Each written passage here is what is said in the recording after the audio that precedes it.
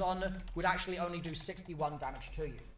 And so assuming you've got just a handful of these things on, we are now putting this new gear damage resist on top of all those things, right? And that means that we are doing our 0.85 multiplier, because it's a 15% damage resist total that you can get with all tier 5s, on a number that's already smaller than 1. What's up, Chad? So it brings us down from 0.61 to 0.52.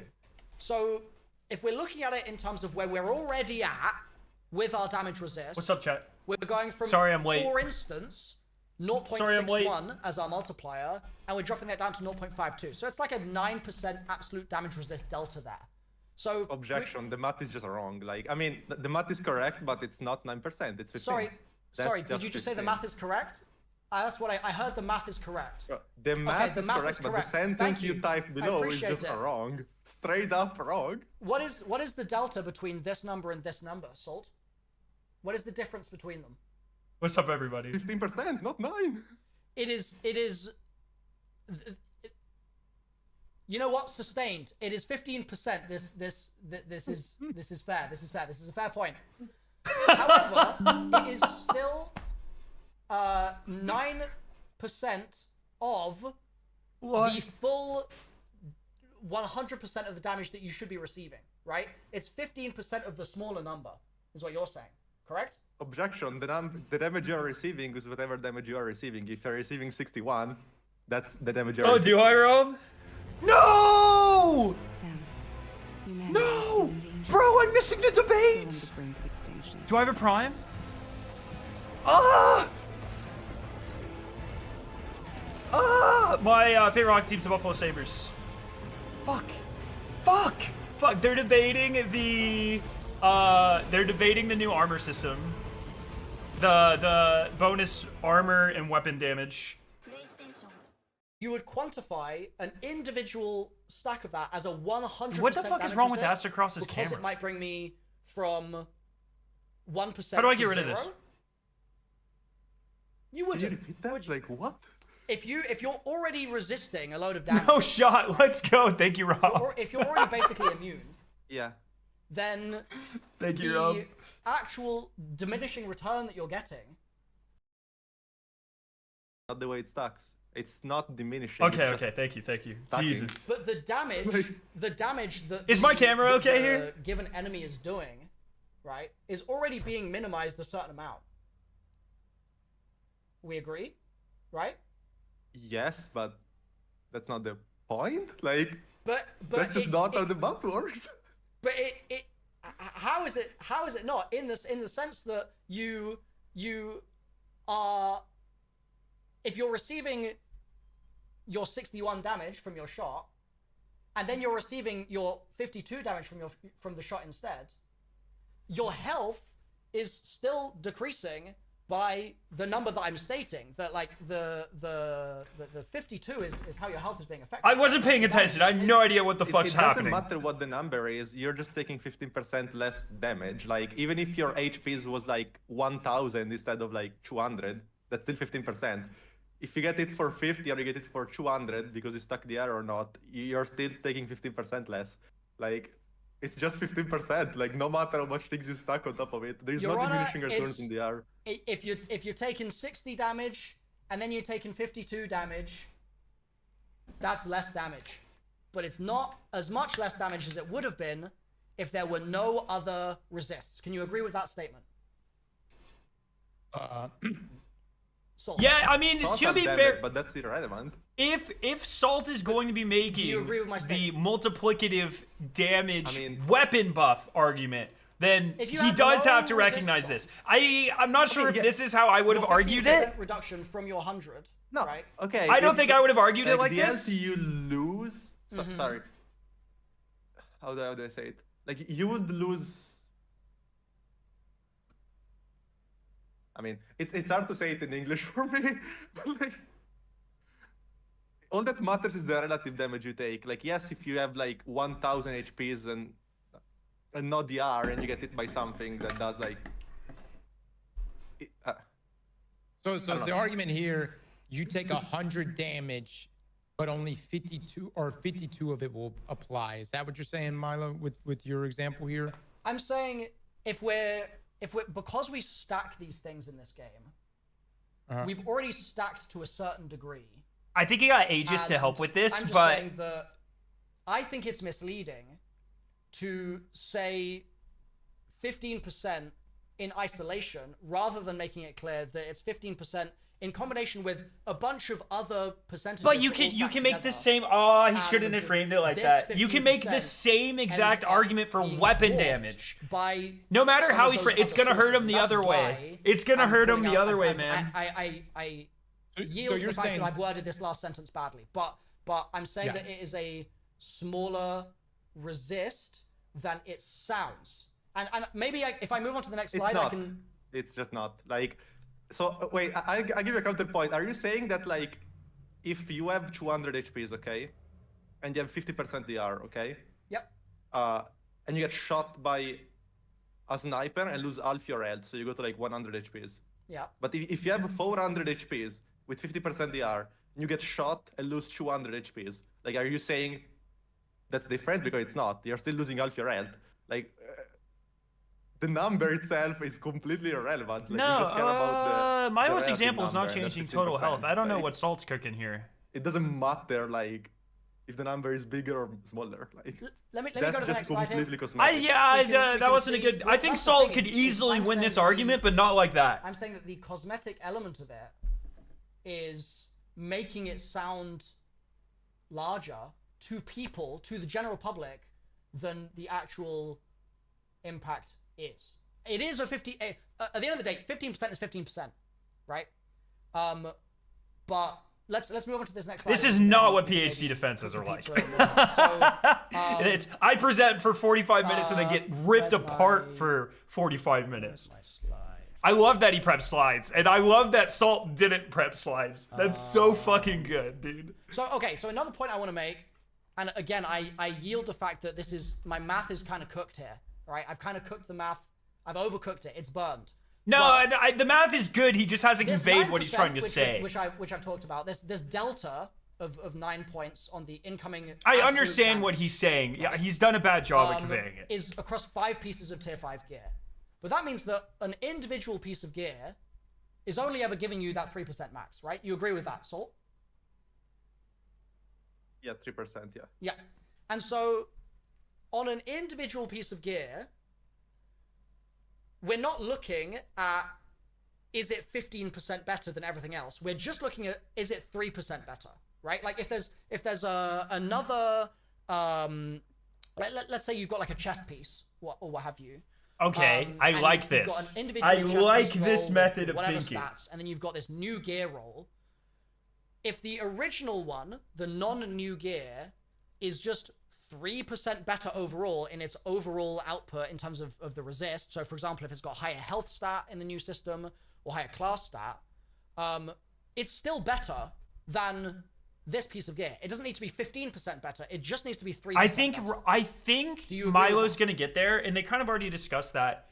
But I agree. Go ahead for now. Like, I agree with Salt's counterpoint. Okay. That if your best defense for this system is it's not that bad, then why have it in the first place? And I kind of mentioned that in my video a little bit. Ignore this 1.8 here because the math is overcooked, but the point will still stand. Okay.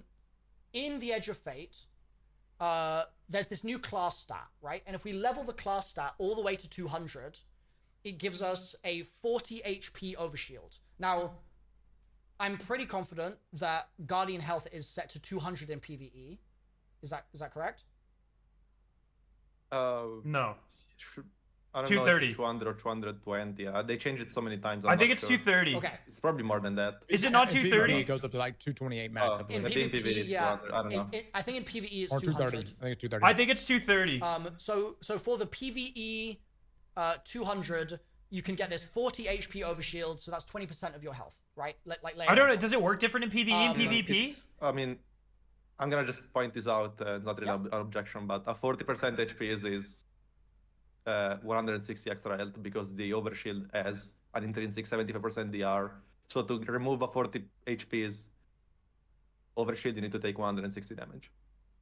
Good point. That is a good point. Wait, what? That is a good point. Wait, so sorry, can you say that again? Because that's something I'm not familiar What with. the fuck did he just say? And Oh, is it not a void overshield? It's not. Saying it's not a void overshield. I mean, I don't know. I don't know if it's a void overshield or not. So if it's not a void overshield, never mind. Like, okay, let's. I guess we don't really know, but yeah, let's hear out what you just said one more time. So you're saying if it is a void overshield, then void overshields have more health. I didn't know that. Because 160 HPs because void overshield have a 75% DR. Yeah. So it's able to take more damage, and so. Oh, dude, Bungie games are so fucked, bro. Are you serious? Versus, so it's not the equivalent. It's like not 1-to-1 to your health. Why does the game not tell you this? How did I not know that? Are you basically saying that the but that's not this overshield. It doesn't matter. This is a res overshield. A certain percentage of damage? No, like whenever you have a void overshield that says like a bunch of HPs, multiply that number for 4. That's how much HPs it gives. That doesn't apply here. Okay. You can ignore. If a void overshield takes like 20 damage, it has 75% DR, so it's actually taking 5 damage.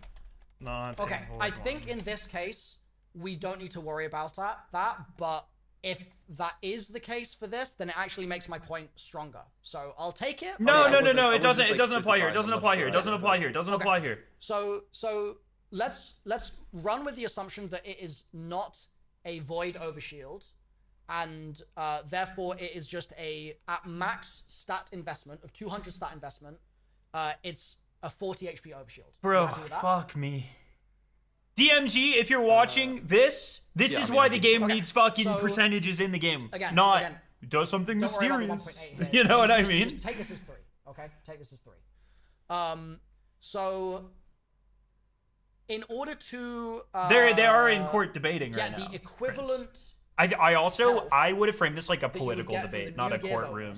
Instead of having a plaintiff and a defendant, I would have done 2 debaters. What we can do is we can do this calculation of taking the 20% that we get on the overshield, the 20% of our health, and do 200 over 20 times whatever percentage we're looking for. So that would be 3 here, not 1.8. So again, ignore the 1.8. And so that would mean that 30 class points give you a 3% overshield. That's the effective number.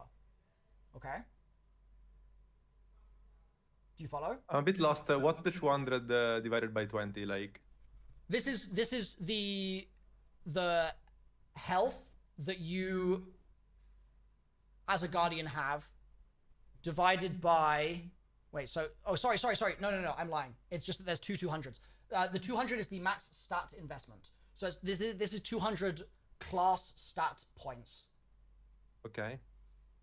And so what I'm saying is that you get. Oh no. If you're looking for 3%, then this would be 3 instead of 1.8. What's the 20? It would be 100. No. Well, it would be 100 because it only matters. It only matters from 100 to 200. Basically, that's the 20% overshield. It's 20% of your health.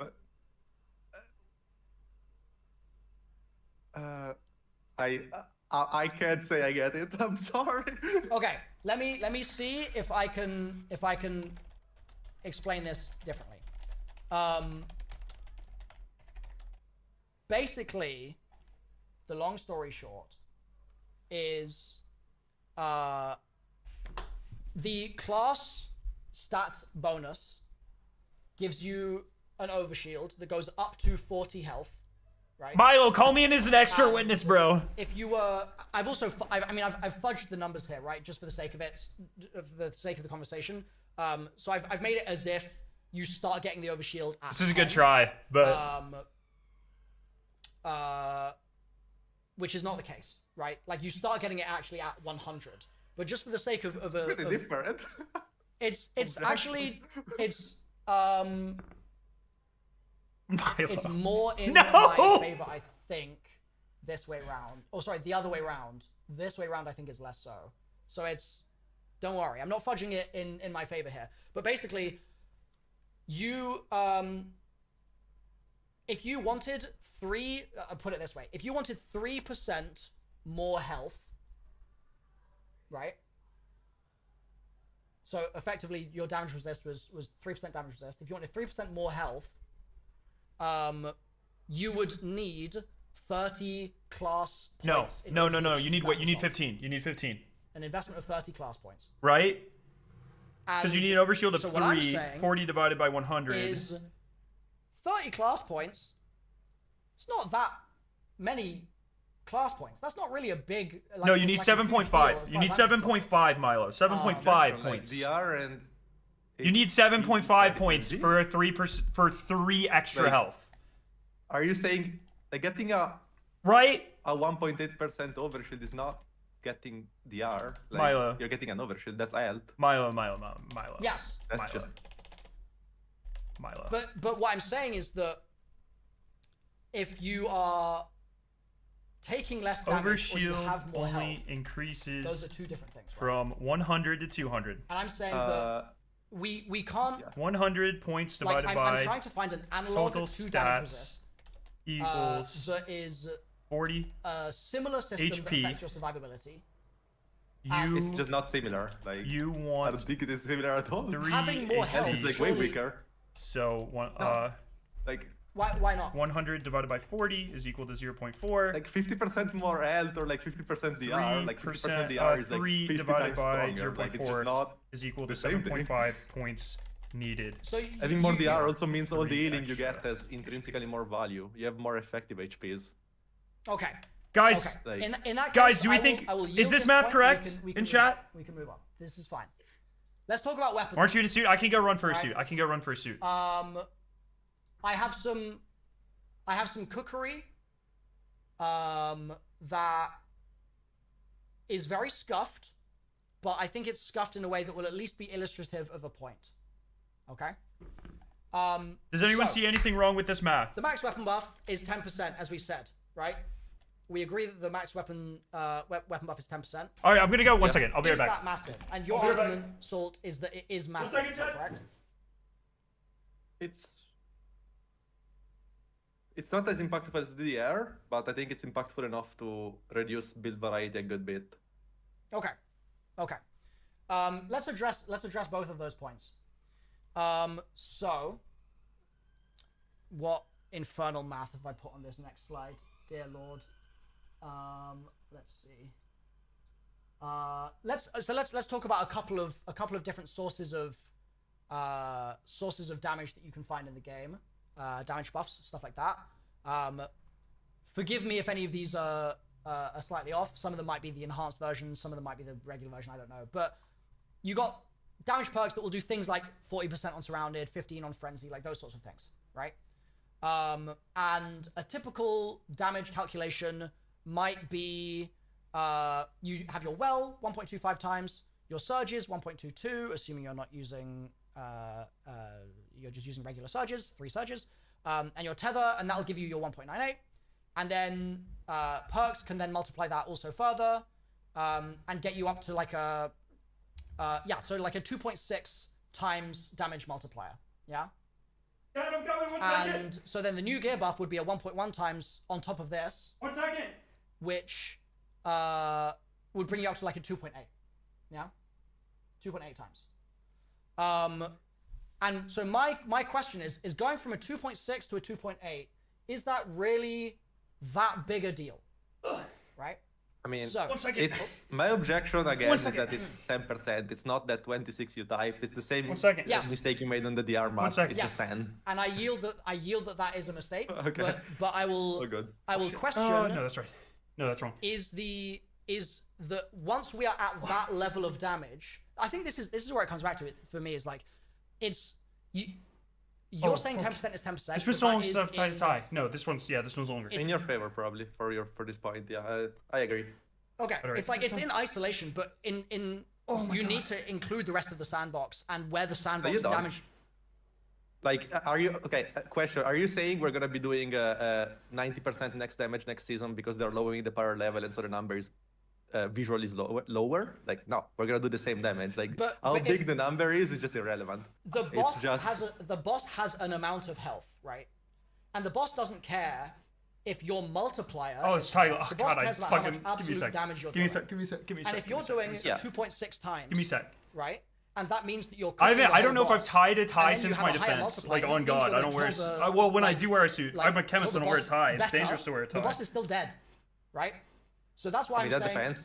You might just wipe because you don't have enough damage. Like, you don't know that. Sure, but if you have other damage sources, right? The other damage sources make a difference, and I think that's where I'm trying to say that you need to consider the rest of the sandbox, because if you've got damage sources I just disagree.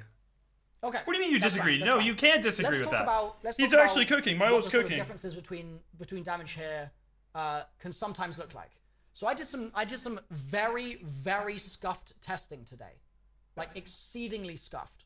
So I want to make it absolutely clear to everyone, these numbers have very big error bounds on them, because there's like, I did one test per gun, and it was loosey goosey, okay? But I just wanted to get a rough idea of some stuff. So what I did is I jumped onto Templar, and I got my green butler out, and I got a. This fit actually. Let's go.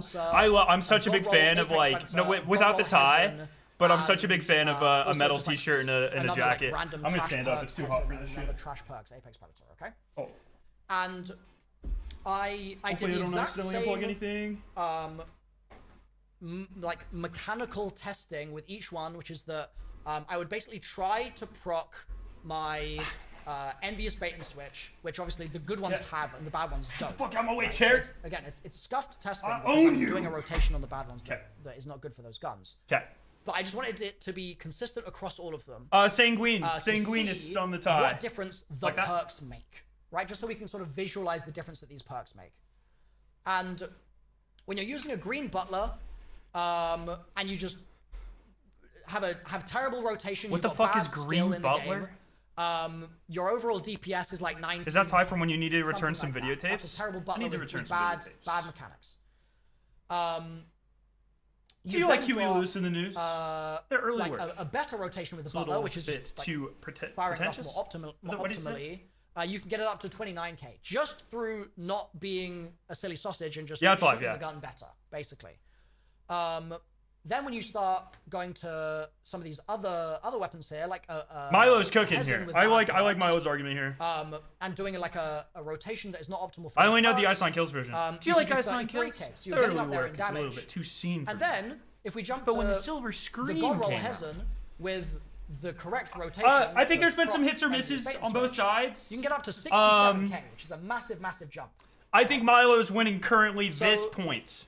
One of the reasons I did this test. I think Milo fucked the math on the weapon part and that on the damage resistance part, and that made his argument hit a lot less. But he was cooking for that one too. Together, how that would look. But once again, Milo's argument is the same as mine, which is like, this isn't that bad, this doesn't matter that much, which honestly is not a good defense for this system existing. It's just a good defense for like, hey, stop fucking complaining about it.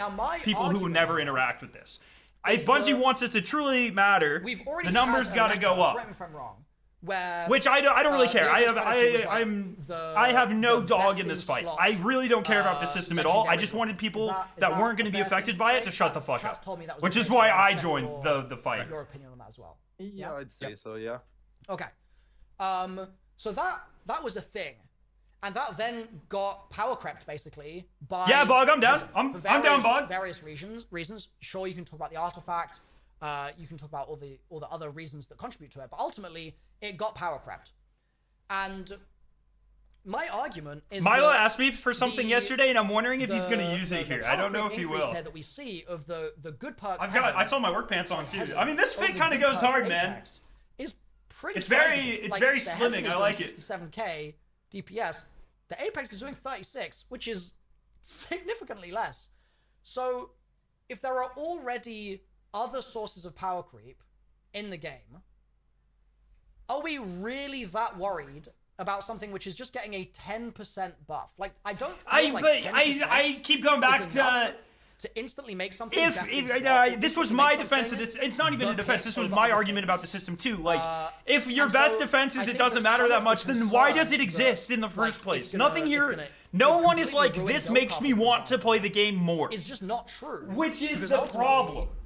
Which is the problem? Whether your problem is, whether your argument is, this makes me not want to play, or who cares? Either way, the system is not doing what Bungie wants it to do. I'm gonna move my my power outlet. I don't know. I'm just judge here, but I also you're allowed to interrogate by all means. Salt is also yeah. You can whoever can respond. So your point, your argument is essentially 10%, just like the damage resist. 15% is not that big of a deal. Dr. Scarrow residing. I also see Salt's side as well, which is okay. So for instance, the good perks on Hessen's Vengeance, right? And its origin trait, which makes it S tier. They're debating the damage resistance and damage bonus in new gear. That's the identical rolls, but because it's new, it is the that literally never happens. That does not happen. 1 out of every 30 guns might have the identical roll. That does not happen. Outdated, therefore the soft sunsetting, if you will. And so that it literally does not happen. I understand Salt's argument that and origin traits make that difference anyways. Bigger pain in the even if it does happen. And I would say that 10% Bailiff Crank as hog is crazy. Especially like in day one clears, you know, when you're getting DPS checks, like Your Honor, it's not active in day one. It's not active in day one. Oh yeah, that's right. That's right. Bro, that's right. cross cross, man. So in that case, the only places it's going to matter would be, I guess, whatever happens. I should have been Milo's debate coach for this, like, I think. I could have helped him out here. No, whatever. I guess I've seen some, I guess, variation of the raid or something. Also, like I like the secret half trans flag there. Or something. And pretty good, Milo. Pretty good. All day one contests. Will we? Here's the other thing too. Oh, one second. Do we know for certain all future day one contest modes will not have these weapons with the extra 10% more damage? I have a lapel. I think it would be a fair assumption that if they're turning it off. This moderation is in support of Seijutsu. With the new system, that they would consistently do that for the future, unless the community had a very, very strong opinion one way or the other, in which case they might yield to that, I could imagine. But my assumption would be that... Also, the pun of cross-examine is amazing, and it's probably why Milo asked him to be the judge. Although cross-examination is not... You know, it's parties, but... So I actually... The point that you're making here, Your Honor, about where this therefore will apply, I actually have some slides for that I'd love to show you. I fucking love this guy, dude. Pretty briefly. This is awesome. 1 second, Your Honor, can I eat my dinner? Yes. Thank you. Go right in. If the 10% is no. Why is Cross's green screen so fucking bad? Oh, that's a fair point. That's a fair point. But we're gonna continue letting Milo present his case, and this is recess at this point. Everyone, take a brief break and eat some lunch, eat some dinner, all that jazz. Would you like me to continue while Man got the fucking Subway party sub! Okay. What the shit, bro? There's no way Salt's gonna eat all that. Yes. That's crazy! So. What the fuck? That's like 700 carbs, Salt. Don't do that! For SALTAGREPPO. If you wouldn't mind me asking it, Your Honor, just a quick question. The grind itself, and like when these weapons are going to be relevant, right?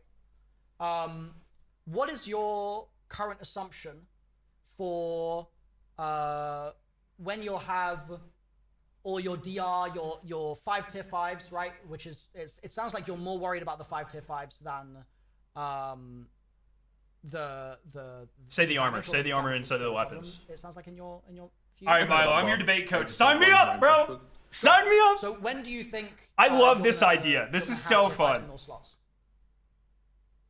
How far into this? I would assume a couple of weeks. Okay. Incorrect. I don't know. I mean, I can't incorrect. That, right? Sure. Factually incorrect. I've seen the charts, bro. It's totally fine. How much slower would you imagine, based on your understanding of, for example, the power grind usually, which I've not experienced? How much slower do you think the general public will be to get to that point? They will not. Like, if it's a couple of weeks for you, how long will it be for them? If they do, it'll be a few weeks before the season ends, when there's like catch-up events or whatever. To be honest, like as far as I'm aware, I'm not being called in as a witness. Let's say you're grinding flat out, and 3 weeks in, you have all tier 5s, right? That will not happen. Objection. John Smith. Impossibility, bro. How soon do you reckon he could get? This is not a realistic situation. Like what do you reckon the rough timeline would be for him to get his tier 5s? Yeah. I just think that depends if it's grindy or if it's more of like 2 or 3 weeks after the second half of the season launches. I don't think that's the case though.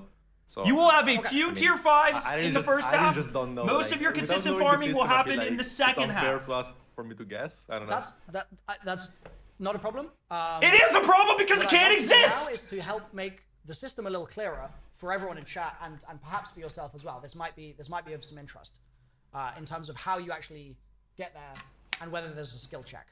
So let's talk about this. So the portal is the new system in the Edge of Fate which determines the whole power grind. It basically all happens within the portal, and the portal looks like this, right? This is a screenshot from one of my videos from the preview event. Now there's a few things that I want to call out here. We haven't read the TWAB yet. We'll read it after this. You can see I'm too invested. In the top right of the screen. You can see the difficulties, obviously, on the left-hand side. All the modifiers here are in the middle, and then you've got some stuff on the right-hand side as well. Now, it's a pretty complex system, and it's going to take a while to explain it if I try to go into Salt has a very big chew. Do you notice that? Watch him chew. He has a very large chew. Basically, I like it. I respect a big chew. That you have available to you are dependent on what your power level is. Well, so he starts when your digestion starts during mastication. That's good. That's good. I applaud that. More of you guys need to consume your food like salt. Less like Cross, more like salt, okay? That you get tier 5s. There is zero way, there will never be a way for you to play at Expert, for example, and get a tier 5 drop. If you watch Cross Chew, it's like a fucking rabbit, bro. One, that means you need to have earned big confident chews, just like salt. Get the tier 5. So start the pre-digestion, increase the surface area of your food. The skill excellent, great form. You needing to be able to complete GMs and complete ultimate difficulty, perhaps as well. I was not paying attention at all. I have no idea what they're talking about. So far, Salt. Are we happy with? Yeah. Yep. Okay. So, to break that down a little more, I created a chart which I think is hopefully going to be helpful for people in chat. It's going to look like a lot of information at first, but just bear with me here, okay? So, this is the chart that I constructed. I wish he would put the power level chart transposed on top of this. You unlock more difficulties, and difficulties allow you to be at different metal ratings. Because what he's missing on the page a moment ago in the portal, and different metal ratings can give you different drops, depending on whether you add modifiers or you don't add modifiers. Okay, so if you are if we also look at like power level here, well here, let me in the portal, you can get tier 3s, but Master doesn't have any overlap with the tier 5 stuff here. That is only from Platinum and from Diamond, right? So you have to do either GMs or your ultimate difficulty stuff. In order to get the power, in order to get to these high difficulties, you need... I'll click on this side, on this screen, to look at the delta here. So you can see this is 225 and then a +5. You need to look at this delta, and that's going to indicate what an individual activity is going to get you in terms of a what's it called? A powerful engram. A delta. So this will be a powerful engram with a delta of +5 to bring you up 5 power levels, right? So at expert, if you crank the difficulty here, you'll get a +5 drop. But if you don't do it at max difficulty, you'll only get a +3. So one thing Milo's missing is your power gain over time is going to look like this. Right? The thing that they have to deploy as they see fit is that at the later difficulties, so if I'm playing on Grandmaster difficulty, for instance, around 450, they can make it so that instead it's gonna of having slow a down. max Well, potential gain of +5, maybe I have a max potential gain of +3, right? And that will mean that they can exponentially increase the length of the power grind to get up to these higher difficulties. 450. Just by deciding that you're going to get less powerful stuff. This is what everyone's missing. And you cannot get tier 5s until like a little right here, but mostly right there is when you can get tier 5s. What this means is that it's not going to happen until the second half of the season consistently. All of these tier 5s, we're going to have to go through an exponentially slowing power. That's the one thing Milo is missing on this chart. Really difficult content. And so one of the arguments I want to present is that you and I, Salt, are talking about this from, I think, the perspective of basically like the nerds, right? Like we're looking at this as the most endgame player that there can be, and we're really looking at that tiny percentage of the community. There is a significant chunk of the community. We don't know if it's every episode even. They have not confirmed time yet. They have not confirmed time. For the first That's also my biggest complaint or recommendation. I hope Bungie makes it 12 to 15 months is the ideal new gear tag span. In the first half in my opinion, it should not just be 6 months. We don't know if it's 6 months. They have not confirmed. 550 for Renegades. But there are going to be significant numbers of people, and this is from Bungie devs telling me this.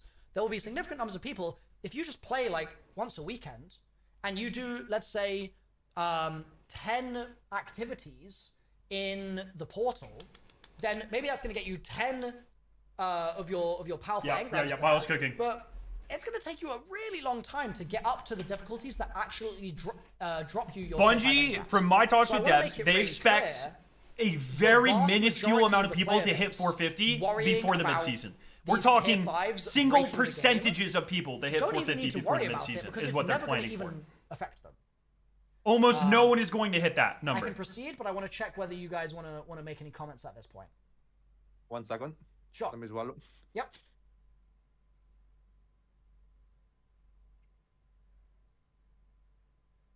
All right. Well, I feel like you just didn't present a point for why the system would be good. You just said that people are gonna engage with it less. That is true. And like, okay, cool, but like that's still not an argument in favor of the system. That's fair and that's fine. But I want you to also acknowledge that when we're saying like this system is just terrible, we need to couch that with the fact that it's terrible for like 1% of the player base. Yes, that is true. 99% of the player base, it's not killing the game. Oh, I mean, I think it can do pretty big damage. I'm not going to stop you, Bog. Bungie's going to stop you, buddy. The game is too good. There is a hard cap at 450, though. for Bungie to be able to kill it in one change, I give you that, but I think it... Oh, well, both of them are missing like very key what is information. The negative impact on a general player if they never interact with the system? But best case scenario is this system doesn't matter, which is not a good result for the system. To grind for stuff like... This is not the fact that the argument is this is bad versus this doesn't even matter, and not this is bad, this is good, should tell Bungie very clearly that this system is not hitting. The last 2 weeks, and then after 2 weeks it stops doing the extra damage. Like it just feels bad for them. Like I feel like they're less. That was really good timing on that one, Sean. Good try, buddy. Good try, Sean. Okay, so let me. Good try. Maybe next time. Do you like the artifact, the seasonal artifact? The artifact XP, I think, is probably top 3 worst things in the game, but they got rid of that. Sure. The mods, I think, are cool. Okay. It depends on the mods, though. Like, some mods are a bit dumb when they like strongly limit variety for a whole season. Other mods are super cool. Like, Sure. And just so like there was a, for example, like mods that like work with most of your gear, I think are super cool. Like when you add that mod that's stunning a champ, gives you an armor. Artifact charge, mods like, are very cool. good. I enjoy how like they impact the particle game deconstruction, personally. I think It's the only thing in the game that currently makes me play any different, and I think that's good. Do much more for a whole season. Like I feel like I prefer mods that give variety in general. Sure. Agreed. Like... Okay, so if you don't mind the seasonal artifact, I actually don't, Bog. Within a given season, do you want to tag team it?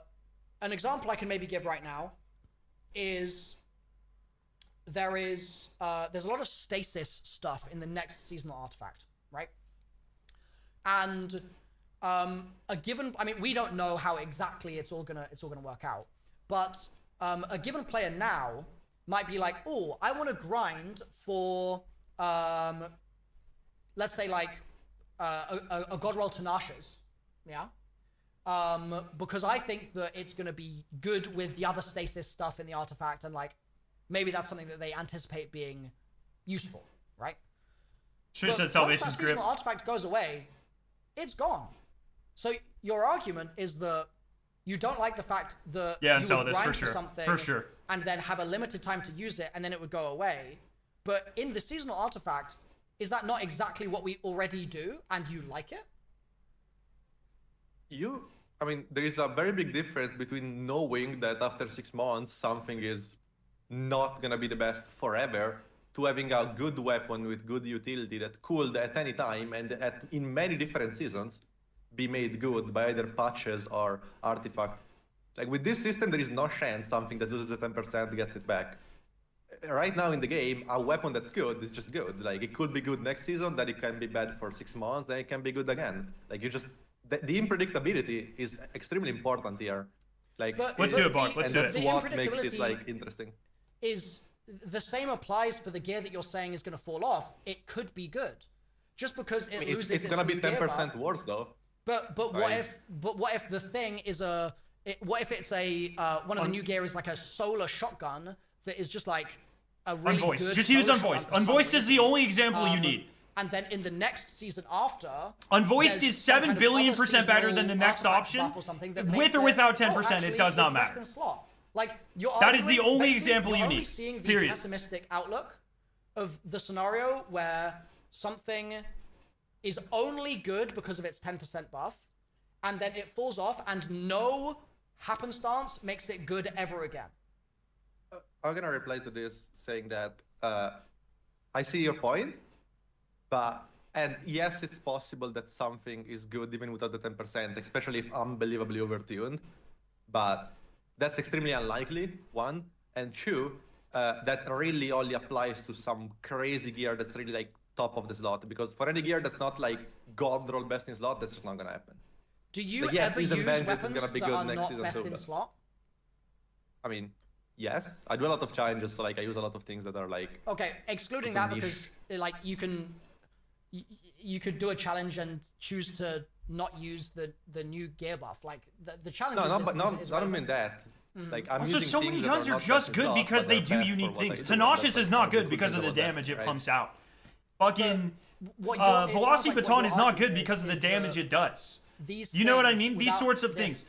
Most of the time in Destiny, when things are broken, it's because of some specific interaction, like Le Monarch this season activating Bolt Charge so often, like Tenacious just freezing and fucking everything. You know what I mean? This is just like, it is so rare in Destiny that something is just better because it does just more, like 10% more damage. That just never happens. Is it like 30? How much does the meta change right now? Let me just add. If you add 10% damage to random weapons, it doesn't really change that much. And like what a Destiny player loves is, hanging on to loot that could potentially become very, very strong down the road. Even if it's in an archetype that's garbage, but it has a perk combination that makes it really, really solid. We've kind of accepted artifact mods as being these flavors that come in and spice up certain builds, and they are very much they'll be focused on weapons, of course, but they'll also be focused on our actual subclasses themselves. But the issue with this, and I see Salt's side on this too, is that no, you're the judge. You can't do that. Cycle off Cross. they are going to be at a Cross is acting like the jury. In comparison to any of the other featured. Peasants is still going to get 2 times the mag when you pop a super. 10% damage won't unseat that. Exactly, bro. Counter capabilities. Almost nothing in this game is just better purely because of damage. It's always because of some enhanced fit in a rotation, some unique interaction, some unique capability that weapon So that is my objection, though. gives you. What you're saying there is the 10% is the difference maker when you just said even if it's a Hezen, right? But the Hezen is not just only 10% better.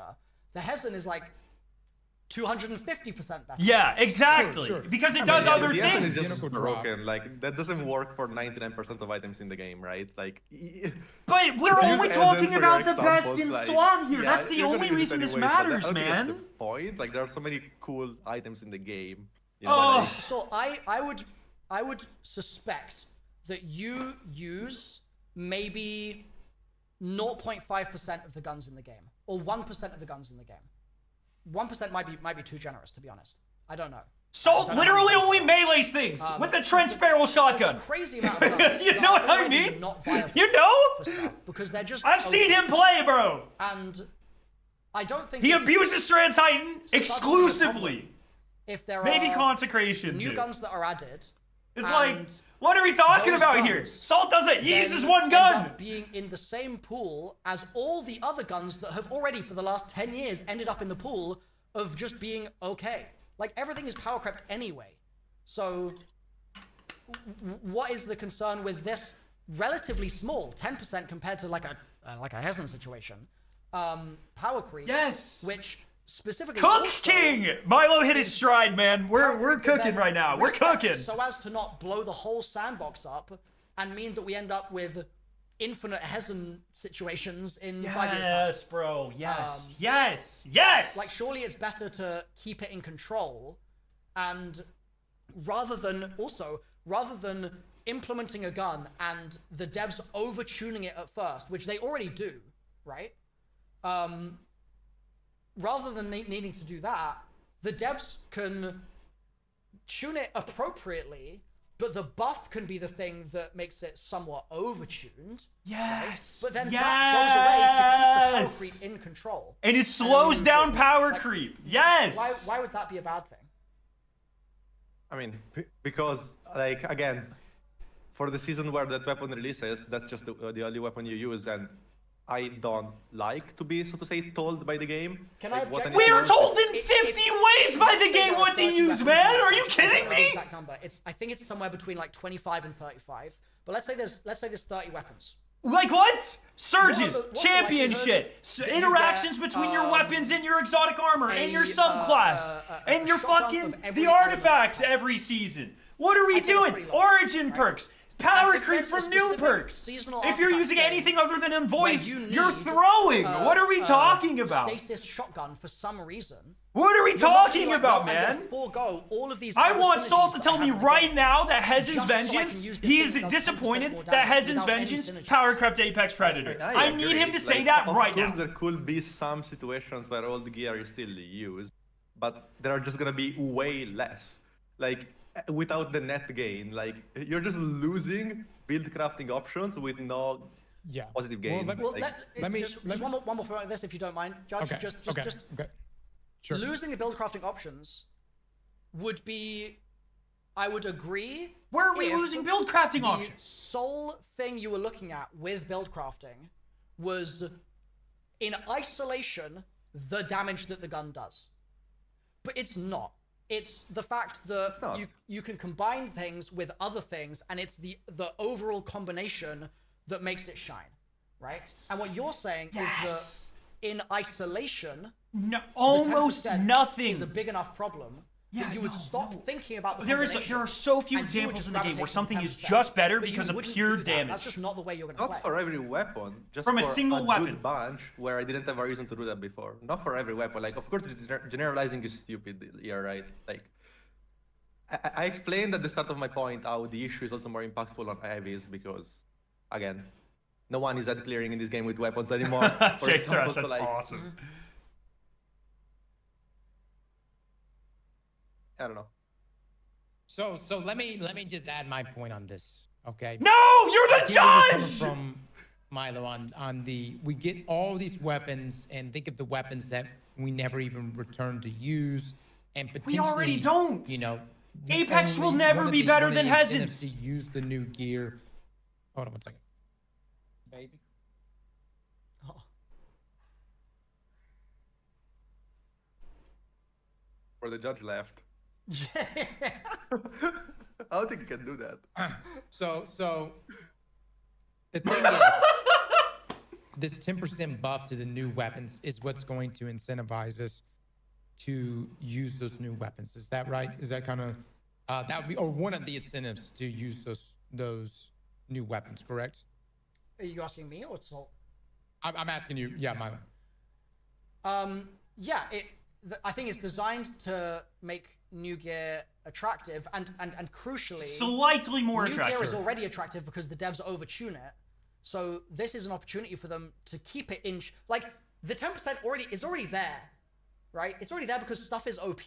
Yes. It's just that now it's there written as a new gear buff instead of there written as something that is already OP that they can just like nerf it later. Like instead of it being OP and then it getting nerfed, it's just King Cook is in tune, fucking but has a cook, seasonal bro. buff, and then the seasonal buff goes away. Sure. So, let me just add this point real quick, so before you take it. But Bungie has kind of gone through this in the past when they first introduced artifacts to us, and the artifacts back then were very limiting to where you only had to use those weapon types to counter champions. So pretty much every GM Nightfall loadout included only those weapons.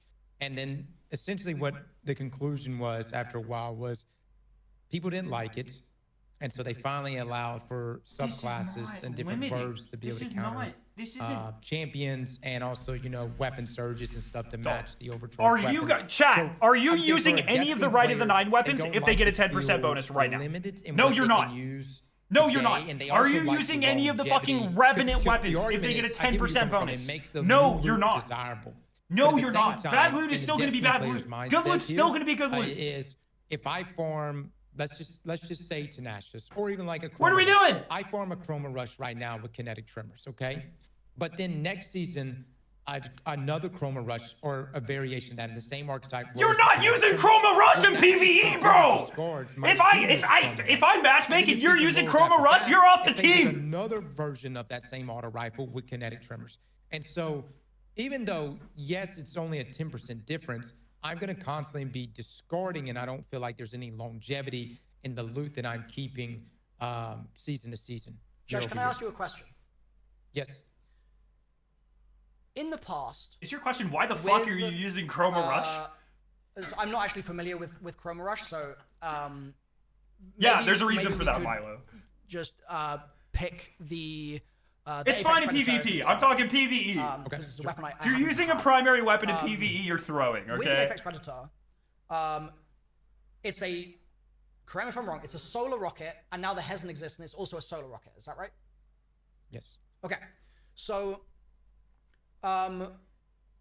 with the jump from the Apex Predator to the Hezen, is the reason that people made the jump because the raw damage numbers were 10% or more higher on the Hezen, or was it because of the perks? Origin trade specifically. In that particular situation. Origin trade for sure. And so the origin trade is definitely the strongest factor. So and the artifacts. I'll let you continue. Origin trade, so artifacts. If the perks are what are making the difference, yep. I would then ask, are there other scenarios you can think of where new perks release and the new perks, or it's not the how new many perks kills do I have on Sunshine in the last like 2 seasons is a better question. And it is the perks like 10.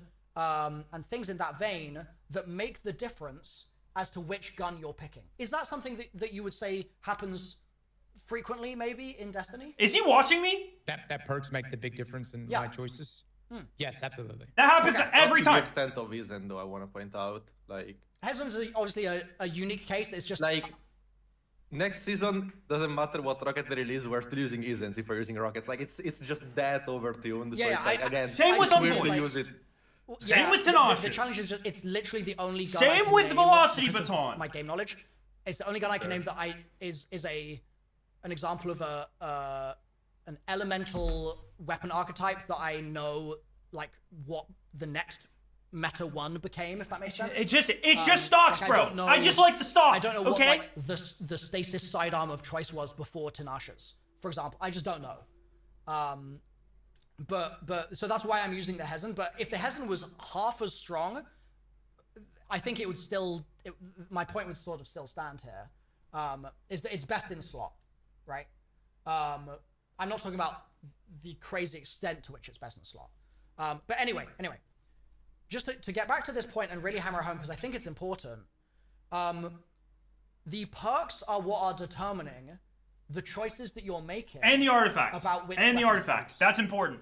And so if the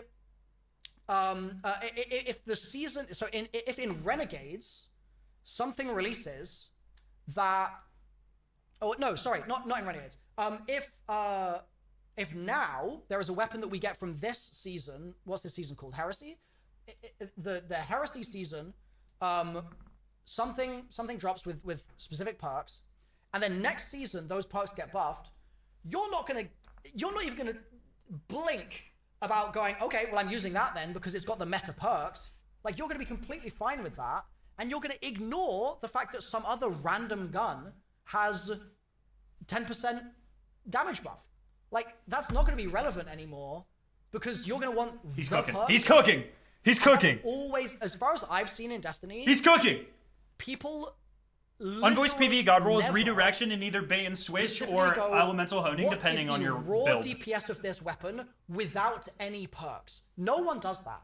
What people gravitate to is, what does this give me with all my perk combinations, with all my artifact stuff? Like the Aegis spreadsheet, Aegis himself said to me the other day, it's like he will get damage rotations for like extremely specific combos. Yeah, I got all mine. Require using 19 different things at the same time. And it's the 19 that makes the difference. But if you look at it in isolation, oh yeah, sure, my white Kvostov might have one exception 10% for this less is Winterbite than my green Dead Zone. Winterbite is pretty much the rifle or only whatever. If exception the to perks this. are better, I'm still going to use the thing that means that I get the perks. Or energy like to make it super fun. simple rotations like Anarchy Praedyths, something like that. I get your points, and I'm just going to add at least just a little bit of my experience with watching Bungie introduce systems like sunsetting into the game and different type of resets. And at least from my experience, and it actually took having, I really appreciate like this whole session today because this has really like jogged my brain to analyze it. Because originally, I'm not going to kind of tip my hand on which way I'm leaning toward just yet, but essentially, bro, you are an open book cross. Are you kidding me? Or sunsetting, in my opinion, based on what I've observed with Bungie in the past, is that it allowed them to not be as creative with future roles on weapons. Because instead of actually having to bring us a weapon with new trait combinations that we've never seen before and entirely new traits to begin with that must outshine the previous weapons, instead they can give us essentially something that's similar, if not the same, but that weapon is just going to shine by default because it's doing a bit more damage. And so it's, for a development standpoint, I believe it's easier for Bungie to implement a system like this if we're willing to accept it. But as a Destiny player, it's difficult to accept, especially if we have to regrind similar roles and perk combinations. Just to be clear, are you arguing that you would prefer for them to release stuff that was crazier than the previous season, and that was the reason to grind it? Yeah, I think that that's kind of been the trend, that what's been happening, where certain trait combinations. Now, you're talking about like Hezen's Vince. Is that not an argument in favor of power creep, though? You know, I mean, I'm also in favor of that. Like, I think new stuff should release strong. I'm also in favor of like balanced patches. If something releases too strong, it's perfectly fine after 3 to 6 months to nerf it a bit. But just that thing, like, So I think it's super sick when they release something crazy and then like still Ant was broken, but it was fun. Like that's fine. You know, I don't know. It's such a hard thing to do because when we have these conversations, you can think like a player or you can think like a developer. And I find myself that sometimes I will merge into the developer space because I do empathize with the difficulty of balancing Destiny and those out-of-band weapons. And I also empathize with the difficulty of having to essentially recreate the wheel season over season to make loot more desirable than the previous loot. But as a player, because I have to bring myself back to it, as a player, I find that new trait combinations is just more desirable. How many times have we like the cracks, like Hezen's Vengeance with this origin trait? What? And in those situations, they should get hammered down at some point. If there were two out of band there, but not a blanket. Everything you just worked for is going to be by default 10% worse versus the next season's competition. But it's not! It's not, bro! It's not! Man was not listening! Milo just went on an hour tirade about how that's not the case! For years since, you know... What is happening? They don't like that shit, man. I mean, that stuff just angers them. Like, what are we doing here? Bungie has had to crank... But again, guys, see, the developer side of things is like... We can't just infinitely... It's just, you're just wrong, bro! Right? We can't... Then you got power creep is the issue. I mean, you would argue that as well, though, right? As a player, I'm assuming. I like to kill shit really fast and blow things up. And again, the developer mindset of me, I empathize. But the player in me just... I like to cook, dude. I just like to cook. And... You know, worry about... This is half my arguments on Twitter, man.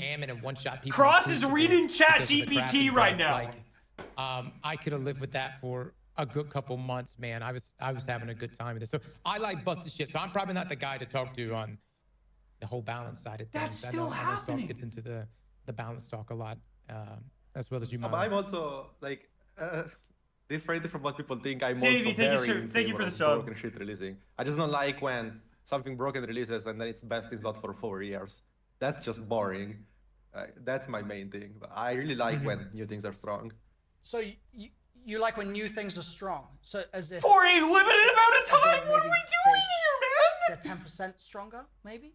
No, I like when they're strong because they're interesting, not because they're 10% strong. Oh, yeah. Just because Bungie, again, it's like the featured exotic list. Like, I don't necessarily like that either. I don't like Bungie telling me how I need to play their game. They've been doing it for 4 years! What? I do like that. I do like the seasonal artifacts because I feel like there's a lot more subclass synergy involved with those. Bro?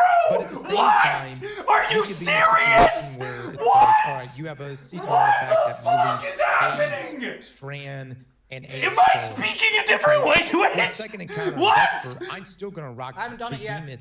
Don't tell me. Don't tell me. I haven't done it. Oh, okay. So the point is, there will always be certain builds that, given certain encounters, I will use those builds that are favored, no matter what the artifact mods may be, unless it's something crazy like a classy restoration. What? And I will say, Bungie's kind of pulled back a bit on like how strong artifact mods. Like they're still strong, but like we've had some like crazy. We had an artifact mod years ago called Energy Accelerant, which overlapped inside of PvP, which literally allowed like so many of your weapons. I need to turn on my AC, bro. Fuck. 3-bolt kill from like 60 meters away, and like, yes, and like, sure, was it broken? Yes, but in the moment, it was fucking hysterical and fun. But the point is we had to discover that versus Bungie saying, "Hey, here's your list. Telesto is on this list, and this thing does 10% more damage." You see what I mean? Like, if you think every one of those buffed weapons is going to be broken or best in slot, you literally do not understand how Destiny works. Period. Period. End of story. And we've got to fit it together. End of story. We want to cook. That's not how this game works. I will definitely yield on that. That's not how this game works. Is more on the nose, and the seasonal artifact requires you to go, how could I use particle reconstruction and then implement it with your chosen rifle, right? So there's a little bit more player thought required. So I yield on that. I think that you make a good point there, Judge. I actually I have the seasonal weapons on one of these slides here. Here we go. So these are the seasonal weapons. Thank God! Slayer's Fang got a 10% buff, bro! I can't wait for it to be the best shotgun in the game, bro! Chat, but this is... let's go! Devil's Ruin stocks, baby! That's not how this game works! Wicked implement is wicked shiplement, bro! Well, I yield that it is... It's not gonna matter! It's the things that are broken are going to be more powerful. Outbreak, Barrow Dyad, Choir of One. The things that are shit, Centrifuge, Devil's Ruin, are still going to be shit, bro. What are we talking about? We've all been using Queenbreaker all season because of seasonal artifact, right? It is just objectively incredible. It's very, very strong. And that's something that, for example, I don't particularly like. Like, as I said, I don't like the mods that kind of limit what you can use. And with the way they buffed Queenbreaker plus Particle, I don't think it's very fun that just deletes every other linear in the game, right? Like, again, it depends how artifact is like implemented. Okay. Yeah. So, in a scenario where individual weapons didn't have those, like, I mean, obviously Particle is not like Queenie only, right? But the artifact mod combined with its rework means that it is just a bit busted. But in a scenario where you could have a broader selection of guns benefiting from Particle rather than like let's say Queenie never got reworked. In that scenario, would there be more linear fusions that you would then consider using and you would enjoy there being like, maybe there's 4 options instead of 1, like you would enjoy that? Yeah, for sure. Okay. I mean, Queenbreaker is just a bit overtuned. Again, it's similar to Isen in that regard, like compared to other linears. So if the idea of so you're telling me, Cross or Salt, you like when something is powerful for a little bit of time, but then like when the fun runs out, it's no longer more powerful, right? Seasonal artifact realistically highlights. There's probably like less than 5 weapons which are really, really key meta picks based on the artifact. Please disagree with me if that's not the case, but certainly in my understanding that I think that's linears. If you're talking about articles, not linears. I'm saying the whole artifact right now, like the weapons that have like just insane broken synergies is not too many. It's quite limited to like. I mean, I can think of Queenie. I can't really think of a huge amount else right now. I mean, I wouldn't say this artifact is very specific. Sure, okay. Outside of just bolt charge making dot weapons insane. The bottom 2 rows are... Sure, okay. What? And then... Yeah, literally every perk in the bottom row buffs trace rifles. Are we serious? But nowhere near as much as Queenie. But even so, I think it's a fairly limited selection of weapons. And so, what do you mean it's not specific? One of the things that I'd like to suggest is that if instead of there being so much lean in to those fairly limited number of weapons, if there's a broader selection of weapons, like the weapons we're seeing on the screen right now. Hey, Rockets! The buff, yeah, it's not saying you have to use one specific thing. It's saying all of these could be fun things to play with in the sandbox. And to your point, Your Honor, you still have to figure out. I'm glad I picked a black shirt. New land is featured this season. How might I fit that into another broad build in order to create something that really cooks? Because I know that it's got the buff. Like the build crafting is still there. It's not just I'll use the new land and everything will die. Like you still got to put it all together. It's just that, yeah. Bro, why is Andrew Peters from the Buffalo Sabres in my fucking chat right now? You were one of my favorite players when I was growing up, okay? Do not have bad Destiny opinions. I think... Do not have bad Destiny opinions. Okay, first of all... I listen to your podcast, bro. Gear bonus is just useless. Like, no one, not a single person is equipping I was 76 for 3% when I played hockey growing up, okay? That's just... Do not have bad Destiny opinions. So, like, on armor, the system might as well not exist. Like, I'm telling you that. because it's only one piece, so at that point it's just irrelevant. Anyways, on weapons, if one weapon my fucking AC just isn't working, dude. I have swamp ass under my man boots. Like, on fucking God. Just buff the weapon. Jesus. Like, period. Like, forever. So that it's forever an option. And the more options we have, the better it is for the game.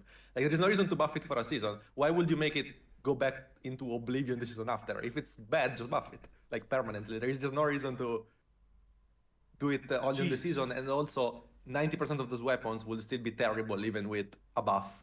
So it's like, it doesn't even do anything. And for those that it will do something, like, buff them permanently, right? And buff the ones that are terrible even more. Because the 10% wouldn't, like, help them. Did you not say, though, that you like things being stronger and then, like, the sort of flow of it's stronger and then it gets, like, nerfed because it's recognized that it's overtuned, and so you sort of have, like, an era or an epoch of time where it's like epoch. I don't know, the it's my favorite rapper, Zero meta for a while, and then it moves on and it goes somewhere else later.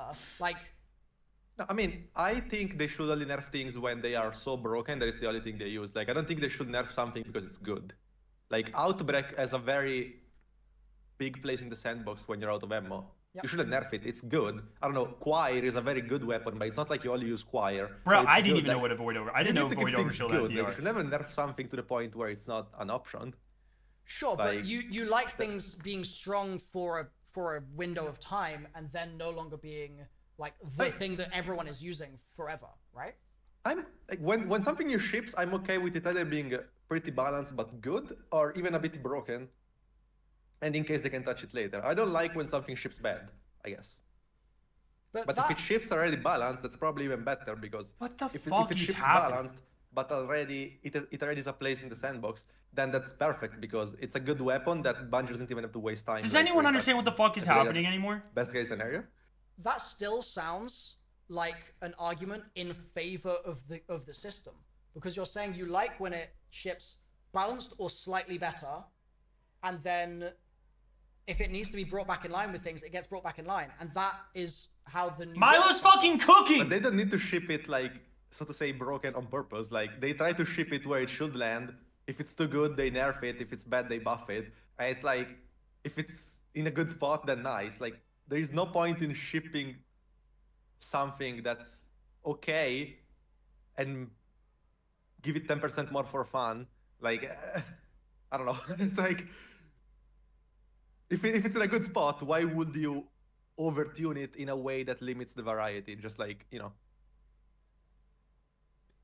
Like I said earlier, how is it different? What? How does it limit variety any different if it ships good or if it ships with a temporary buff?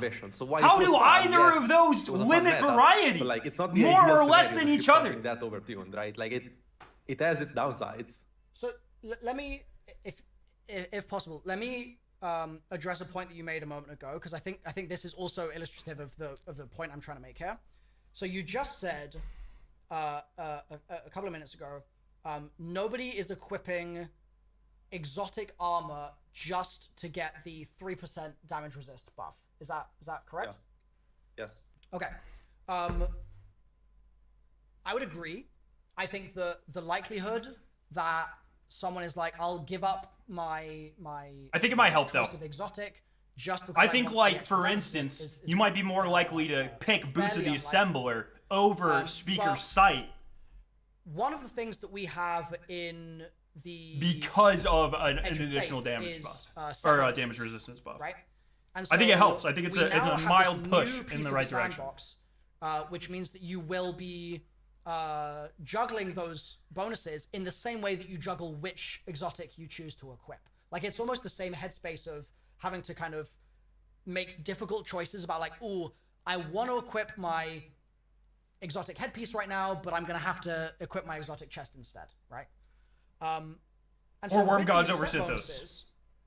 I think this could be an example where oh, wait, I'm sorry, 1 second, I missed something. Like, why would the set bonus change which exotic you run? You can have a set bonus on all your 5 slots, right? So you can just run your exotic and then you put the set everywhere else. Yeah. Right? I'm strictly talking about the exotic doesn't have a set. We haven't seen any exotics with sets so far. I'm just saying, it's a similar place in decision making in your head of like, oh, if I pick A, I can't pick B. And similarly with your sets, it's like, okay, if I'm picking this one set, then that means that I'm then building into that set, or that means that I'm not going to be able to get a 4-piece set bonus. I'll only be able to get a 2-piece set bonus and another 2-piece set bonus, etc. Yeah? Yeah, that's fine. Fair. Okay, so, yeah. This is a reuse on that because I wanted to stream very quickly. It requires the player to make decisions Sorry, beyond DMG. I didn't mean to clip at you, buddy. the weapon, is kind of the core point that I was trying to make. And so, my argument here is that in Renegade, in almost no case, Stigma, is a 10% buff going to make something meta. The new gear buff, and you are making the assessment of, should I run it? Right now, it sounds like your argument is you are never going to pick anything else because it has the new gear buff, and therefore it's a simple equation. You pick the thing that has the new gear buff, the end, right? Okay, I mean, that's gonna be the case in most scenarios. Like, obviously, if there is a set that's insanely broken, similar to how Isen is, then you might run it even without the DR. But for what they showed, the sets are like very tame, like they don't really do much. Like they're cool, but they don't like completely change your playstyle. They are not as good as 15% DR would be, right? Okay, but let's be clear. The Bushido set is definitely at least worth losing 6% total DR over. Taking away all of the fact that most people won't even earn them for I completely disagree. The individual item is 3%. So you can get a set bonus by giving up 6% damage resist. Yes! And I would argue that Bushido, for instance, which gives you a health restoration on its 2-piece bonus, that is going to be much more important than just 6% damage resistance. Yes! I would argue. I think that's... I would have to see how much it heals you. I think they're maybe a bit decently... He's watching me. He is watching me. Assuming that you are not losing another set bonus. Like, yeah, you're getting Bushido, but we've got the connection! Another 2 set bonus. And when you compare 6% DR plus another set, hard to justify sucking both those things for the Bushido set. Sure, there is a scenario I recognize and accept. And that increases decision making, and that increases build crafting diversity. Because some people are going to make that decision, and some people are not. Boom! 6% Boom! might be better than an old set bonus. But I think that's almost like guaranteed, almost, because you know, I'd say 95% of the combos. Boom! But if that's guaranteed, then I think surely it should be equally guaranteed that the new perk rolls on weapons in a new season will always power creep the perk rolls on the previous season's weapons. Which does not happen. Valid argument or no? Wait, no, I'm lost. Why would perks have to power creep things? Okay, so it sounded like your argument was the new set bonus will always power creep the old set bonus. Did I misunderstand? No. I'm saying if you get a new set bonus, that's assuming it's not completely terrible. I got a crack. I have a crack right there. I need it to come out of my neck, bro. It's gonna be hard to justify running the old set because the old set doesn't get the DR. I don't know which set is better. It could be worse, it could be better, but it's hard for a new set to be so good that you just give up the DR. I'm not saying it's impossible. I'm saying it's... How is that? Wait, how is that hard? We've seen 4 examples and one of them is.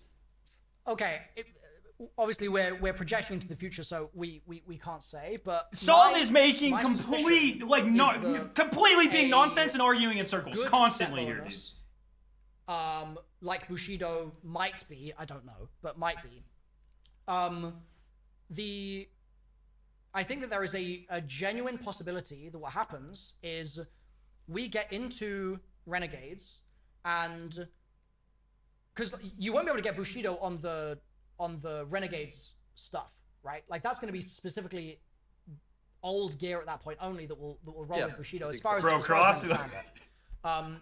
And I think there's a really valid likelihood. He is so tough. He has no idea what the fuck's going on. Running, you might really want the Bushido set bonus at that point, and you're going to be like, yeah, I'll give up the 6%, and I'll give future up content after the season, Frosty.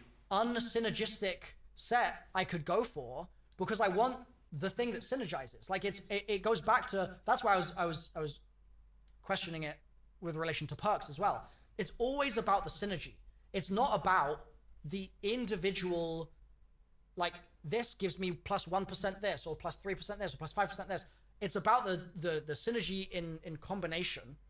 And it is possible, yeah. I mean, I agree. It's just, like, my point is that it's unlikely, and why would you antagonize a player that wants to run Bushido? Let the guy run Bushido without losing on the DR. Like, what are you gaining by making, by de-incentivizing someone to run Bushido? Like, you what? just said you don't like when they build the diversity.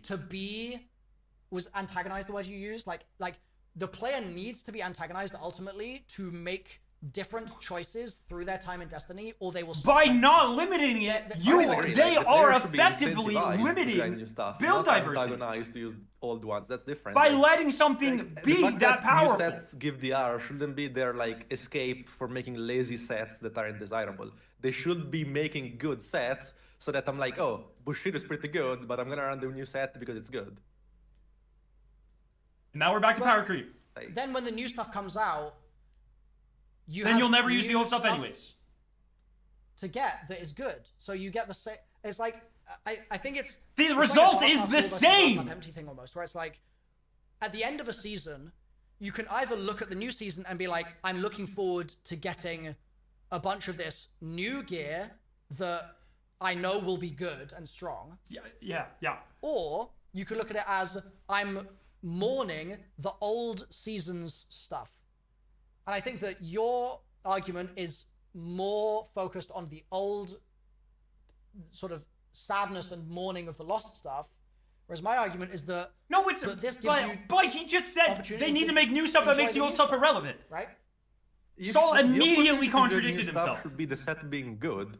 Like objectively, if like new sets are, like if new sets release and you're still running Bushido despite losing the DR, that probably just means the new sets are terrible, and that's not a good thing. Like, you want the new sets to be good and interesting and to do, like, cool things. Like, that should be the reason why you get them. Not because they give DR. Like, I don't see the reason why. At what point should you be, I just feel like it's a sort of weird argument, because part of the argument you're making is I want my old stuff to stay good. But then you're also saying I want it to be power crept. I need to check Milo's ears. I think he's got a fucking. I think he's listening to me, bro. Like do the Bushido set, and the season after they do like Bushido 2.0 that TLC you like twice the amount. That's all I'm saying. Next season they can do another set that does something different, that allows a different playstyle, and that's what makes it desirable. Like, it doesn't have to be flat out better. It just needs to be interesting and provide a different playstyle and something cool to play with. Like, yeah, go ahead. Also because. You're in considering that if a set is like bad. This is not me defending Bungie. Like, once again, I've said this 100 times, Psycho. If the two arguments for the system are, hey, it's awful, and hey, it's not that bad, it's probably not a good system. It needs to be reworked. I've said that like 100 times. If your takeaway from that is still that I'm defending Bungie, you're just brain dead, and that's just a fact. I don't know what to tell you. Either you are ignorant and you don't know my entire position, or you are not media literate and you cannot comprehend my entire position. Those are the only two options. It's not only two options. Nowhere, like not even close. Like, this, I think, puts it in more of a form. Like, you can sort of point to it and say, this is the time where the old stuff becomes less good and the new stuff becomes better. But like, I when I started playing the game again, I had a load of stuff in my vault from 2018. It needs to be removed if it doesn't do anything. It needs to be tuned. They need to decide what they want this to do. For sure. Right? Either like numbers need to be bigger or it needs to be gone. I agree. Some point. I do not care which one it is. I want a reason to grind. Whatever they make that, I don't care. I do not care. Right now, they're playing the fence with this system, and it's clearly missing and not hitting the mark. Still makes that gear worth chasing for longer, instead of being like, oh, 6 months, then GG. That's a big difference. But you're saying. But if they remove the bonuses, they need to then increase the incentive to farm some other way. Old gear to still be good, so that you can grind for something and then feel like it's still going to be useful in 12 months' time or 15 months' time, right? That was one of your early arguments. Potentially. Okay. Yeah, I think that's a cool thing. And yet you are also Didn't you just say saying, it doesn't need to be worked if it doesn't do anything? Time, No, dog. Are you like? Do you let's people not have use the word ears? perfect, I said if the two arguments for the system are it's bad or it's not that bad, and no one's arguing that it's good, then you're not hitting the mark and something needs to change. That like the exact words that I said. Call it horizontal. I'm gonna make you fuckers break out a whiteboard and write down what I said and then dissect the sentence so I know you're understanding me. ChatGPT has broken your brain. You do not know how to read and or listen and understand. Yeah. Horizontal power creep. It's like stop using AI to write your reports, please. Read a fucking book. That's actually pretty Read a solid. book. So watch some classes, some lectures, some debates, and understand what's happening. I fucking beg you, bro. As a Holy. good example, I love the rework Bungie gave to Queenbreaker. Now, the question is, from a developer perspective, do they look at Queenbreaker as maybe a failure, as it snuffs out some of the competition in the sandbox? Maybe they wish we had used other linears, Cataclysmic, whatever, who knows? But to us as gamers, we look at Queenbreaker and all we see is fun. This is a weapon that was never part of the meta. whole Given it reason the 3-round artifact burst, system was made introduced it was so they could really good temporarily and break interesting and it was things. creative. My So we could concern have with something the broken feature for list 3, is 4, that 5 months, will we lack and then boom, creative it's changes fixed like and it's that not for broken anymore. exotics? And we had fun, Instead, and it's not a Bungie's headache for sandbox Bungie. changes would That's simply the be entire maybe a reason small tweak, from but the Bungie feature list, themselves throwing the that they weapon on started the doing feature this. list, and that use that Period. next exotic and that next Period. I like creative changes like Queenbreaker to incentivize me to use that exotic.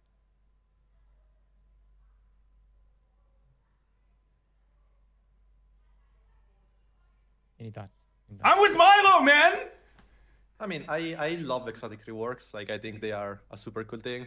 Like, I think Queenbreaker is, again, a bit too much. Like, not the rework itself, but like probably the damage it does or like how fast it shoots. Because obviously, if you keep it like this long term, you are never equipping a legendary linear, right? Which is probably not good.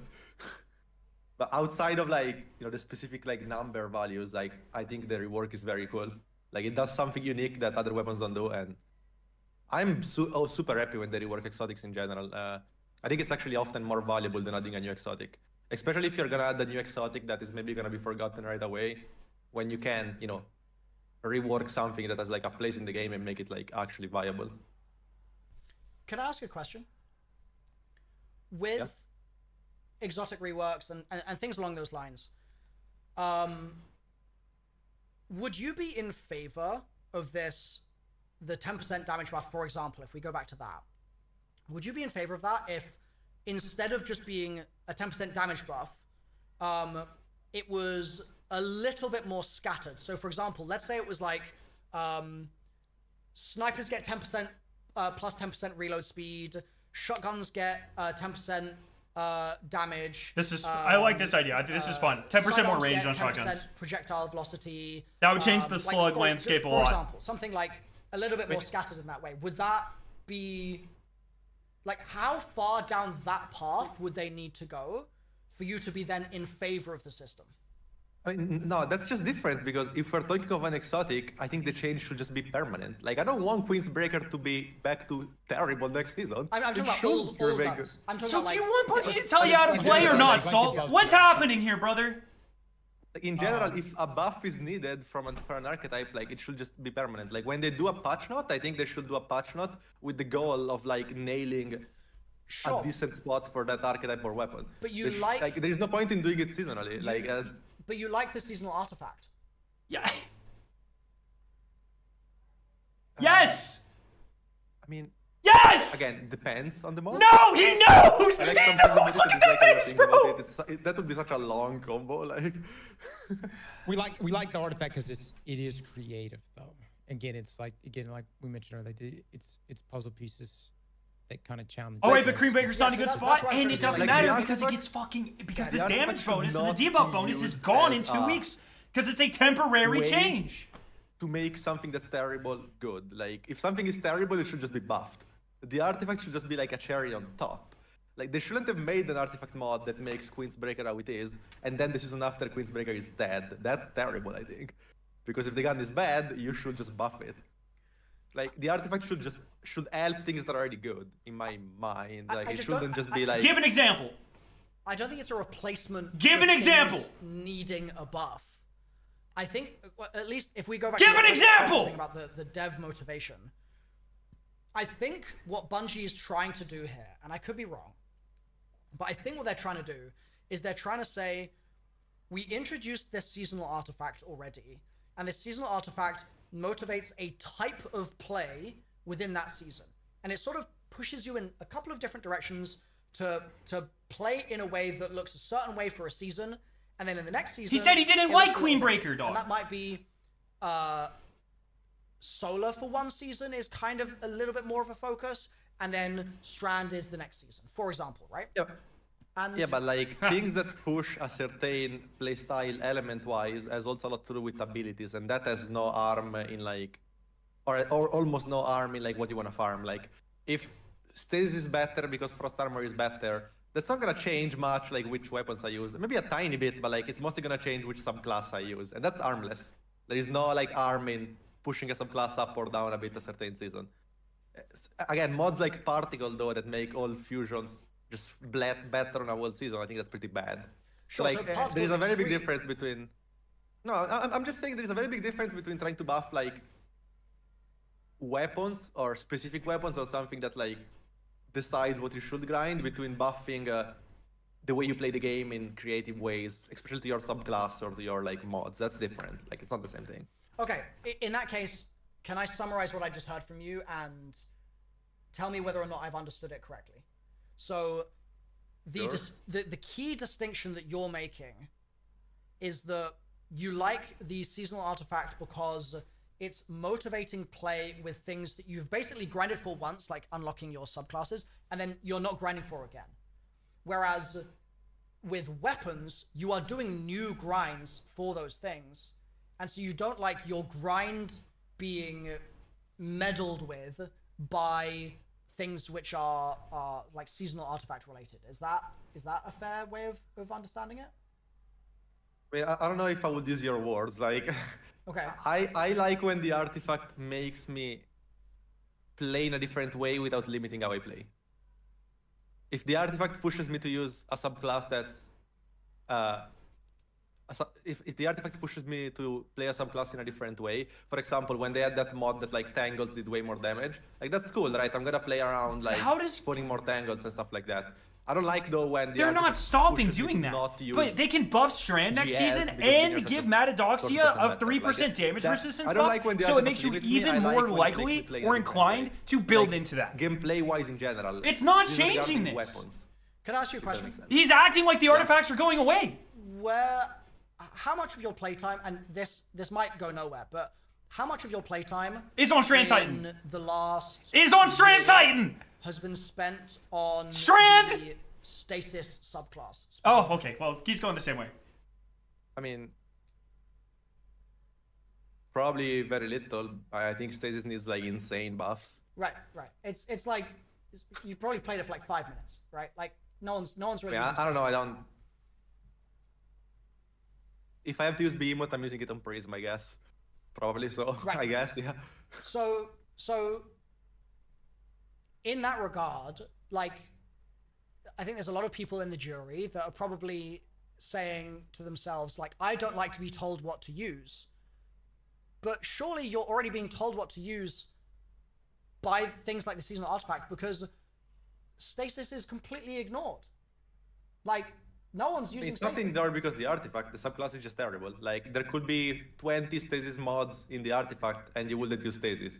Like, that's just a balancing issue. If Rhinecoat gets a 3% DR, and, caps out, but like, you know, fucking Salvation's Grippers get a 10% damage buff, then maybe you're more inclined to use an underbuff subclass because it has other advantages things on Prism on top of artifact mods. I don't know if there are some very hyper-specific things, but otherwise you're not playing Stasis. Stasis Titan is like the worst subclass in the game, and Warlock, you can do turret things better on Prism, and Hunter gets used for shutter skating. Like, that's it.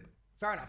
If the issue with stasis, I should have said Aegir Scepter because that's actually rather than it not being featured in the artifact. That's my bad. If it's just objectively worse anyway, then that's fair. I've just been working on the assumption that like there's not really a lot of stasis focus in the artifact right now, so no one's going to care about it. Whereas in the next artifact, there is some stasis focus, so it might be more interesting. But it sounds like that's not the case because it's just underpowered generally. Okay, fair enough.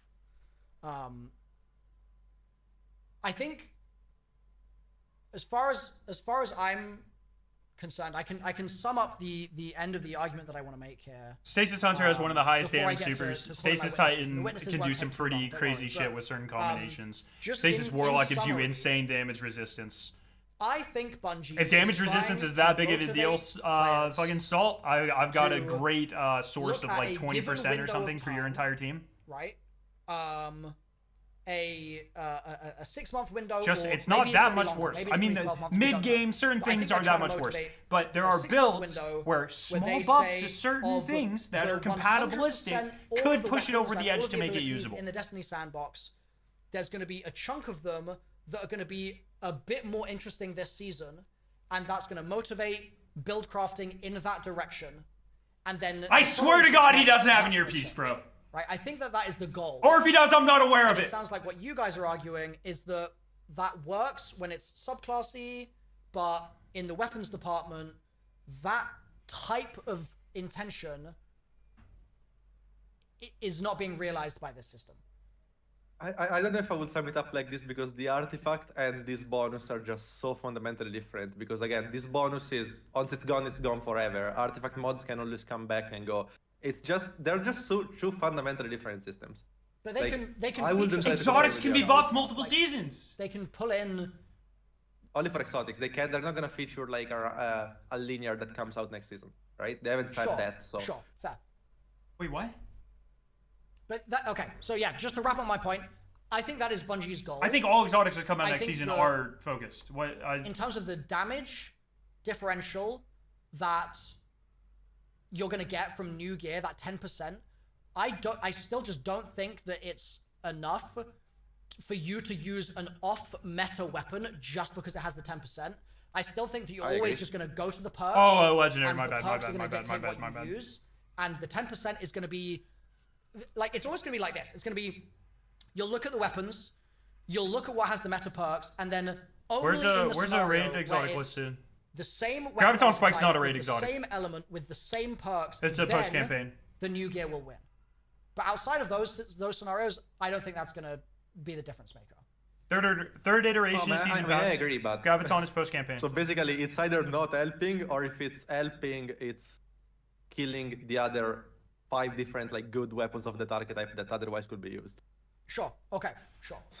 So, are you using anything other than Hezens right now? I think weapons-wise, that's weapons, and then in armor, it sounds like it's more contentious for you. The 15% damage resist, and the argument that I feel is the sort of main focus of my argument is that ultimately, if you have an individual armor piece that gives you 3% damage resist, and you have other armor pieces that might complete a set bonus that you need to complete, or might have a role that is better for the thing that you're trying to do, my argument is that 3% is often going to be dwarfed by the benefits you can get elsewhere. And I'll point out, you should always talk either of 6% or of 12, never of 3, because one piece doesn't do anything, right? It's either 2 or 4 pieces. Sure, for set bonus, but in terms of your role, it might. But again, that's, you grind enough, you can sort of fix that problem. But yeah, I yield that point. That's fair. So I think that the 6% on the 2 things is likely to be exceeded by the more optimal things that you could choose elsewhere. That is the end of my main argument section, and if the judge would allow it, I think Salt should be allowed to respond to that, and then I can call my witnesses after the fact. I feel like I've already pretty much discussed everything. I think I've said what I need to say. Okay. So I will. Wait, does Judge, Salt give witnesses? May I call witnesses? Would that be okay, Judge? Absolutely. Okay, so the Destiny community has strong opinions about this. And if nothing else today, I hope that I've at least helped open people's eyes to some possibilities for reasons why this might not be as big a problem as people have said, or there might be some interesting elements of how they change our play. But it is now time for witness testimony. So, our first witness. This is a witness who I've anonymized, so you guys wouldn't be speculating about their potential biases, etc. Excuse me? I want to protect their privacy, and they have a comment to make. Oh, is it? It's Cross. It's Cross. It's Cross. Actually, specifically about nerfs. It's Cross. I think calls SALTAGREPPO's character into question. If you've trusted the points that Wait, what? Is it Salt? Today, I'd like you to listen to this first. Yo, Trix, thank you for the sub. Perhaps reconsider. In the post-div nerf meta, there are now only 3 viable sources of 30% debuff in the game, which seriously limits build crafting options. Did you hear that, chat? Limited build crafting options because of SALTAGREPPO. I think that this man has professed over the last 2 hours to be fighting for you. But instead he's fighting against build diversity. Isn't that crazy? Isn't that crazy? That's okay. Awesome. Witness number 1, by the way. Like, I wasn't prepared for this. You were allowed, my friend. I didn't do it. It told me 5 minutes before, bro. Witness number 2, I'd like to call you to the stand. So, SALTAGREPPO's actions have had serious consequences for the Destiny community. And witness number 2 is someone who was really hurt by that. When the divinity got nerfed, you know, I used to be the divinity bit boy. People would rely on me for damage, and then I had to start shooting the boss legit. And if my damage numbers were lower, I couldn't just say, well, I'm on divinity. People would start calling me Unk, say I'm washed. It hurt. Everyone misses a rocket or two, man. Like, it's not my... It sounds like SALTAGREPPO's actions have not just caused less build crafting potential, but they've also hurt the common player. He's so good at content, man. Milo, he knows how to make content. Affected by this. You know, the sad reality is, goldie chaining would still be a thing if Div never got nerfed. You heard it here first. It's the harsh truth. Salt's actions have directly contributed. This is crazy. The sandbox being he's a content fiend, bro. Than all this new gear business will ever do. Okay, we're not done though. Right? The problems with Salt's actions continue. I am PH. Oh my god, okay. Dude, this is so annoying. Hold on. Bro, this is... YouTube has a new thing where it, for some reason, adds an AI voice to my upload. What is happening? This is what was meant to play just now. I have a PhD. That's it. I have a PhD. Thank you so much, anonymous witness number 4. Moving swiftly on. What?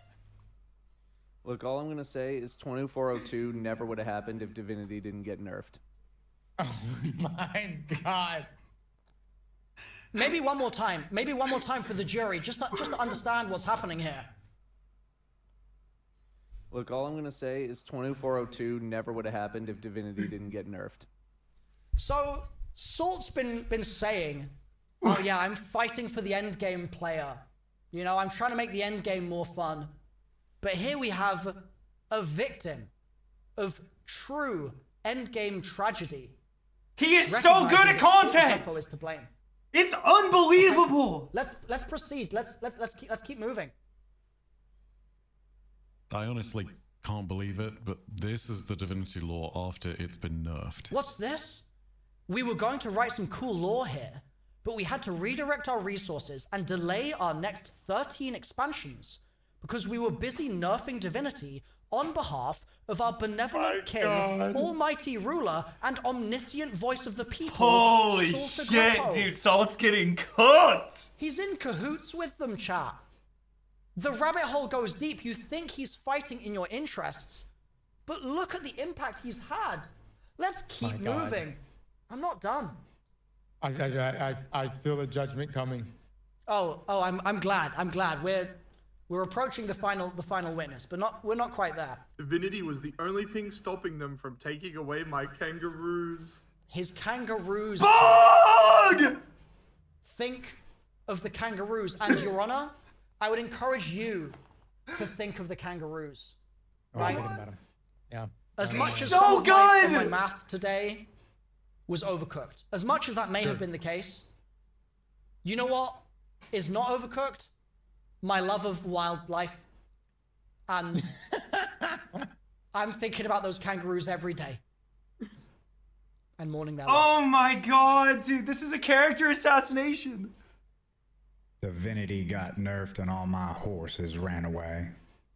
And now I'm as much as a cowboy without his horses as a titan is without his hammer. When I say I care about wildlife, Your Honor, this is what I mean. I care about wildlife, and I care about the cowboys out there that take care of them.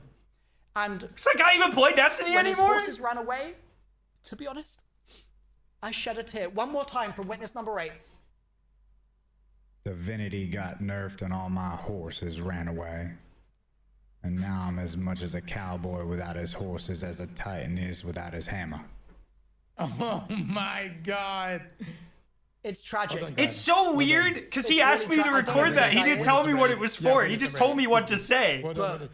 I would have said. Really has had a tragic experience. I don't even know. I don't know what I would have said. SALTAGREPPO, I want to make that very clear. Yeah. Witness number 9. The dip nerf is seriously making me consider switching to Hunter full time. Now that's crazy. I don't know who that is. Who is that? I don't know who that is. I have no idea. But what I think is clear from this is that SALTAGREPPO's actions have caused things to be nerfed in the past. He has taken things that were powerful and he's made them weak. And I think that in a similar scenario now, where we have the opportunity, we have a buff staring us in the face, and SALTAGREPPO is saying, not today. I think that it might be worth reconsidering where his true intentions lie. Fuck! I yield. I rest my case. Thank you for the time, Your Honor. That's some very compelling points and witness testimonies. And honestly, God, that Milo, you did an incredible job presenting that. Like, I just want you to know, it almost turns my judgment. But oh, come on! As wait, the judge doesn't make the judgment, bro. Render die judgment on this one. The facts have been laid out in front of us. Before the judgment, can I a quick reply? Yes, so go right ahead. Milo, open my stream. Give me a sec. I need to. Do I need to have it on? I mean, up to you. Give me 1 second.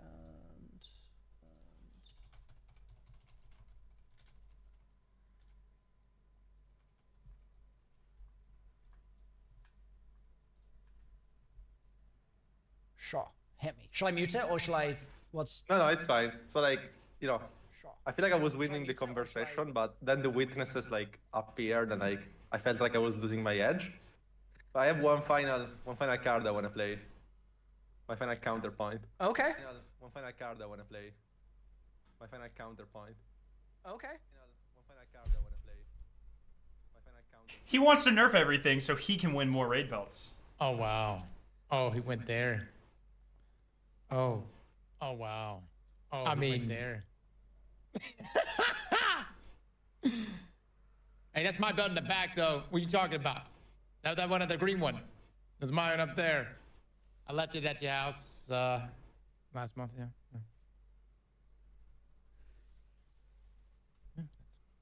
Valid point. Valid point. Well played. All right. It is now time to render thy judgment. I've seen both sides. Milo has brought forward the That's not how this works, Cross. That's literally not how this works. Your weapons, your new weapons. Cross has no idea how the American fucking judicial system works, bro. Take more damage. And I would say, in the short term, it sounds good. It really does. The idea of Cross has no idea what the fuck is happening. For my tier 5 set that I'm about to spend a lot of time grinding for, take more damage, and my weapons do more damage. That all sounds good. But one thing I did not even think about until today's argument took place was beyond this season. And the sunsetting, if you will. And honestly, that's really changed my mind on this.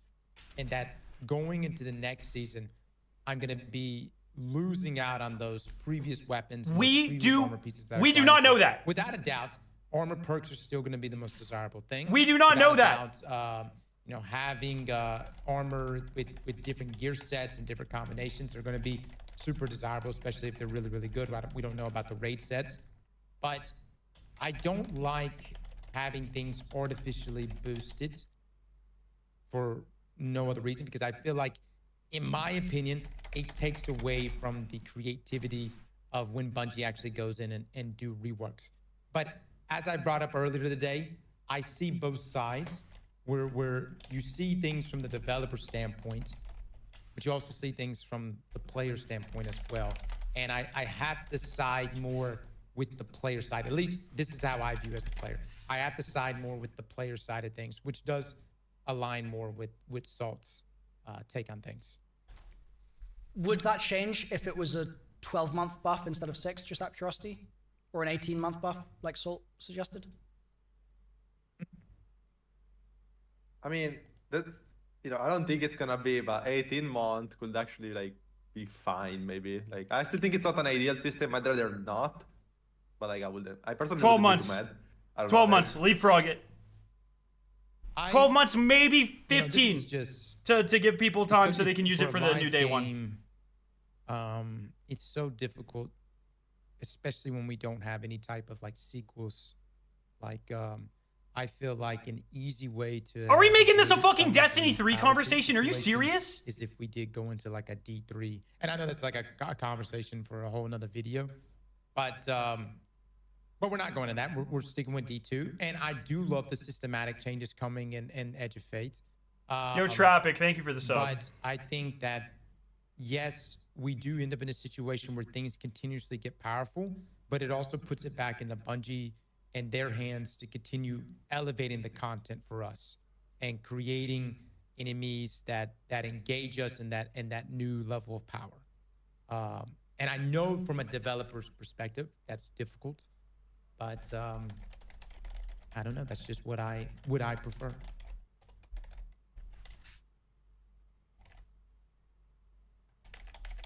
That's it, guys. I guess that's my judgment. Have I stated clear? Okay. So in this case, do we ban Milo, Bungie? Do we ban Milo right now? Listen, chat. If I could say some final words. Garo, Cross is being paid by Destiny Bulletin. How does he know? How does he know? Hide the documents. I think. Okay, good. I think it's important to recognize that I've been playing Destiny for 4 months, and it's been an honor and a privilege to be part of the community for these 4 months. But if Bungie has to ban me for my loss here, then so I don't think you lost. I mean, Salt argued in circles the entire time, and man. I will mourn the loss of all the friends I made along the way. Nah, this was botted for sure, bro. Is SALTAGREPPO. That was botted. And that's all I've got to say. Botted poll. Botted poll.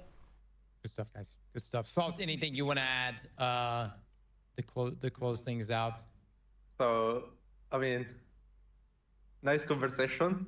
The witnesses things were very well done, very funny. And I'm gonna, since, you know, I'm basically Bungie, right? So I can, anything that I say happens. Correct. So I'm gonna ask them privately. I'll, yeah, just like, I have their phone numbers, everything, you know, like I chat with them every day. And I'll just ask them to postpone your ban until we do the duo run we need to do. I love it. July 4th. I love it. Because I need content. So you can play the game for another couple of weeks. Okay, thank you. If we clear, I might like, you know, ask them to like be more lenient with you. Okay, so what I'm hearing from this, just so I understand, is that so long as I keep giving you content, I can stay unbanned? Yeah. Yes. And every time you do a raid with me, you need to be on Divinity. Perfect. Oh my God, this is a win-win. He truly is a benevolent god. I am PH. The law was correct. I am PH. Oh, this was fantastic, guys. Thank y'all so much for having me in on this. Why the fuck did he make me say I really that, do bro? appreciate the arguments from both of y'all on this, because it's really just, you know, made me think about all the changes coming here and gave me different perspectives on this. So thank you guys so much. I am PH. Thank you, Your Honor, for presiding over Thank you. the court case. Yeah. Absolutely. GG's, fellas. Thank y'all so much. Y'all have a great rest of your evening. All right. You too. Appreciate the conversation, Salt. Thank you, Cross. Yeah, it was very fun. I need to be Milo's debate coach, bro. He fumbled at the beginning. Crazy. I thought you were gonna get someone in VC. Like I was. No. There were too many witnesses. They wouldn't fit.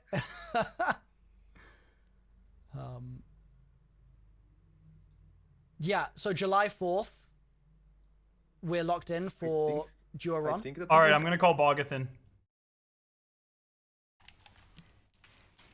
Bogathan on my Dogathan.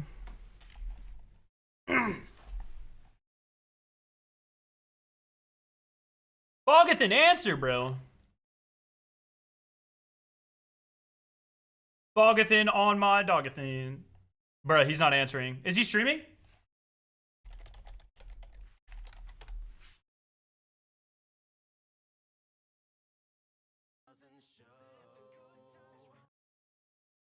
Bogathan!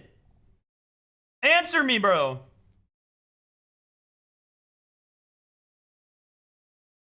Anyways, I think Milo did pretty good. All things considered. I think he fumbled the math at the beginning. And if I've learned anything in my time in academia and then my time in industry, and really anytime math is involved in a professional sense, if you fumble at all, then people take everything less seriously. But I think he did really good. I think especially towards the midpoint and the end, Salt was doing circular arguments and contradicting himself quite a lot. I think Milo got a slow start, but fucking like locked the fucking, which was good. Milo does not have a PhD. Milo has a bachelor's in physics, I believe. I am PH. Well, Bogathan, how are you doing? Good, bro. Give me can you give me 2 minutes? Yeah, take your time. Thank you. Okay. But do you have the clip you actually recorded? Yeah, I sent him a lot. I literally Milo was like, "Hey bud, I need something in the next 18 hours from you. Just record a something for me that says that's just you looking at a camera and just you saying, I have a PhD and I work in sustainability." I was like, what the fuck? What could this possibly be? Like, what could this be for? And then he just, I am PhD, I am PH. I don't know why he's, I recorded like 4 takes of varying descriptions. I would have recorded pretty much anything if you wanted me to. I am PH.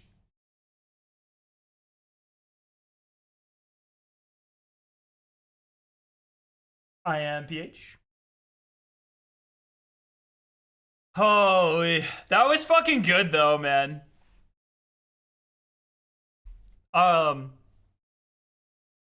But I think the key takeaway for me though,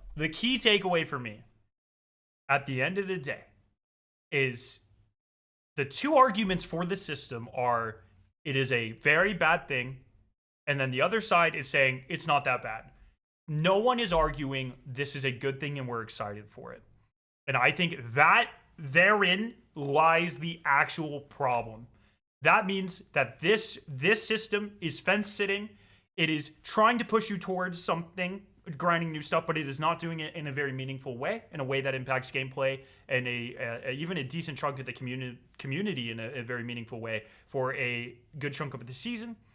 And so Bungie needs to decide what they really want the system to do. They need to push it harder in that direction. And I would say no matter what, I think it is a mistake for something to be immediately sunset or made even 10% worse this season after you get it, especially when you're only getting those maximum buffs towards the end of a season. So Bungie needs to reevaluate, decide what their end goal is, find a more comprehensive and compelling way to do that, and then make sure it's not invalidating our loot literally weeks after we get it. And I think that is the important takeaway here.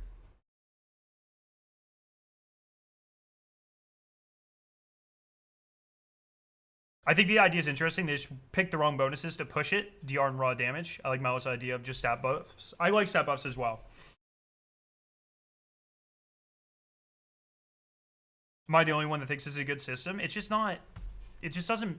It's not meaningful. There are only very specific niche cases where it's going to push you to choose something. Very rarely is something meta just because of a 10% weapon or damage discrepancy, or a slight DR is pretty busted, but especially on the weapon side, it's not really making it doesn't make that decision hard. Unvoiced is way more than 10% better than the next competitive option. What's up, buddy? What's good, bro? So first off, I just have to commend Milo because he is fucking content brained to like more than anyone I've ever seen in my entire life, and it is unbelievable to watch. Yeah. He knows exactly what is going to make a good video, and it is awesome. Yeah. I feel like, yeah. Have we ever had anything like what just happened ever in Destiny? Maybe. No, not really. Not really. I personally think they should have done it more like a political debate rather than like a court system. Yeah. Like the whole plaintiff defendant thing was kind of weird. Cross would have been a better mediator than a judge, mostly because the mediators, at least in American politics, usually fall asleep anyway. So whatever. It's like on brand. He's just like us for real. I think the format is better there too, where there's a series of smaller questions where it's an initial argument for both sides and then a discussion going back and forth. I think that fits. I'm going to talk to Milo because I would love for this series to continue on, but I think the political debate thing fits it a lot better. Yeah, no, I agree. I think like they sort of did break into just like discussion towards the end, and I was like, yeah, this makes more sense. Yeah, it's like it felt like a little jarring them having like they just like talked for a while, and it's just like there's no back and forth. But yeah, no. Yeah. Who do you think won? I honestly think. I mean, like, I think objectively, Salt probably won. Oh. That's interesting. We'll talk about that. I still disagree. Like, I still think the side Milo was on was right. I just think Salt, like, dealt with Milo's arguments better than Milo dealt with Salt's arguments. Like at an overview. Yeah. I think Salt won the first half. I think once Milo found his footing, I mean, Salt contradicted himself so much in the back half of that. Yes, yeah, he did. And even if like I could kind of tell where he was going, it was articulated in a very poor way. So yeah, I just felt like Milo didn't. Yo, Dondo, thank you for the raid. On those. Yeah, exactly. I think honestly, it's just because of like a lack of like game knowledge. Yeah. And like he's like knowing the history, right? Like I haven't been playing that long, and I can even like some of the things Salt said was just like it's just blatantly wrong. Like it's just like. I think he's like, oh, there are so many options for this thing if Queenbreaker gets nerfed, and it's like, no, there isn't. Yeah. There's a very clear next best option, and then if that got nerfed, it's the next best option. And it's just like it's pretty rare that there's a suite of options that are all like comparable, but like for different scenarios. It's generally just one thing is the best. Yeah, that's kind of my major crash out was kind of about, where it was like very rarely in Destiny is the best thing or the best damage rotation because of pure damage. There's usually additional utilities, and best in slots are like that too. Tanasha's, no one gives a fuck about the damage. It's got 100 different utilities on top of it. Velocity Baton, things like Monarch this season, et cetera, et cetera. I could go on for days. It's very rare that something is better just because of pure damage. And when something is better just because of pure damage, it is even more rare that that is within a 10% of the next best competitive alternative. And I think that's something that Milo should have really harped on. If they release a shotgun, a slug shotgun, next season, it would literally have to have the exact same perks as Unvoiced, or slightly better for 10% to make any difference. And Unvoiced has a goated origin trait too. If they release a rocket launcher that has the same perks as Hezin's, even with a 10% damage bonus, it really probably wouldn't even matter that much because Hezin's origin trait is fucking busted. And like, et cetera, et cetera, et cetera. So I think you should have harped on that more. Yeah, and even with the armor stuff, like, I think there was a point that was kind of like swept away by Salt, which I thought was really weird. Like he was saying there will be other like 2-set bonuses that like with the 6% DR is going to be better than Bushido. And I just disagree with that fundamentally. I think a lot of the time you want to take like the healing from that. You would take that over DR any day of the week. Yeah, I agree. I felt like he was like, oh, it's almost guaranteed. And I was like, if anything, I would like, I mean, to be honest, none of those set bonuses are like crazy standout except for the Bushido. Yeah. So like, I actually would expect in in Renegades for there to be like a crazy set bonus that you would just run by default. Or the raid. But we haven't seen that one yet. Oh yeah, true. Yeah. But there are 8 total sets with set bonuses coming with this expansion, and I believe we have publicly seen 4 or 5. Oh, okay, yeah. I have seen 5. I don't know. Do we know what the trial set does? Does Chad know what the trial set does? We only saw 4. We only saw 4? Okay. Well, I have seen a 5th. It's fine. And then there are at least 3 other sets coming with this expansion, supposedly. Yeah. So something I wanted to talk to you about, this is like aside a little from the debate. And mine is a dry wit. Thank you so much for this. Milo like got to this at the very end, but I feel like it should be an integral part of, like, if I were to summarize my stance, I think this change is lazy, but I think like I can see the merit in it and I can see it having a net benefit. And I feel like you disagree with that. Like, I feel like your stance is like it doesn't really affect that much. Yo, Davey, thank you so much for the 5 subs. Thank you. A good thing. Like, yeah, it's like I think there are better ways to incentivize people to farm. I think in most cases we are. Yeah, I think I can summarize all my points very quickly by saying most people aren't going to be playing hard enough content for this to matter. They're not going to be getting tier 5 gear, so they're not going to be getting the full 15% damage resistance or 10% weapon buff anyways. Most people now, with the current options that we have, don't optimize in a way that makes me believe that they actually care about the 10% weapon buff. I mean, how many people in our chats collectively have a god roll and voice that they spent time farming, or even, have farmed out an adept Hezin's because the bipod swap is slightly more effective than a regular Hezin's, etc., etc. It's we have these options that exist in the game that amount to a higher than 10% weapon effectiveness, and people already don't do that. How many people? Sanguine swapping is the easiest 10% buff I have ever gotten in my entire life. No one does it because A, most people don't know it exists, I suppose. B, our content isn't hard enough to justify the tedium that is constantly doing that most of the time. And 3, people just don't really care. And so I have a very hard time believing, putting aside the fact that 10% weapon buff will almost never make that big of a difference because pure weapon damage is very rarely the differentiator. I have a very hard time believing that most of the community, especially the vocal community that's complaining about this, plays enough Destiny, is knowledgeable enough about Destiny, and plays hard enough content for that to actually make a big difference in how they play. Yeah. And like, yeah, like that'll make sense. But the thing is like, and Chris says like, the problem with the 10% doesn't change anything. Any argument that Sol has is the same rebuttal. It doesn't change the weapon I use, then why is it there? Like the whole thing of like, the argument is kind of like a hollow argument saying, oh, well, it doesn't actually change anything. So it doesn't, like, it's not infringing on the game. Then the question is like, why is it there? And I would say like, legitimately, and people will hear this and just like write it off as being stupid, but like, legitimately, like, shiny badge, extra number go up is like that is a actual reason people will do stuff in games.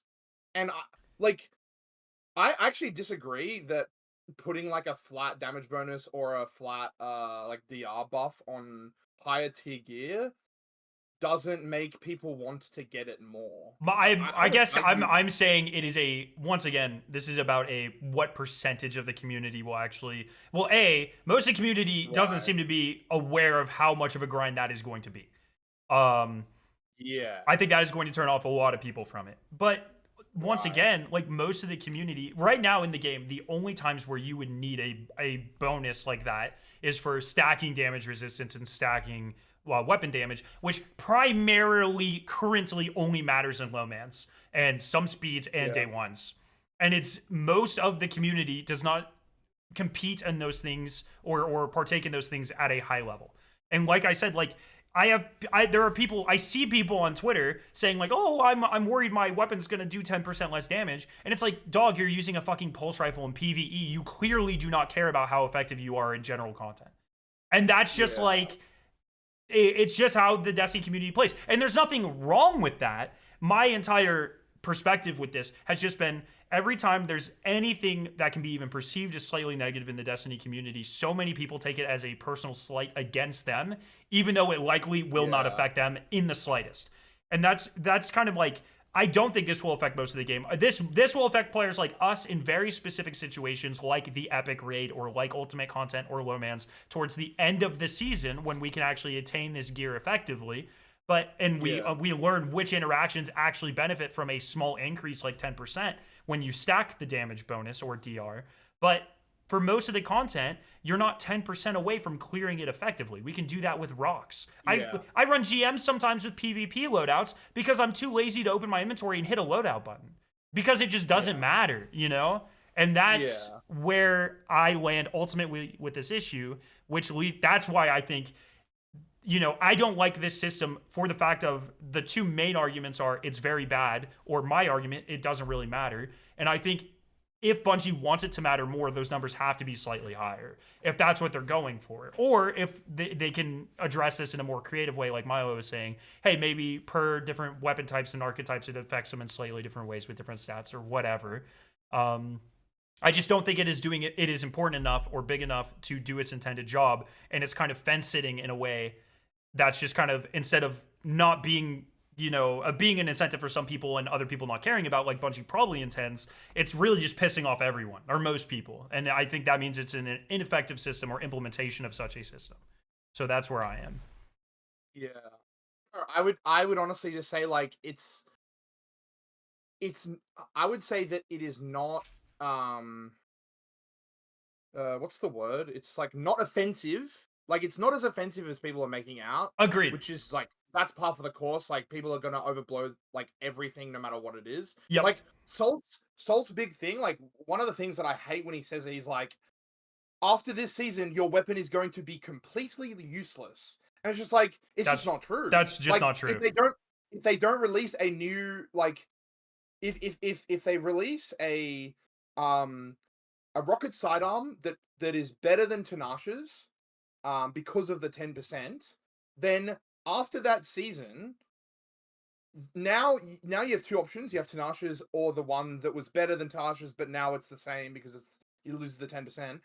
And as long as they don't release another kinetic rocket sidearm specifically that has chill clip, then you're still going to use both of those weapons. Yep. They are not completely useless. They are just as useful as they were because there's nothing to replace them. And are we really going to sit here and pretend that every season they make one weapon of every single like sub archetype of like that just doesn't happen? Exactly. You know, like that literally doesn't happen. And if it did, people would use the new shit anyway because that's what they do is when they bring out new shit, they make sure people want to get it by making it better. Yes, like, and I do feel like a lot of Salt's arguments ignore the fact that we're still getting new artifacts and we're still going to get new power perks, right? Like we're still we're in new perk combinations. Like let's say the 10% buff was implemented this season, we would still get Sunder Doctrine. We would still get an Unvoiced with an unbelievably powerful perk combination and redirection, bait and switch, or elemental honing. And the 10% doesn't matter there. It's still going to be busted. Hesence is still going to be busted. It's still going to be the best rocket, even when we lose the buff to the time lost artifact perk with the artifact going away. So things are still like, I feel like a lot of the arguments here are hey, they're stopping every other method of trying to make everything else better or other things better, and is completely ignoring the fact that this is an additive addition on top of the power creeping that they already do that pushes you in certain directions.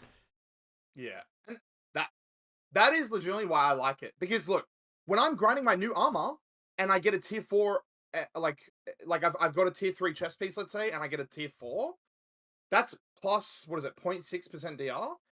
It's basically nothing. But it is more, right? Like, I'm just like, oh, hey, cool. Not only did I get a higher tier of armor, but now I have like a little bit less DR. And then the next time I live on literally a like single pixel of HP, I'm like, huh, that extra DR was kind of nice. I don't know. I see myself like interacting with the system and it being a good thing. Obviously, until you get to the point where it's just like, well, new season hits, all of that shit, like all of those bonuses, that like nice like cherry on top, as they called it, is gone now. And now I'm like sad, but I don't think I'm gonna be sad because I'm just gonna grind the new stuff. The new stuff, right? I would like if there's a seasonal overlap so you can use like I said, I think the best case scenario is 12 or 15 months for the new tag. So 15 just because then it lasts. Weapons that we get in Edge of Fate can still be used in the next raid as well. But even if it's just Edge of Fate weapons are good until the end of or not good, but you know, you have the buff until the end of Renegades. Renegades have it until the end of the Shattered Cycle. Shattered Cycle have it until the end of the Alchemist. I think personally that's my best case scenario. Yeah. Well, I would say it doesn't matter for the raid because they're disabling it for contests. Like they said that. That's a great point. Yeah, fair point. But no, I even challenges after after contest is over and stuff though. You know what I mean? That's like true. No. Getting the title, grinding out the new weapons, whatever. That's actually something like I talked to Salt about it, and I was like, this system, regardless of what this system is, like, I think they need to normalize having a transition period into the new expansion, because I think Into the Light was really good. It was like a shit ton of loot. It was good loot, like good weapons that people wanted, and it transitioned into the new system because they were like, hey, we're introducing this enhancement system. Like, you're going to be able to enhance your weapons. And you know what? You're also going to be able to enhance the Into the Light weapons. So they're not immediately like sort of worse than everything else we're going to get in the new expansion. I feel like they failed to do that with... What do you mean? Into the Light. Sorry. I'm so stupid. I was like making faces because I thought you were talking about Rite of the Nine. And I was what are you talking about? Yes, I understand. Rite of the Nine is my example of them not doing that and doing it poorly. Yeah. Because I'm doing Rite of the Nine because like I'm gonna play Destiny regardless of what's going on. Yeah. But like people come to my channel, they're like, "What should I be grinding for Rite of the Nine?" I'm like, It's like don't. Nothing. Yeah. And here's a question for our chats here and for Salt.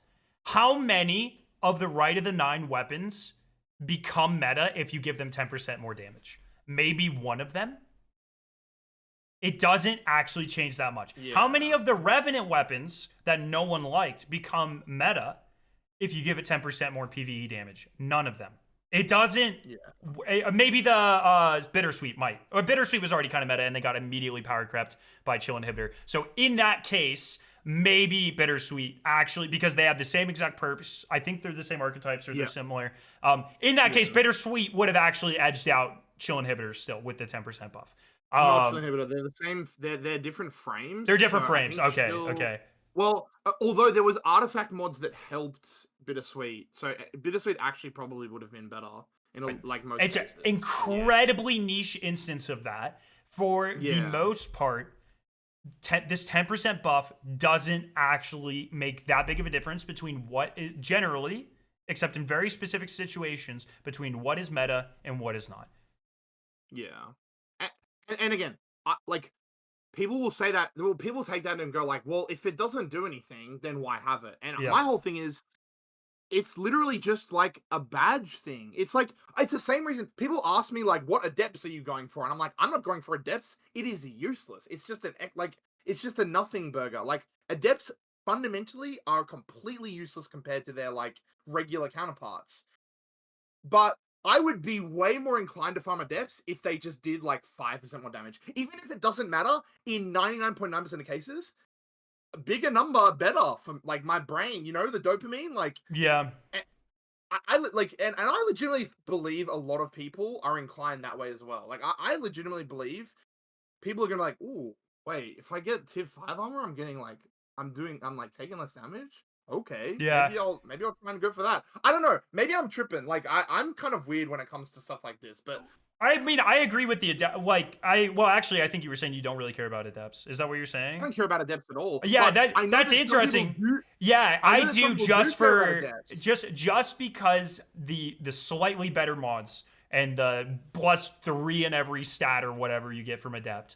I actually like very specifically like will not use a weapon unless it's a god roll adept version of the weapon. And my brain works in such a stupid way that like for seasonal weapons, unless it's a god roll shiny adept version, I'm not using it. It's just like unless it's like needed for a specific challenge or something. But most of the time in Destiny, that doesn't really. It's like purely like a social or like a status symbol type of thing. I spent more time grinding this than you did.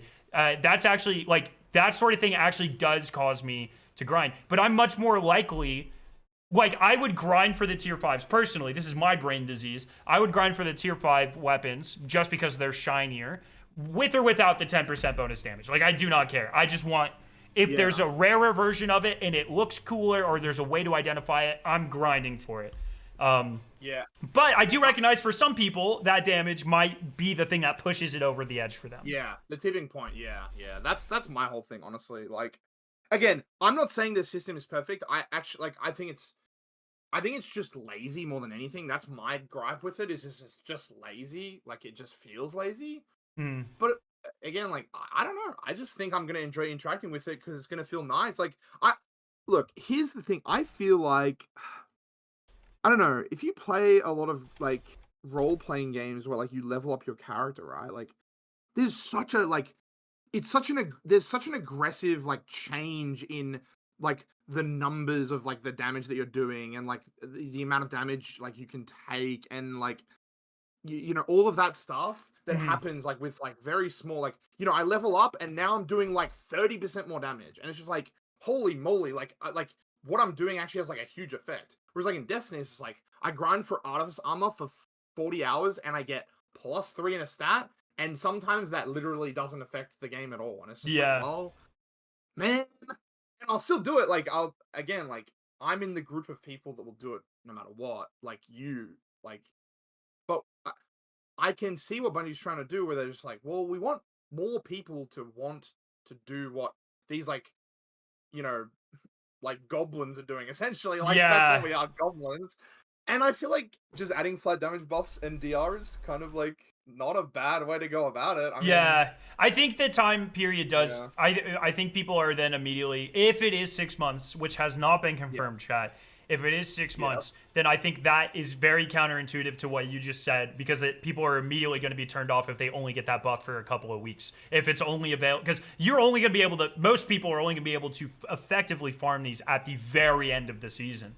So you get access to it, let's say with like a month or 2 months left in the season, takes you a couple weeks to get the roles that you actually want to use.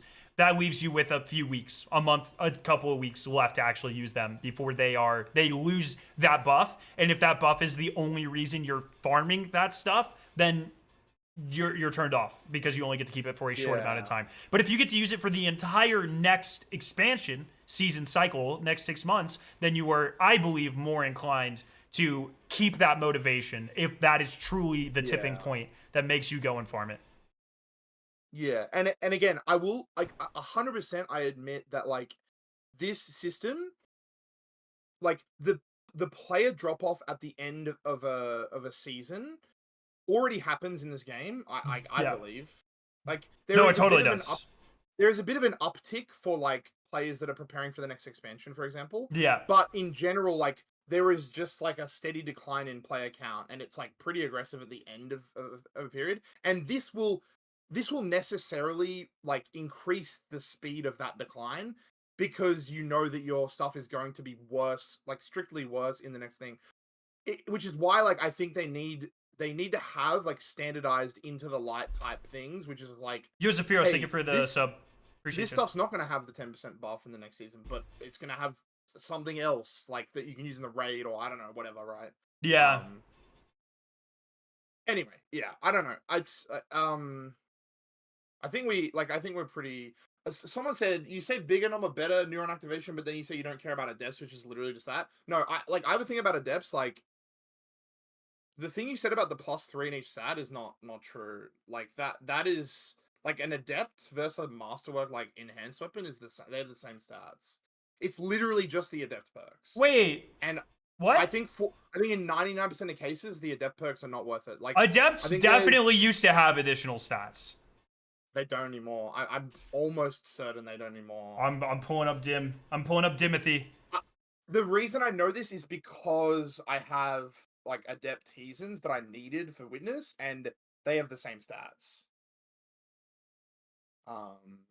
Chat's telling me they do have it. Well, craftable weapons get the same pluses at level 20, according to chat. 20, yeah. Okay. So, like, yeah. So literally, the two things that adepts have over normals is, well, and it doesn't even see. That's the thing. The new adepts is fake as hell. Like, the Rite of the Nine adepts don't even have double perks half the time, and the regular versions can have double perks. So the double perks thing doesn't even work for those adepts. It is literally just adept mods, and I believe the only adept mods that really matter are the PvP ones, and I don't play PvP. And there's adept charge time with fusion rifles. I might be missing one. I'm looking at Dim right now, and adepts still have, hold on to your receipt here, +1 when leveled to tier 3 compared to normal counterparts. So for instance, my Hazen's Vengeance Time Lost has 92 velocity. And let me make sure, do I have the same? They both have quick launch? They both have quick launch. Mine's got 91. And regular has 91. Is it every stat or? The only ones I can see, because it's the only ones that I have the same. Do I have the same? I have the same exact perks on both of these, actually. I think bait and switch, envious impact, quick launch, bait and switch, envious. Yes, I have the same exact. Oh, but I have a mod on this one. Let me take this mod off real quick. Bam, and let me take. Okay. 23 blast radius, 92 velocity. So I'm gonna read. These are my my adept tier 3 versus my crafted level 20. So my adept is 23 blast radius. Normal 22, normal 91 velocity, adept 92, adept 42 stability, normal 41, handling 54 versus. Why is my handling different? 54. Oh, this is probably a handling. I still have the fucking mod in this one, dumbass. 41 versus, if this updates, this should be, it's still more. Why is it still more? It might just be a masterwork. Oh, I have a handling masterwork on that one, yes, versus a reload masterwork. Yeah. Yes, so, yes, adepts get +1. Big number go up, baby! I need to farm adepts now. What the fuck? Change my whole outlook. Numbers go up! But that's the thing is like, it's a, I feel like a lot of people don't farm Artifice armor. And Artifice is a bigger benefit on armor than Adepts are on weapons. And I feel like more people are inclined to farm Adepts than they are to farm for, like, perfect Artifice armor, for example. Oh, wait, do Adepts need to be +20 as well? Obviously. Do Adepts need to be +20? It's more just like... My Heson's only 17. I think there are tipping points, and the tipping points are for different, like, levels of player and, like, different groups of the player base. And I think 10% extra damage on weapon, 15% extra DR is just... It's going to make more people want to get higher tier stuff. And, like, that's what they're going for, and I think it's going to achieve that more than it's going to be like, oh, I don't want to grind because I'm gonna lose the bonuses. It's just like, well, okay. Yeah, it's I don't know. I don't forget who said this, but it's just like, maybe it's too reductive to say this, but like, we're all gonna die one day. Does that mean you just give up? I said that. That was me. I said that. That was you. Yeah. It's just like, we're all gonna die. What's the point of living, baby? That's a very like reductive and like simplistic way of looking at it, but it is true. It's just like, if you're not gonna farm the gear because it's going to get like slightly worse in 6 months, it's like, your heart really wasn't in it in the first place, in my opinion. Yeah, you're a fake Destiny fan. That was that's obviously, if chats couldn't figure out, that was obviously a hyperbolic, like sarcastic example of what they were talking about. Yeah. I do think the longer time for new gear is a good move for Bungie to make personally. I'm also being told by chat that my Adept was not level 20, and if I do level it up to level 20, it should be +3 in every set, not +1. So let me do that. Really? I have it at level 17 because I always just go until I can level it up to tier 3. Let me. No, it checks out. I've got an Adept here that's 34, and it's 2 higher. I don't think it's +3. I think it's +2. Wait, this is not. But it is higher. Oh, now chat's telling me plus. Oh, dude, there's so much fucking contradictory information in chat right now. Hey, Bungie, you should just fucking tell us these things in game. How about that? If they did that. Yes, it did. It went up. Every stat went up 1 more. Yes, in fact, enhanced weapons at level 20 versus a normal weapon or a crafted weapon at level 20 get +2 in every stat at base. Bam. Bam. Big number go up. Yeah, I actually didn't. I've been convinced that Adepts were worthless for my whole life. I'm not gonna lie to you. My whole outlook is different. Bam. I'm just like really mad about Adept mods. Like mainly is because like Adept handling. You know what's funny about Adept handling is it literally doesn't matter what scenario you're in. That is always strictly worse than quick access sling. It is always worse. No matter what. Oh, really? Like having that mod on, you are like you're objectively choosing the wrong mod. What about it's like having what about the tactical mod? That too? Which tactical mod? That increases reload speed and handling? I'm not sure, but that's not an Adept like specific thing. So I'm still pretty sure quick access is better than tactical. Tactical is a like enhanced weapon thing, but yeah, I don't know. Like, and that's I just don't like when there's like correct choices. Like, it's gonna happen, obviously. But those ones are just like kind of annoying to me. But anyway, like, yeah, it's number go big is a powerful thing. It really is a powerful thing, and I think more people are gonna want to grind because of it. And I think the time scale should be 12 months. I was saying to someone yesterday on Twitter, I'm like, if it was 2 months, I would probably not like it. And given that I play the game like constantly, like I'm playing every day, all day, then my 2 months is kind of like an average play is 6 months, if not 12 months, really. So it's just like I can see like the time scale being a factor is 100% valid. And I think 12 months is probably like the correct way to do it. And it also makes it so that like that like segue period where you're gonna lose all of your featured armor stuff and weapon stuff. That period needs to be properly done, and like they need to think that out. Like it needs to be into the light level, like going into the next year. Yeah. I don't know. Other than that, like, yeah. Yeah. I'm just so excited for Edge of Fate. Like when Milo pulled up the screenshot of the portal, looking at all the parallels, I'm like, man, I can't wait. You honestly, like, you made me so excited when you're like, people aren't gonna be higher than like whatever you said, like 200 or whatever before the raid. I'm like, yeah, I think. Oh man, I can't wait to Goblin. Like, it's hard because I wasn't giving like exact numbers and stuff, and these are talks that have kind of changed over months. But I personally, like, my understanding of the system, I kind of would be surprised if anyone's above like 250 probably. But really, the one data point I have to go on is talking to many devs associated with this design over the course of a few months. They would be very like they're thinking almost nobody except for the like top singular percents of people in terms of time played efficiently will hit 450 before the season ends. Before the mid-season ends in 3 months. So, or I guess it's only like a month and a half this time, but normally it would be 3 months. So yeah, I mean that's so exciting.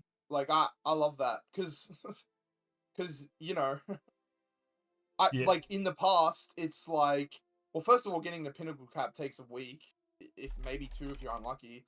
And also, there is literally nothing, like, there's no reason for it. So many people are like, how are you not pinnacle cap? As an endgame player, like, how is this not a thing that you, like, I'll be like a month and a half in and I'm not pinnacle cap. And people are like, what? You're not pinnacle cap? And I'm like, what's the point? I don't grind light at all. The singular reason for it is for GMs, and I don't really play GMs. And even if I did, I'm not, like, hard min-maxing for it, you know? Yeah. Because it's just, like, they're easy anyway. Like you said, you can run PvP loadouts and still do them, so. But yeah, it's gonna be fun and also I think another facet that's gonna be fun is like we're gonna want to stretch the limits. Like if we're 250, you best believe I'm trying the if I'm like low 200s, you best believe I'm trying the 300. Like I'm gonna get cooked, but you best believe I'm trying it. Yeah. I want those tier 3s. Well, like... I think you're actually locked out of higher content until you hit the floor. What do you mean the floor? Like, I don't think you can do 300 level content until you hit 300. Oh, really? I believe so. I could be incorrect. We didn't get to interact with a lot of that. But like in our playtest, you can see we're on expert. We were like level 230 or so, and you can see we don't have access to the 300 difficulty. Oh, guys. Yeah, that's kind of lame. Yeah, I don't know. That could have been test build stuff. I don't know for sure. Before I forget, check your DM real quick and answer that. Just verbally or not. You don't have just a yes or no. Fuck. Fair enough. Would it be obvious if you would have gotten an email. Guys. What if is it time to tell you that I'd never check my emails? Well, then that could be good for us. Anyways, doesn't matter. Yep. Okay. Well, overall, I think this was a good event. I think Bungie's, in my opinion, big thing coming out of this should be, hey, you should stop leaving things super vague for no reason, and tell us the time that it's going to be new gear, and then also extend it if it's anything less than a year. So yeah, for sure. Yeah. I think we're in agreement. Yeah, I mean, dude, it was just awesome content. It was actual movie. I think going forward, like Miles should have been like, Salt, you should Salt, dude, the ad lib Salt did, like with the belt thing, that was awesome. That was really good. Like Salt's so funny, dude. The thing about like him being a Bungie like the Bungie omniscient eye and like letting Milo stay unbanned was so funny. Dude, it's so good, man. It's so good. So yeah. Alrighty, man. Good chat. Alrighty. Good chat. Good chat. Good chats. Good chats. I don't know. What are you doing now these days? Like. Well, this weekend I have what we discussed, and then other than that, it's been mostly getting like the fringe weapons that might be useful for the day one. Yeah. But are you buying into the whole illegal armors? What are your thoughts on that? So my thoughts with illegal armor, I am in camp. I have to believe Bungie's implementing some sort of aggressive not swap in the day one. Because if I was on the Bungie team, I would. Because if not, every encounter is going to be you're running weapons during the encounter. At DPS, you swap to super, and then after that, you swap to another 200 for grenades or melee or weapons, whatever your damage DPS build is, and then it's back to your running like, weapons and whatever build. I'm a fan of that. I don't think they balance the day one around that. And if I'm Bungie, I'm just making it once an encounter starts, I hard lock your loadout, and then as soon as you wipe, you can switch stuff again. That's how I would do it. I don't know what that looks like on a technical engineer background, but that's how I would do it. So because of that, I'm not really too bothered about the crazy stat splits. I am farming. I spent some time farming high weapons, high intellect, so I can get a double 200 build of that for very specific situations where there are short burst farms. So if you think of like Templar farm or something like Zotek farms or whatever, where you're only in it for like 30 seconds to a minute, and really weapon damage and your super are the only thing that matter there. So I've been farming those for very specific cases in the future, just to kind of future proof other than that. But I don't think it'll really make it that big of a difference during the day one. So I'm actually surprised that you think they're going to have aggressive not swap, because I feel like the fact that they told us so early on for Rather Than 9, I feel like they would have said something about it by now. Maybe. I just think the current version of not swap doesn't do fuck all. And if like I said, like, especially like, because it doesn't do anything for armor swapping unless you're switching exotics, which is like whatever. I can make builds where I'm not swapping exotics, I'll be fine. I just don't think it does anything.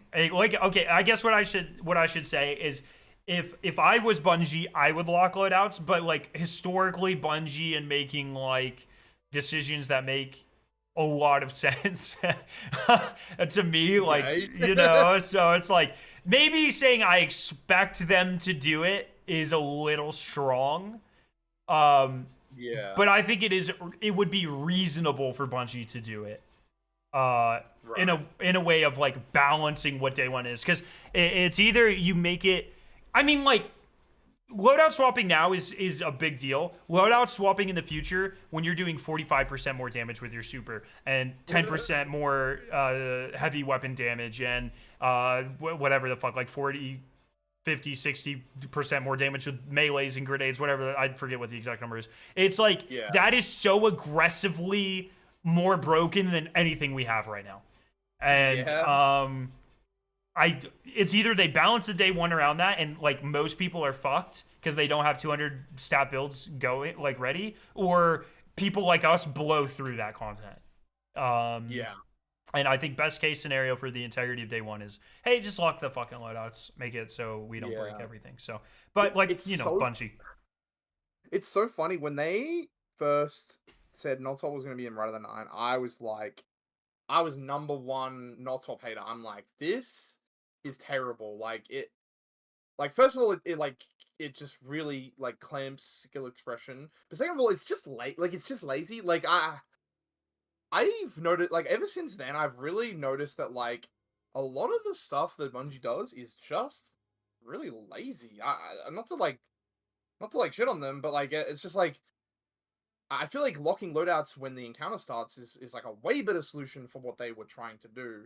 and I don't think it would have been like, it would have been way harder to implement. That's what actually is, I feel, and that's why they did not swap, because they're like, well, ideally we do this, but that's going to take a lot of dev hours, and we don't really have that for what this is, so we're just going to do not swap. Yeah, my take on that is like, I don't really have insight into that. I'm not a game dev. I don't know. I will say it does seem like a lot of times they take what might be the quickest or like least complex solution for something, not what is necessarily the way I would do it, or something that's a little bit more interesting or engaging, is how I would put that. What's Milo going on about? I don't know. I think we're about to congregate. Spire? But before we do that, basically, I was like a huge hater of not swap, because like I'm like, first of all, it's a terrible solution, and also I like swapping stuff. I think it's fun. And then I saw the Armor 3.0 stuff, and I'm like, oh, I see why they would try and not swap now. This shit is gonna be stupid. If you can if you can be on a neutral game build and then swap to super and then swap to weapon, like, that is crazy. Yeah. Like, I fully switch. I was like, okay, I get it now. This is crazy. This system is like, especially if you can just swap on the fly. Like, and imagine like something as busted as like Strand Titan, where I can just like, oh my fucking god, like it could just be. Yeah. That was one thing that Milo did not bring up that he should have brought up. I wanted Milo to be like, hey Salt, what percentage of your time in the last year and a half has not been on Strand Titan using a trench barrel shotgun? And that would have ended Salt's like fucking, I don't want Bungie to force me to play certain things, like immediately. It would have been gone. You don't care about build diversity, dog. 90% of what you do is on a single subclass using one shot. Yeah. Oh, it's gonna be so good. It's gonna be so good. Here, Milo wants to hop in here. Oh, there we go. What's up? Oh, well. If it isn't the defendant. Milo, quick before we get into that, quick piece of feedback. Okay. Friend to friend, creator, and we're all live. Sorry, we're still live. I don't know if you're still live. I think personally, a political debate style fits a little better than a courtroom style. Oh, come on! No, you gotta lead with the W content. Oh, that was one other thing I said. That's one other thing that I said as well. And I told you this in person when we were having fun adventures at Bungie. Your fucking content brain is unparalleled. It is beautiful to watch your head spin and be like, oh, people are going to love this. I love that. So, like, when you started pulling up the defendant thing, I think that's awesome. W content. Glaze as well. I think I agree with you. I think from a structural perspective, this all started like 18 hours ago when I just tweeted Salt and I said, do you want to like debate this for a video? Yeah. And then I was just like, how can I make this more fun?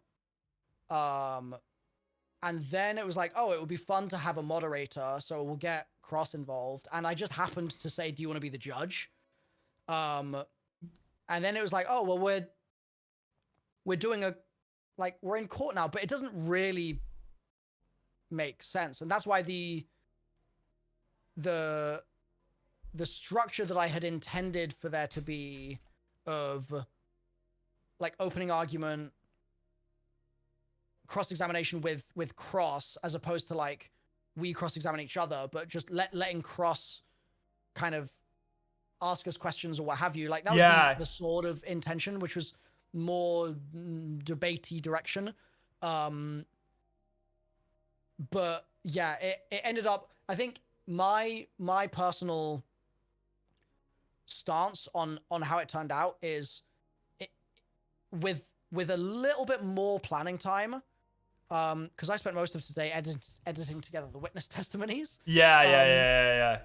With more planning time, I agree that like segmenting it more so that it's like, this is the 5 minutes of this part, this is the 5 minutes of this part, these are the prepared questions, and maybe like a judge who is pushes back a little bit when you kind of go off track, and you know what I mean, like. Yes. I mean, part of the issue as well is that like I set all this up, but I wasn't the judge. Yeah. I think Cross was like not wanting to step on my toes, which I appreciated. Like he wanted to let me take the reins for like my event, but simultaneously he was the judge, so he kind of needed to step on my toes to like keep me in line as the defendant kind of thing. Yeah. So yeah, it was I mean, Cross also didn't know what the plan was until 5 minutes before we got on. Like, because I was cooking it up myself, just trying to create a structure that would work, right? So yeah, I think it went a bit too long, and I think the structure could have been sharper, for sure. Okay, so follow-up idea, brother. You know, a lot of us are going to be together in just like a few weeks in a place that happens to have a lot of cool light setups and stages. That's true. Just going to throw that. And so there's a bit of time to plan for shenanigans there. So, and the organizers are pretty open to fun ideas. So just throwing that out there.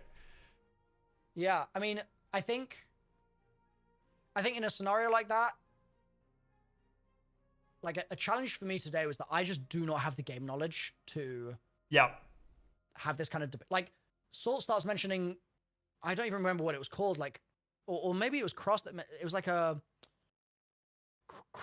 something beginning with C, some old gun. Cryosthesia. Clismic? Cryosthesia? No, it was something else. Like, what was it pertaining to? Chroma Rush. Chroma Rush. Dude, Chroma Rush, yes. Dude, they baited you. So if like you should have just clapped back. Who the fuck's using a primary in PvE? Like, well, I don't even know what that is. I've never even heard of Chroma Rush. Oh, it's it's from Season of the Splicer. It's just an auto rifle that people fucking glaze for no reason. Okay. Sorry, chat. Sorry, chat. It's similar to Multi-Mac. Basically. Multi-Mac's it was like SMG. It was just stuff like that where it's like it's very hard for me to formulate an argument when I don't know what anyone is talking about. Yeah. It was tricky. That's what I was also saying. What next time? Hopefully there's a next time. You should keep this going because it's fucking awesome. Let me debate coach you a little bit on stuff like this. I can prep. Okay. I can prep you, dog.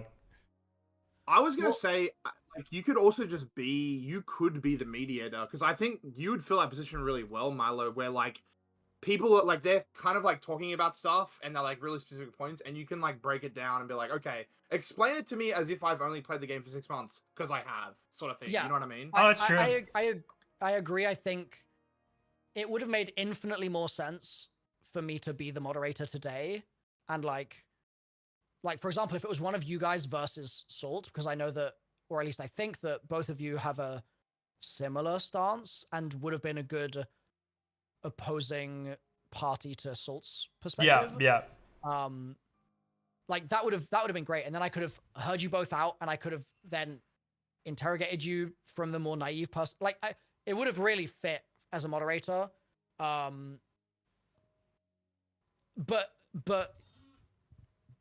equally so, Scarrow, if there was a scenario where I was on the stand again, then I'd be super down to be coached. Like I love that sort of feedback. So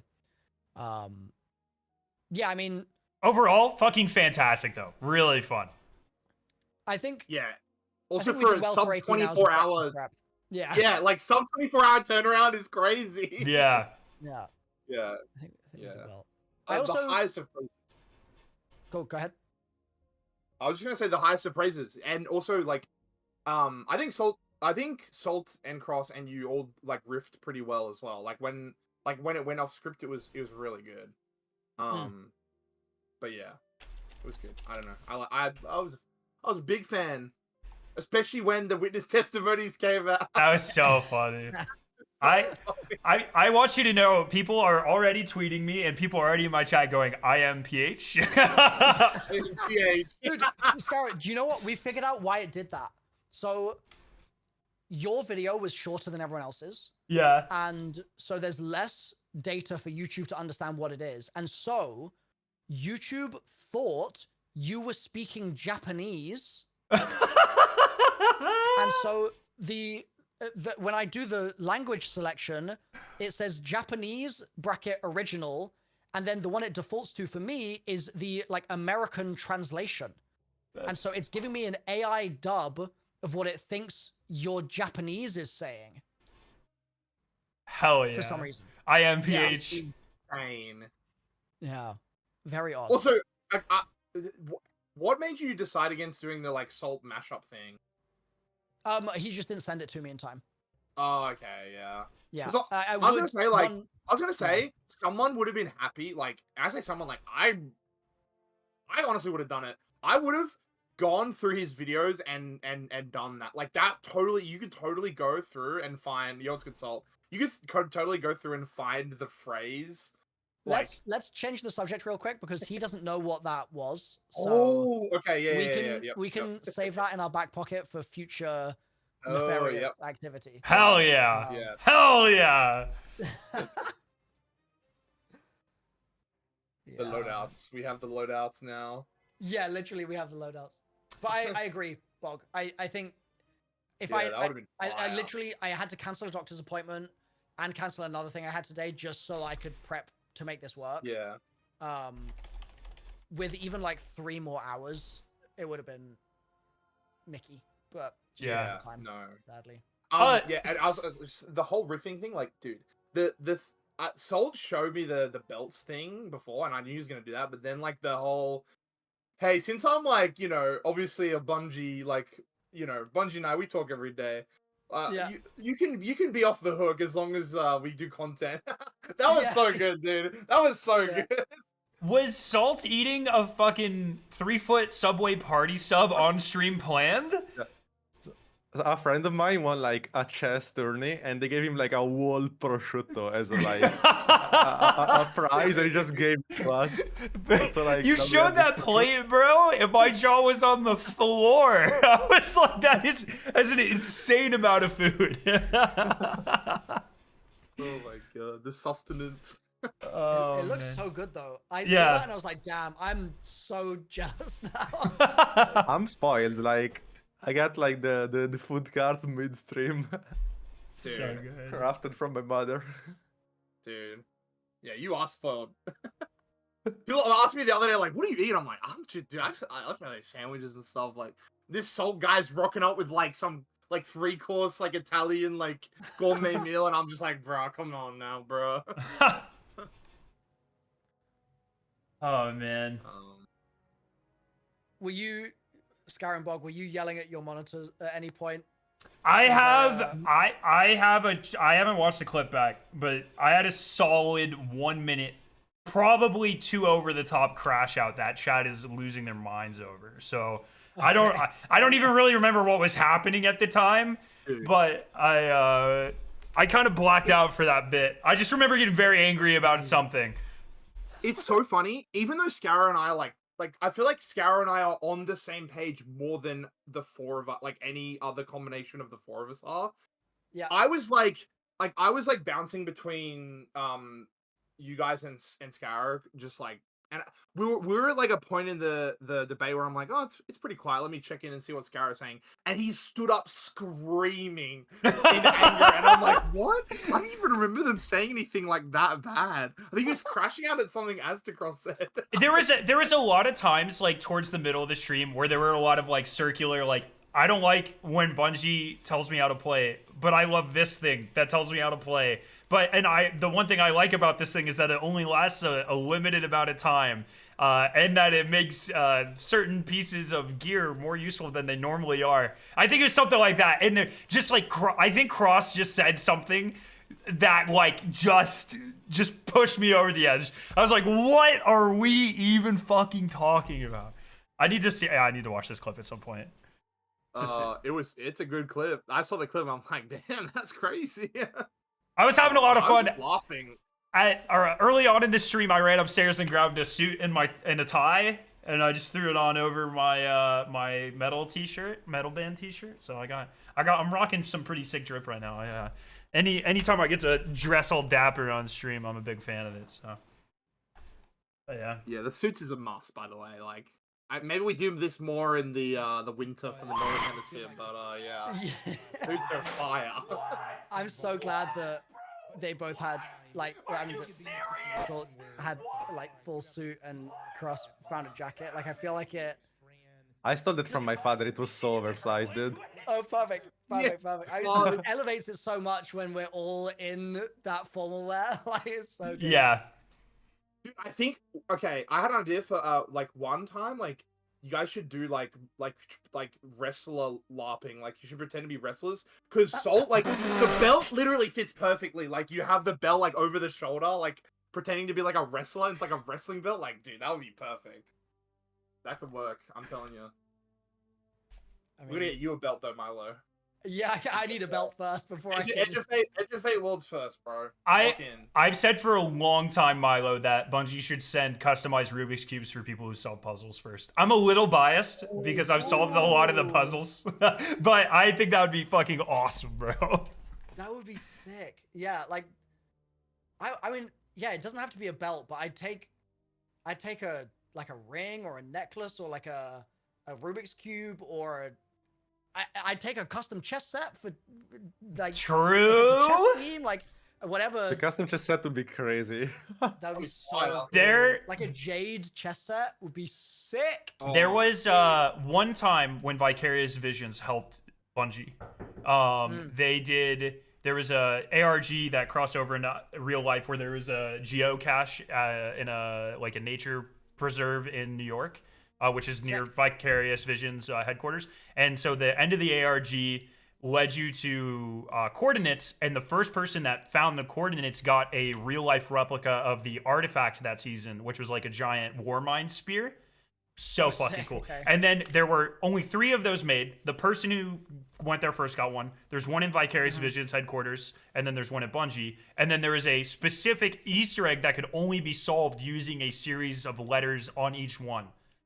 Wow. And so, like, for a while we didn't, like, Bungie was like, no, ours doesn't have it. Ours doesn't have it. Ours, because they weren't involved with it. It was all Vicarious. Yeah. And then, like, a few months later, someone at Bungie was like, oh, wait, ours actually does have letters. And then they gave it to the community, and it was solved. It was pretty funny. So, but that's the only time they've really done physical. Well, the first team to solve Whisper in Destiny 2 got like a postcard that was signed by the devs who made it. But other than that, like, they generally don't reward puzzle solvers, unfortunately. So, I think it kind of makes a little sense though as well, because like the puzzles for the most part are like they're more community. Yeah, that's a good point. That's a good point. That's a good point. So it might feel a little bad. So it's like, well, the whole community solved it, not just like the first person to crack it or whatever sort of. But yeah, true. Yeah.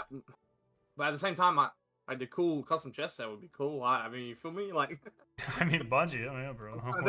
I'm kind of down for a custom chess set. That sounds crazy. Mactix doesn't get one though. I felt so. No, I think it would just have to go to the first person, like in game. Yeah, it would just have to go to Milo. We get the event. Yeah, it would go to Milo. Milo and Salt or whatever. Yeah. And Salt, yeah. But yeah, no.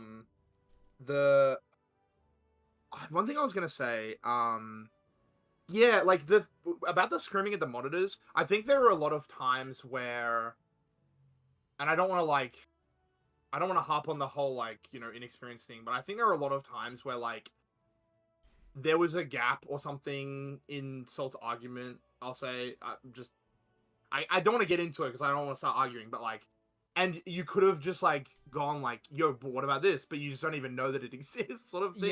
Yeah. Well, that's, like, that's exactly what I mean about, like, I think I would be a very suited moderator for something like this. Yeah. But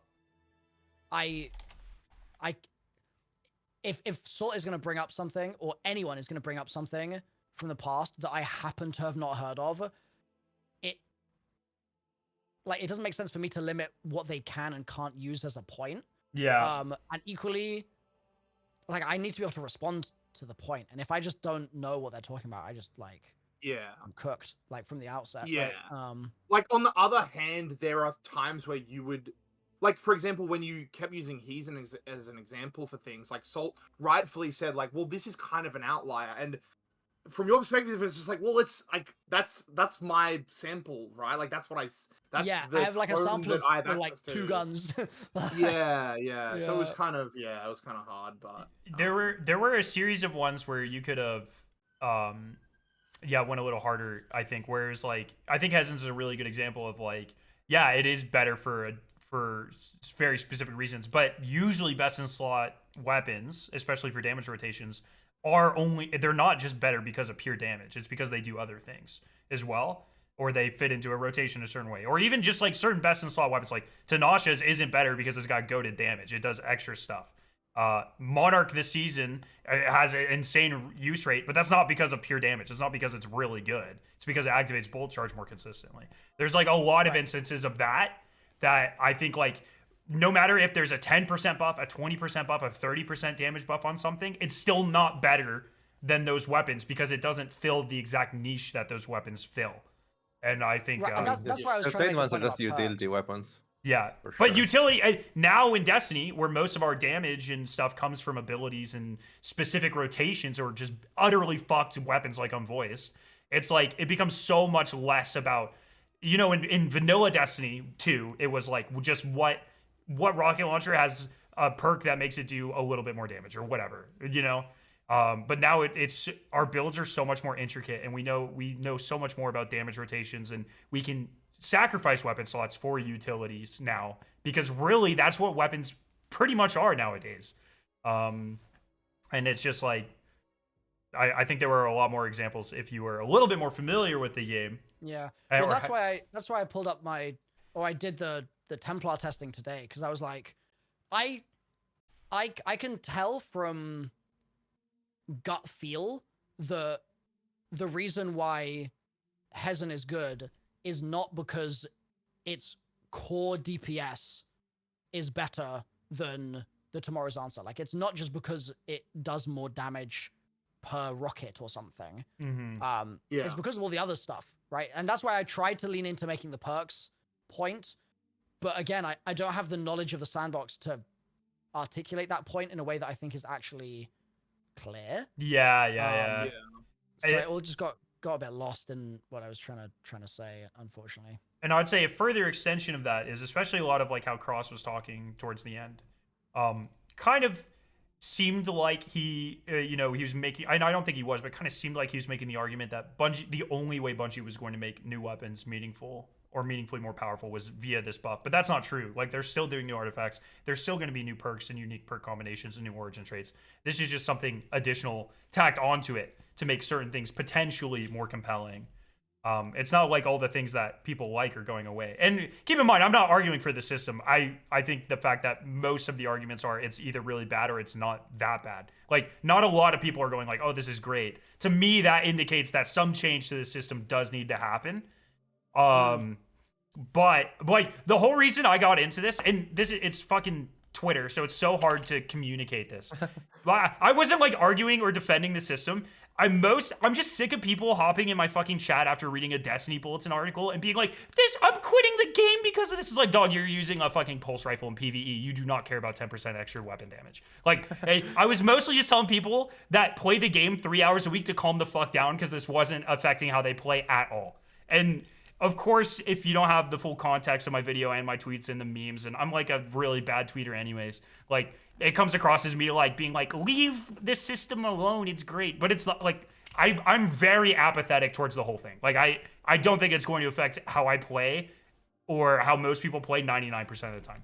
I think there will be very niche, like, for instance, right now, even if Apex Predator had that 10% damage buff, I think there are certain instances where people would use it over Hezin's, but a lot of times Hezin's would still just be good enough, and it wouldn't even matter. And that's kind of my take for the whole thing. Even 20% is hard to justify against Hezen. Like, Hezen is just has a shit ton of DPS because of the trait. Yeah, right? It's awesome.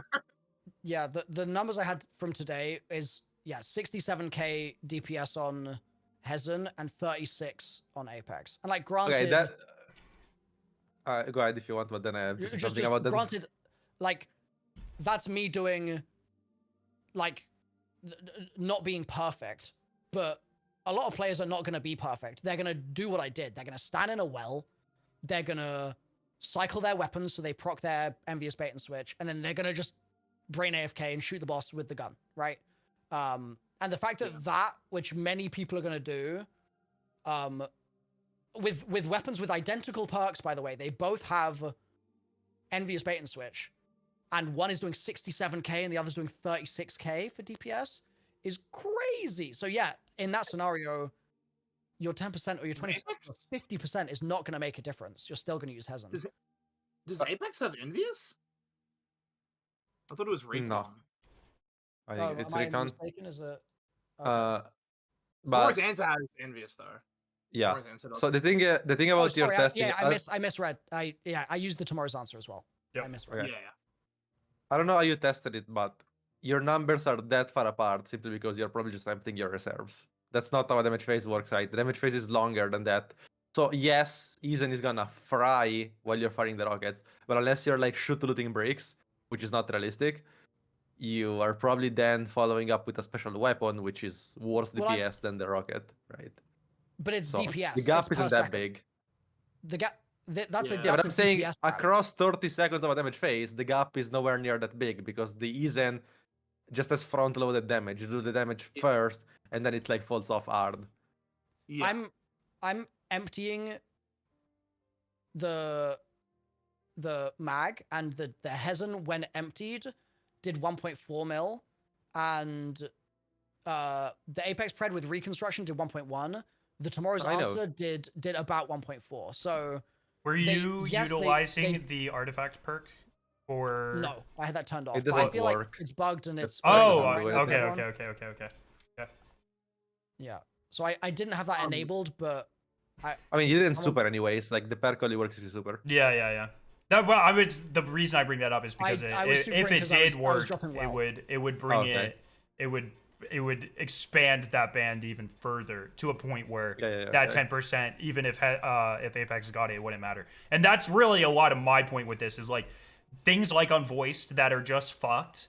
It's going to be, even with a 10% bonus on something, unless something has the identical role and goes into an identical type of build and has an origin trait that is equally or as good or better, then like a 10% damage for a lot of best in slot stuff isn't, or a 10% damage bonus isn't going to displace a lot of best in slot things currently.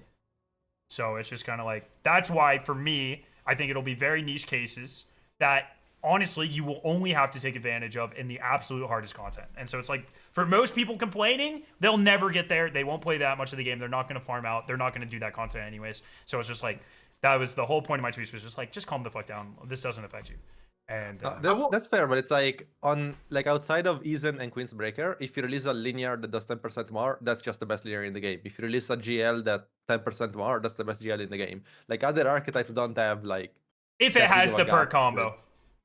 I mean, yeah, but look, nowadays literally every fucking dog shit Vanguard Strike weapon has like the perfect perk combos. I feel like, yeah, like, I don't know, it's like so combo. Usually when they reach a point, so like for instance, let's use Unvoiced as an example with redirection and a secondary damage perk. You know, sudden death is also now rolling with very similar perk sets. So that means probably the next time they introduce a slug shotgun, it'll either have a different frame. We know rapid fire slugs are coming now, or it'll have a new perk or perk combination that makes it even better. Like usually they don't release, they'll do like 2 or 3 of the same perk combo on similar weapons in a row, and then they like move the needle in a meaningful way. We saw it with Bittersweet and Chill Inhibitor. The next GL is probably going to be better than those just because of a new perk or something. It's how they do things. If they do that, then you don't need the 10%, right? Then the 10% doesn't matter. That's my point. That's like, that is... No, not that it doesn't matter. Like, you don't need it. It's still better not to have it, because if the weapon is better and it also has a 10%, the other weapons are just cooked. While if it's just partially better because it has a partially better perk, then the other weapons could still have some surge matching potential at least, which I think it's healthier for the game. Well, once that buff runs out, playing devil's advocate, at the end, let's say if it does run out after 6 months, then it is competitive again. But for a short time, the new GL was just like, objectively better. But then when you lose that temporary buff, now Bungie doesn't have to go in and nerf the one or whatever. Then there's competition in that slot. Once again, I'm not defending the system. I think it's not doing... I think there are much more creative, effective ways that they could achieve what they're trying to achieve. But I'm just saying it's like there are 50 different possibilities that could happen with the system. Almost certainly all of them would happen at some point, but they're all very niche. Like I don't think anything would like overwhelmingly happen. One of the points I was gonna make today and just didn't get around to it is like, I really wouldn't be surprised if all of the negative consequences that people are saying will happen don't happen for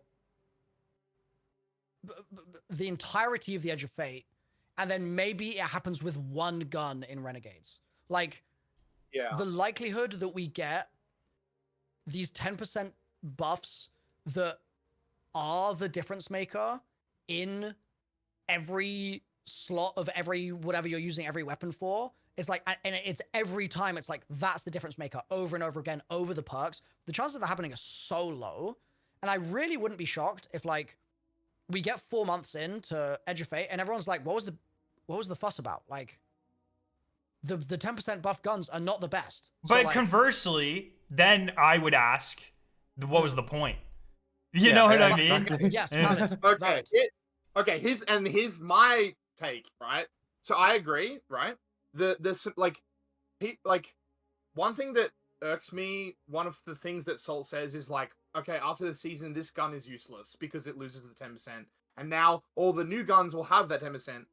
The thing is, it's like that's just completely untrue, because what if we just don't get a new rocket sidearm, and so your old one that loses the 10%? Yes, like in the grand scheme of things, it's weaker relatively to what it was, but it's still the best option, so it's still the thing that you use, right? Yeah, but then the system didn't do anything. It's just not affecting the archetype.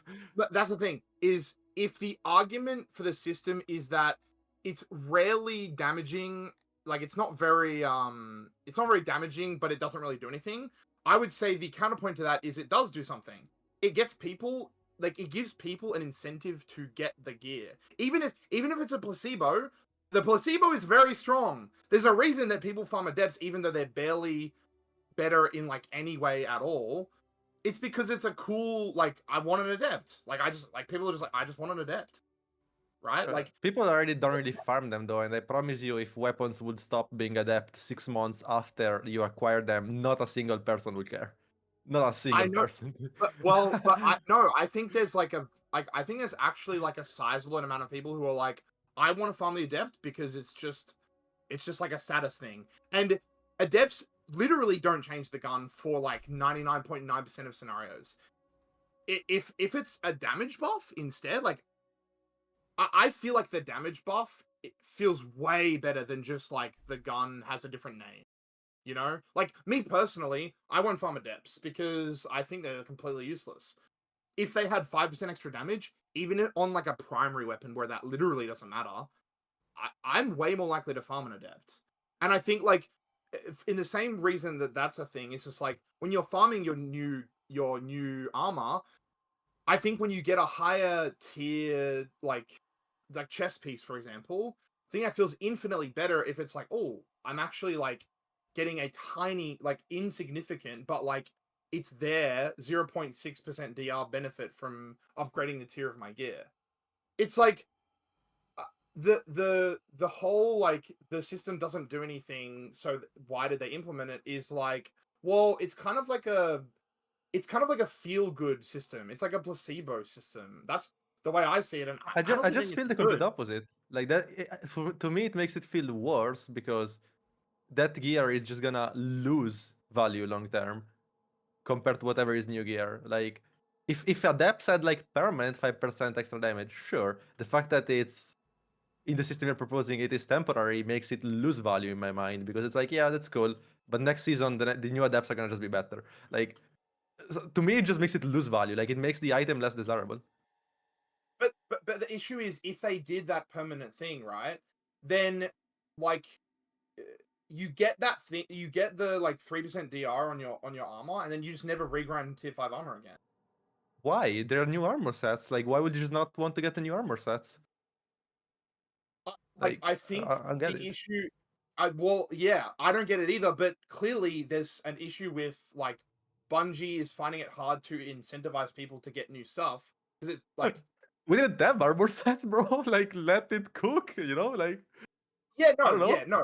I What I will, This my singular all instant- input on this is I think the damage resistance on armor is a lot more effective at getting me, specifically me, to farm for it rather than the damage on weapons. Because I think that's going to be a much more immediate impact on your gameplay in a way where it's like your armor isn't really competing for slots in the same way weapons are. Now, that does become I think that will introduce hard decisions, like in Renegades. Let's say the new gear tag ends at the end of Edge of Fate. Then you do have to make a concerted decision. Do I use the Bushido set? Or if none of the new armor sets really interest me that much, the bonuses, is the 6% damage resistance better? And I think, that's going to create build diversity because people are going to have different answers to that question. That is going to change based off of what activities or builds you're doing and what armor set bonuses they introduce. Once again, not defending the system, but I think this more effectively does what Bungie wants it to do than I think the weapon damage is like a complete non-factor for most of the game.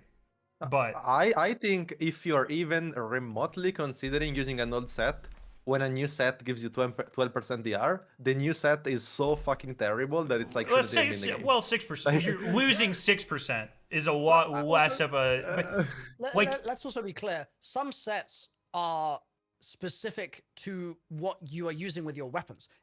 Because a set is built for swords doesn't mean that it shouldn't be in the game if you choose to build a pulse rifle build or some other build that doesn't use a sword, right? Yeah. Of course. And there's quite a lot of those. Like, one of the sets is about firing grenade launchers and rocket launchers, and then it gives you a speed boost. Like, it's extremely niche. Like, I can't even think of a scenario where that would ever be useful personally. Speedrunners. With my Speedrunners using a Lethanim. Okay, maybe. So maybe it's there, but it's like, okay, it's incredibly niche then to speedrunners. They would find it really useful, but just because somebody else might find it completely pointless doesn't mean it shouldn't be in the game. It's just that it has a use, right? It has a purpose. And I would hope things like the raid set have perks that benefit you more in the raid that make you question, do I want the damage resistance for like the epic raid? Do I want to use things with more damage in the future? Obviously this is different because everything's new gear now, but in the future I can definitely see a world where I'm farming the new epic raid and it's like, oh, do I use higher damage resistance or do I use something that has perks that benefit me more in a raid environment? And it's like, those are decisions that people are going to make differently based off of, once again, your weapons, the type of player you are, the difficulty of content, the modifiers, et cetera, et cetera. But it introduces a lot more dynamic gameplay decisions than the weapon thing. And maybe there are more interesting ways to do that. I'm not arguing that. But I think this is at least achieving part of what Bungie wants it to achieve, at least in my interpretation.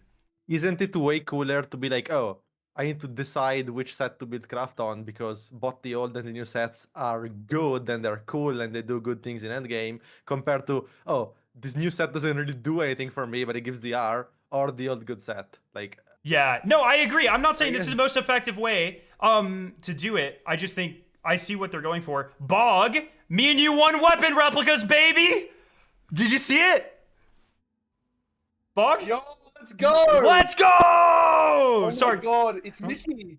We just got the results back of the tournament Bungie ran a couple weeks ago. Sorry.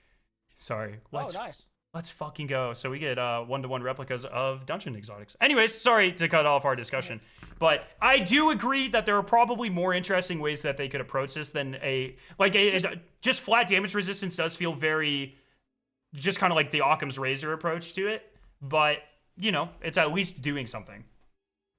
So to me, like, correct me if I'm wrong, Salt, but I feel like there would be less outcry here if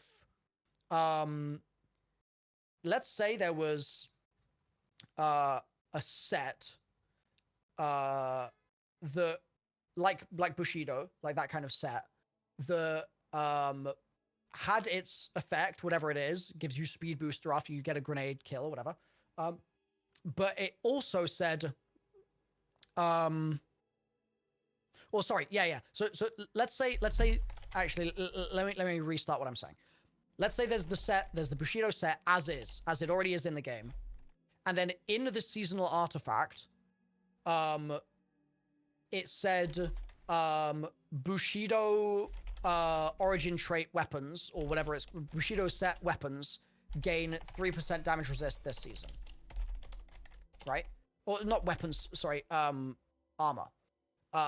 In that scenario, I think nobody complains about that as an artifact perk. But it would be the exact same thing. It would be a 3% bonus per armor piece that would stack for that season, and then it would go away. Right? And like, it would mean that Bushido weapons would be really valuable. You mean armor? What do you mean weapons? Sorry, I keep saying weapons. Sorry, brain's I mean, I feel like that's the same thing.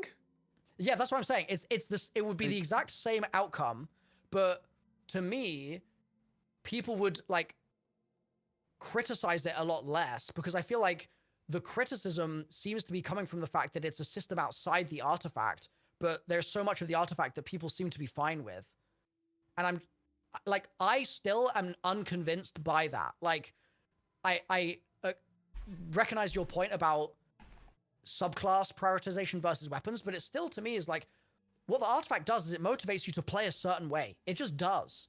And that's also the argument that you guys are making that you don't like. You don't like being told to play a certain way, but that's what the game does already. So like, if the artifact was the way that you were getting your damage resist, would that like, to me that wouldn't change anything. To me that would be one of the bad artifact mods that I don't think should exist. Would it be as bad as it being a seasonal buff in this current way? I mean, if there is a mod for every armor, for every new armor set that releases, yes, it's the same thing. If it's only for one, it's still an issue. It's just less of an issue because it affects less things. I see. Like, okay. Like, correct me if I'm wrong, Sol, but I feel like your view on like any like form of like surges or artifact mods or the new thing, like, is it like you just don't like it if it's just basically just telling you what to do, like telling you to use this gun because it's got a buff, telling you to use this type of weapon because it's overcharged or it has particle? Yeah, I mean, in general, yes. If something just like limits the sandbox for no reason, like if you have a sandbox where there are 100 viable weapons and a mod makes 20 of them viable compared to 100, that's a bad mod that shouldn't be in the game. Like, if you make a mod that makes 200 of them like viable, that's cool.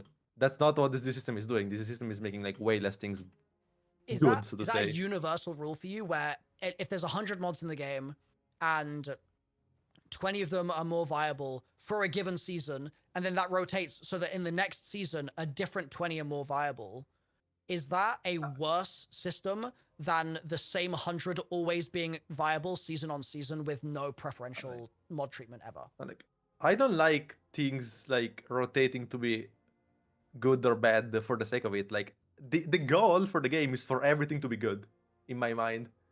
That's impossible to achieve balance-wise, but like... Because I feel that from a game design perspective, you cannot let people use everything without highlighting things for them because they're too dumb. It's just the nature of the player base of any game, where like, you need to give them a shiny highlight around something to be like, you should try this. Like, consider trying something new today. And I actually think that's true. Not in a game like Destiny that's pretty simple. Either way, you can do some tiny buffs. That's a crazy thing to say, brother.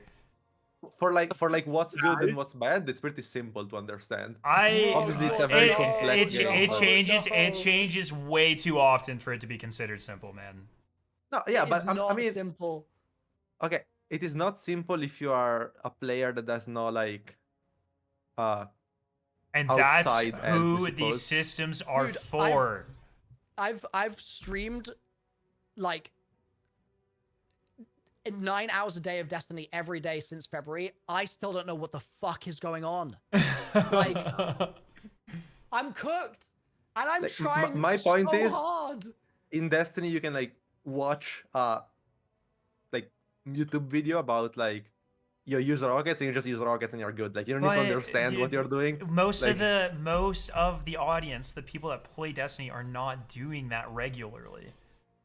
And also, even if you do, I still don't think it's simple, because it's like, okay, I'm gonna watch a video that's gonna tell me to use Hezen, right, to start with, and then and I'm using Hezen again because it's the only example I can use. But like, it's gonna tell me to use Hezen, but then also on top of that, I need to make sure that I farm for the specific Hezen that I need, and then I need the rest of my overall damage, like loadout and rotation, to be correct. And I need to make sure that we have our debuff, and I need to make sure that my surges are correct. I need to make sure that if I'm swapping, I understand how the swaps are going to work and whether not swaps available or if it's not available. And I need to make sure that we're debuffing in the right way. And I need to make sure that if we've got any other damage buffs that are going to stack on top of that, then that's relevant. And I need to know what all the artifact perks do, which are probably not going to be in the damage rotation video. They're probably going to be somewhere else. So I need to know what all of those are. Every single season that's going to change. It's like, I think simple is just the wrong word to use, because maybe it is, but that's just not what I meant. I suppose, like, okay, fair. It doesn't matter. Like you can just use whatever, especially if the game is more balanced, where, so to say, everything is viable. What do you care if a casual player uses a sword or a rocket or a machine gun, as long as they all do their job? Like, I don't see why Bungie would care about that. Just let them use what they like.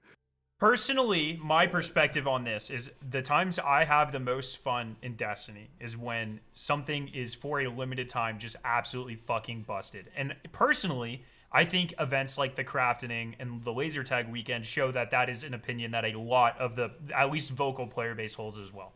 So seasons like this, maybe 3 or 4 months is too long. I'm not really a great person to judge that because my playtime isn't representative of most of the community. But like Bolt Charge being just absolutely fucked this season is cool.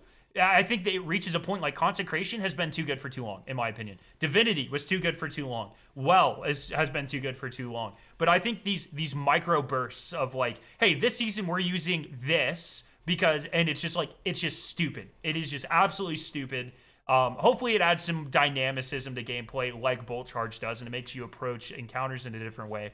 Unlike like particle reconstruction just makes you sit still and do, like, it's not really interesting. But they do introduce very interesting ways that change and make you busted. I personally find that way more fun than picking like whatever the hell I want to use. Like it's just different. It's different gameplay. Being kind of guided towards it, and it offers something that I can't normally get. And it's only for a short burst, so it's easier for Bungie to kind of just knock out back into place once it's done. Yeah, but like that's 20 times cooler than whatever this new system is, right? Totally. But like, you guys there are situations. There's a possibility, like you guys were discussing stasis, right? How bad stasis is. There is technically a possibility that the combination of all of the increased damage resistance and how easy it is to use with the new artifacts, in combination with certain stasis exotic weapons and armor pieces being buffed, like Bacchus or any of these things that are being buffed temporarily next season, there is a hypothetical situation that makes a stasis build not only viable, but actually in the upper echelon temporarily next season. Now, I haven't ran the numbers. I don't know if that's going to be a reality, but that is something that could come to fruition, and it would only be because of very specific factors adding on top of each other, like this. Yeah, I mean, look at this season. I don't think that's true, because I would say look at this season. Like, we were joking when they announced like Storm's Keep and like the artifact and all that stuff. We were joking. We were like, haha, we're gonna be on Arc Titan, as if we're gonna be on of course we're gonna be on Conch Titan. It's literally the most broken thing in the game. There's no conceivable scenario where we're gonna be gimping ourselves and going to Arc Titan. It's just like, well, the amplified buff, the 2.5x damage from the artifact, Thunder Crash is still good, and it's on Arc. Like, actually, we are on Arc Titan, and it's better in. I mean, it's crazy. Like, it's still not better than Consecration in like a lot of scenarios, but it's it's pretty good. Like, I see it less with stasis, but I mean, hey, I was wrong about Arc. I was like, this is not going to be good. There's no permutation that they can make this good, and I mean, it was. So, that's really just false equivalence. Like you're comparing them adding an aspect to the game, and balance patches to subclass abilities to flat DR on armor that you can use on every build. Like, if I can use flat DR on every build, I'm just using it on the best build. That's not making a specific build better. But once again, I'm more speaking to the additive effect. Where next season, Frost Armor and Stasis Shards are going to be a lot more effective at certain things or easier to attain. And then maybe that by itself isn't that interesting. But the fact that, hey, this Stasis exotic gives you 10% more weapon damage, whatever that, I don't have the full list. Like, oh, maybe Wicked Implement that 10% extra damage will put you. You know what? Like, obviously, I'm being hyperbolic and sarcastic there, but there is a world where some very niche interaction of these things does make an interesting combination of weapons for a few months. Now, am I saying that's the best way they could approach that? Absolutely not. That is 100% looking for diamond in the rough here, but it could happen. And there are situations, once again, hypothetically, where that only happens because of these very niche additive situations coexisting at the same time. I am convinced that a 10% buff or nerf is not gonna give you that feel of like a fun meta that something completely fucking broken like the crafting gives you. Like the 10% is just gonna fuck over variety, and it won't really feel your enjoyment. It won't really change your enjoyment of like a weapon. I don't think. Surely that point is saying the 10% buff is going to be significant enough that it's going to rule out everything else, but it's not going to be significant enough that it's going to actually motivate me to play a certain way. Like, it feels like you're making two opposing points at the same time. No, it's not. It's not an opposing point. Like, it makes complete sense to me. Like, if there are 5 GLs that are similar strength, and one of them just does 10% more, I'm gonna just use the one that does 10% more. Yeah, but we're talking about entire builds, though, not specific, like one specific weapon. We're talking about in general, like a weapon doing 10% more, dude, won't like completely change the game. It could completely, like, But Ager's doing 10% more damage on top of backers giving you 3% extra damage resistance on top of specific aspects of stasis being overcharged and focused on next season, like Frost Armor, could make that more interesting to a wider variety of people. We're not singling out a single piece. It's all of it in a, there's compatibility effects there, that or additive effects there that might make that more interesting. Once again, I'm not going to die on this hill because I'm like the #1 stasis hater, but there is a world where that could happen. Cool. Sorry? I feel like I have to disagree. I think if the build is interesting with a 10% buff, it's interesting even with. But it's not just a 10% buff. I don't know how many times I can say that. The other things are there. The other things are there anyways. Like the other things are still happening, whether they scrap this system or not. You're still getting your stasis mods and everything. The other things are still there. They are constant. I think you're trying. Yeah, I just feel like you're trying to have it both ways. Like, can you concede that either the 10% is going to be irrelevant or it's not? In the case that it's irrelevant, then I think the fact that it's a badge that people see and they're like, oh, if I use this, then it's doing more damage. I think that outweighs the downside of, in a very small amount of cases, it will make it so that there is a correct choice in which weapon you use, and that choice, the correct option is just whichever one is the current seasonal buffed one. I feel like you're trying to have it both ways. You're like, the 10% is both completely game ruining and limits your options to just what is presented in that season, but at the same time is so insignificant that it doesn't make stuff feel good. It just ruins the meta. Like, I feel like you're trying to have it both ways. Like, I firmly stand by that. Okay, well, I just feel like I feel like you cannot have it both ways. It just can't work. I disagree. All good.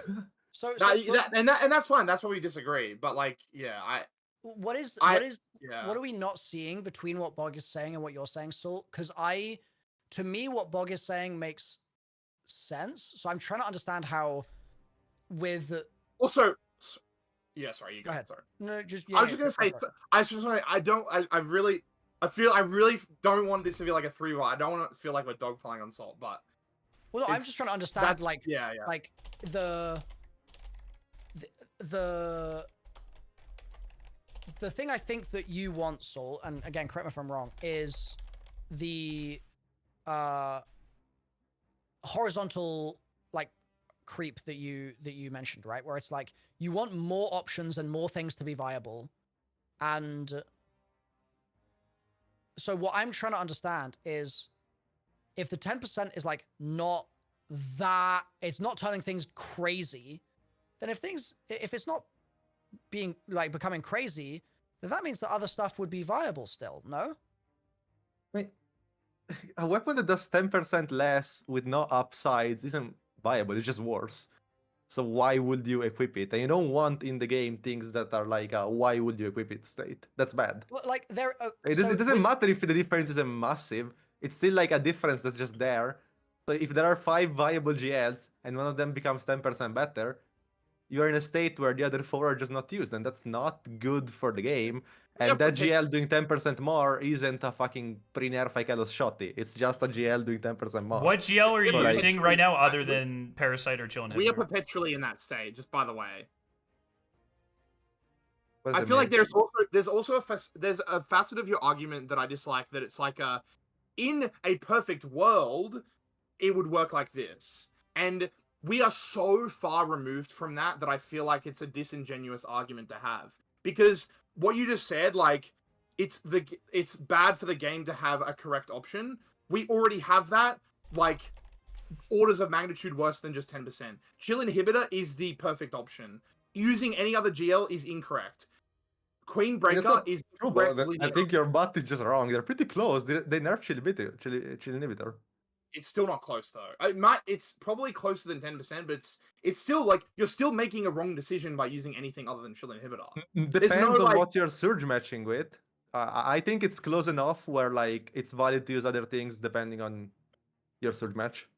That's okay. That is another discussion, but like I'm pretty sure surge matching is so insignificant that the difference is not there. But either way, with that aside, like if you're using a linear fusion rifle, you're using Queen Breaker, and it's not even close to the next option. If you're using a rocket, using Heezen, and it's not close to the next option. If you're using like, I mean, there aren't really other heavy like if you're using a machine gun, like I don't.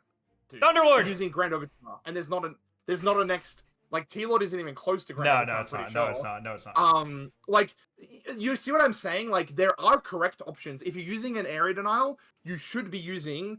Well, VS Velocity Response the only one. That's a bad example. If you're using a sidearm, I guess there are options there.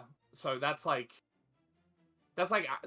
good point in your camp, but like a 10% buff wouldn't change that. I've already said in the argument that the 10% buff isn't gonna do anything for utility weapons. Like on Tinashas, it doesn't matter. Right. Like that's not. Well, so then address the DPS. It fucks over mainly DPS weapons for just no reason. Like, well, but address the fact that it's already fucked.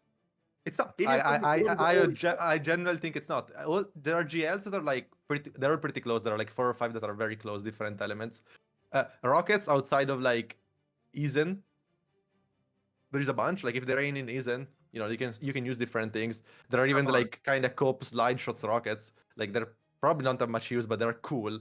And on linears, there are so many that are pretty close. So many. Yeah, we'll probably do the twin. As long as you like, we'll probably do the twin tomorrow, boys. Like, you can't just use one outliner existing because they can't balance the game for shit as an argument that like the system isn't damaging because the sandbox is already damaged. Like, yeah, the sandbox is damaged. That's a one other issue. They should fix that too.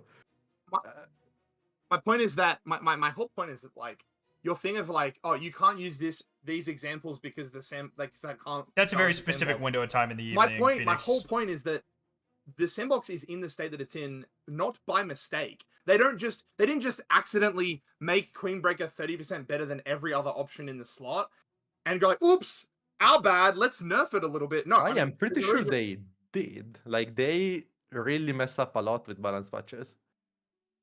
Okay, which is why then they end up like nerfing things. It's trust me, like they aren't trying to like bring hype to the game by buffing Queen's Breaker. It's an old weapon. If they wanted to like bring hype to the game, they would make a new weapon good. Like Queen's Breaker is just a balancing mistake. That's fine. They're gonna fix it in the future. All good. Like. Okay, so how about in situations like Lord of Wolves, where maybe they overtune it a little bit, but even when they nerf it, they are specifically looking at one thing. It is still very clearly best in slot and most easy to use. Yeah. It is clear. It is clearly intentional. It is clearly intentional that Lord of Wolves is best in that slot right now. I don't. If I like, I think you're giving them way too much credit, but that's a different combo. Like, I don't know if I want to get into this. Like. They've like literally specifically talked about implementing the artifact the way they have to have things a little bit broken to make it more interesting and dynamic between seasons. Like they've publicly gone on record and said this like multiple times. Lord of Wolves isn't an artifact mod? No, we're going back to Queen Breakers, but it's like this that's also not good with an artifact mod. Even if you remove particle, it's still by far the best linear. I just I don't know. I think you might not be giving them enough credit personally, but I personally don't like sitting outside of like professional bubbles and telling them they're not doing a good enough job, or like calling it like it feels very backseaty to me. And that's maybe that's just because like people are always trying to tell like scientists that they don't know what's going on. Maybe I'm a little bit too close to situations like this, but if I could moderate here, I think it's likely that both camps have some truth to them. I think that there are definitely likely scenarios where Bungie has some internal reason for doing something that we will never understand because we don't have the data in front of us. But equally, I think there are probably also plenty of scenarios where the Destiny sandbox is very complex, right? It is just very, very complex. There's so much overlapping system work happening. And yeah, it wouldn't surprise me at all if something got tweaked and it had an indirect effect that they weren't immediately expecting, and then it was like, oh, okay, this is cracked now. And it also wouldn't surprise me if there are some scenarios where that happens, they accidentally tweak something and it goes crazy, and then they're like, oh, this could be fun, let's make the bug a feature and let's lean into this and let's explore what this could be like if it was fun. Like, I'm sure all of the above and all of that sort of overlap does happen. I suspect that we can all yield that it is never only one thing. It's never only mistakes, and it's never only Gigabrain from the devs. I think that's probably fair to say. Yeah, for sure. I mean, I guess, I don't know. I guess my point is, like, the biggest, like, what's the word? I can't find the word. The biggest, like, argument against the whole, like, 10% is, well, if we say it only affects DPS weapons, which, like, it categorically kind of only does, but, like, if the issue is, hey, this 10% is going to, like, stranglehold all of my DPS options because they'll just be a correct choice, it'll just be whichever the seasonal, like, current one is, I would argue that already happens. So, like, blaming it on the 10% is, like, kind of dumb, because instead of doing that, they could have just released a new, like, weapon with a new damage perk that's just better. And then, like, the rebuttal to that is going to be like, well, they don't have to do that. And my thing is just like, well, they always have and they always will. Like, that's how they get people to say, oh, they can either release a weapon that's, like, perfectly balanced and be like, I'm not going to bother getting that because I've already got 4 GLs that are the same. Or they'll go like, oh, this one's slightly better, so I'm going to get it. You know what I mean? Like, I feel like that part is pretty deliberate. Like, they... It really just doesn't already happen, though. Not in this short of a cadence. Like, it just objectively doesn't. Can I ask a question about the surge matching thing? I just think it does. When you're talking about surge matching, is that, just so I understand, because I haven't heard that phrase before, is that you making sure that, like, you have an arc weapon in your special slot and your heavy slot so that you can have arc surges on, and then when you run out of ammo in your heavy slot, you can switch to your special? Is that what that is for? It's more of like, you never know what's being released in the game if a good special weapon gets released, and when good special weapons get released, especially with single shot weapons, it's good to do rotations with them. So, like, for example, it's good to have, like, it would be good to have an Envious Bait arc rocket in case they release a good arc special, or in case they buff Cloud Strike. Like that's a very strong reason to like at the same time, right? So that when you run arc surges, both of them are getting buffed. And Bog said it's not significant, and I'm gonna say it is like super significant. Like at least when you play at like pretty high level of the game, like it's crucial, I would say. So if it's crucial, would it let me lay out a scenario and you tell me your reaction to it. So let's say there is new gear releasing. What's like a new weapon type? Like sidearms? The rocket sidearms? Those are pretty new. Those are pretty new. Area denial GLs within the last year. Okay, let's go with the sidearms because I've experienced those probably a little bit more. Let's say there is a new element sidearm. Let's say there's no like good strand sidearm yet, for instance. Just work with me for the hypothetical. And let's say in Edge of Fate they release a new strand sidearm that's got good perks, like it's really good, and it's new gear, so it has the buff. And you get towards the end of the season, right? So the buff is only going to be around for another month, let's say. You have just said that surge matching is very important.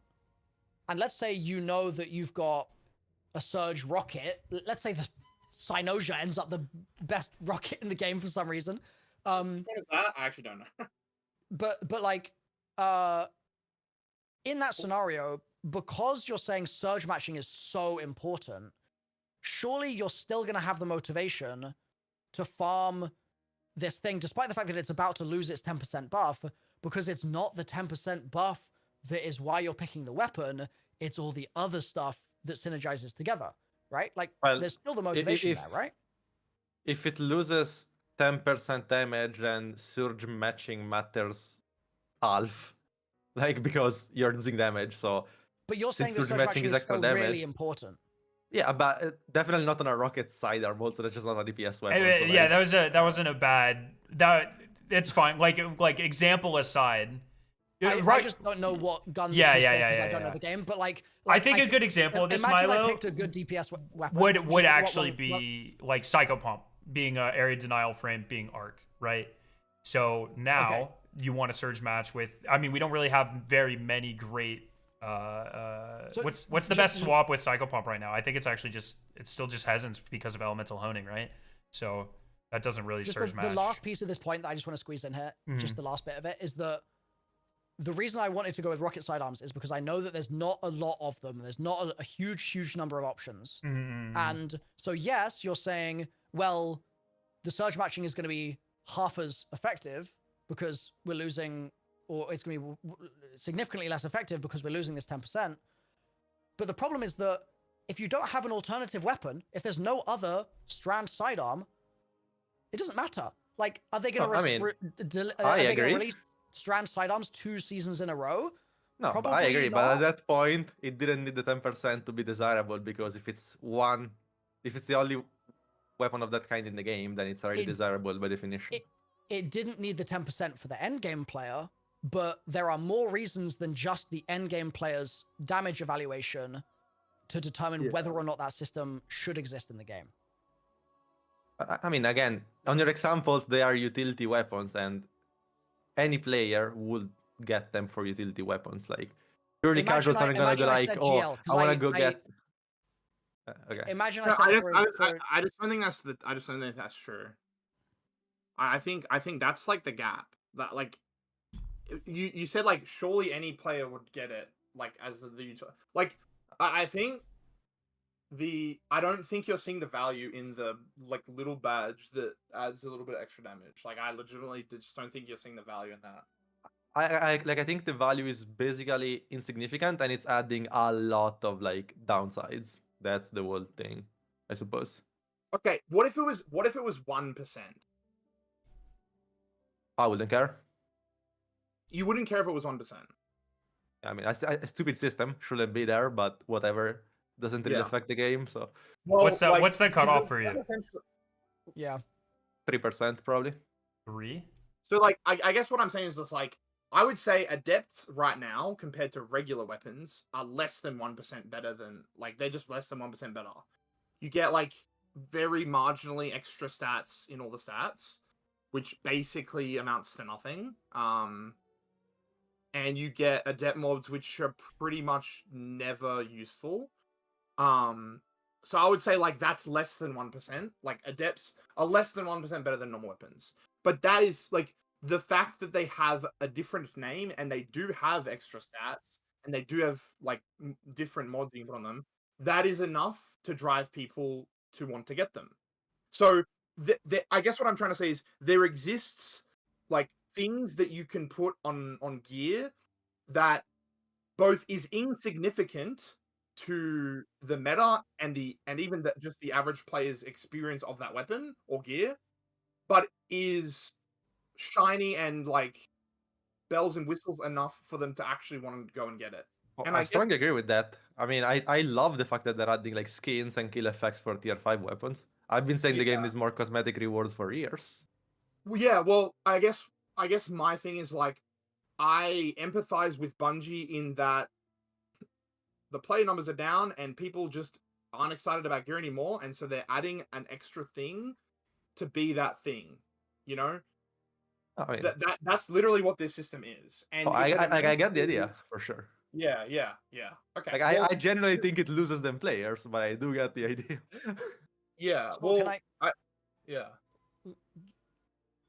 Maybe finish your point, Bog, but I want to ask a related question. Well, that's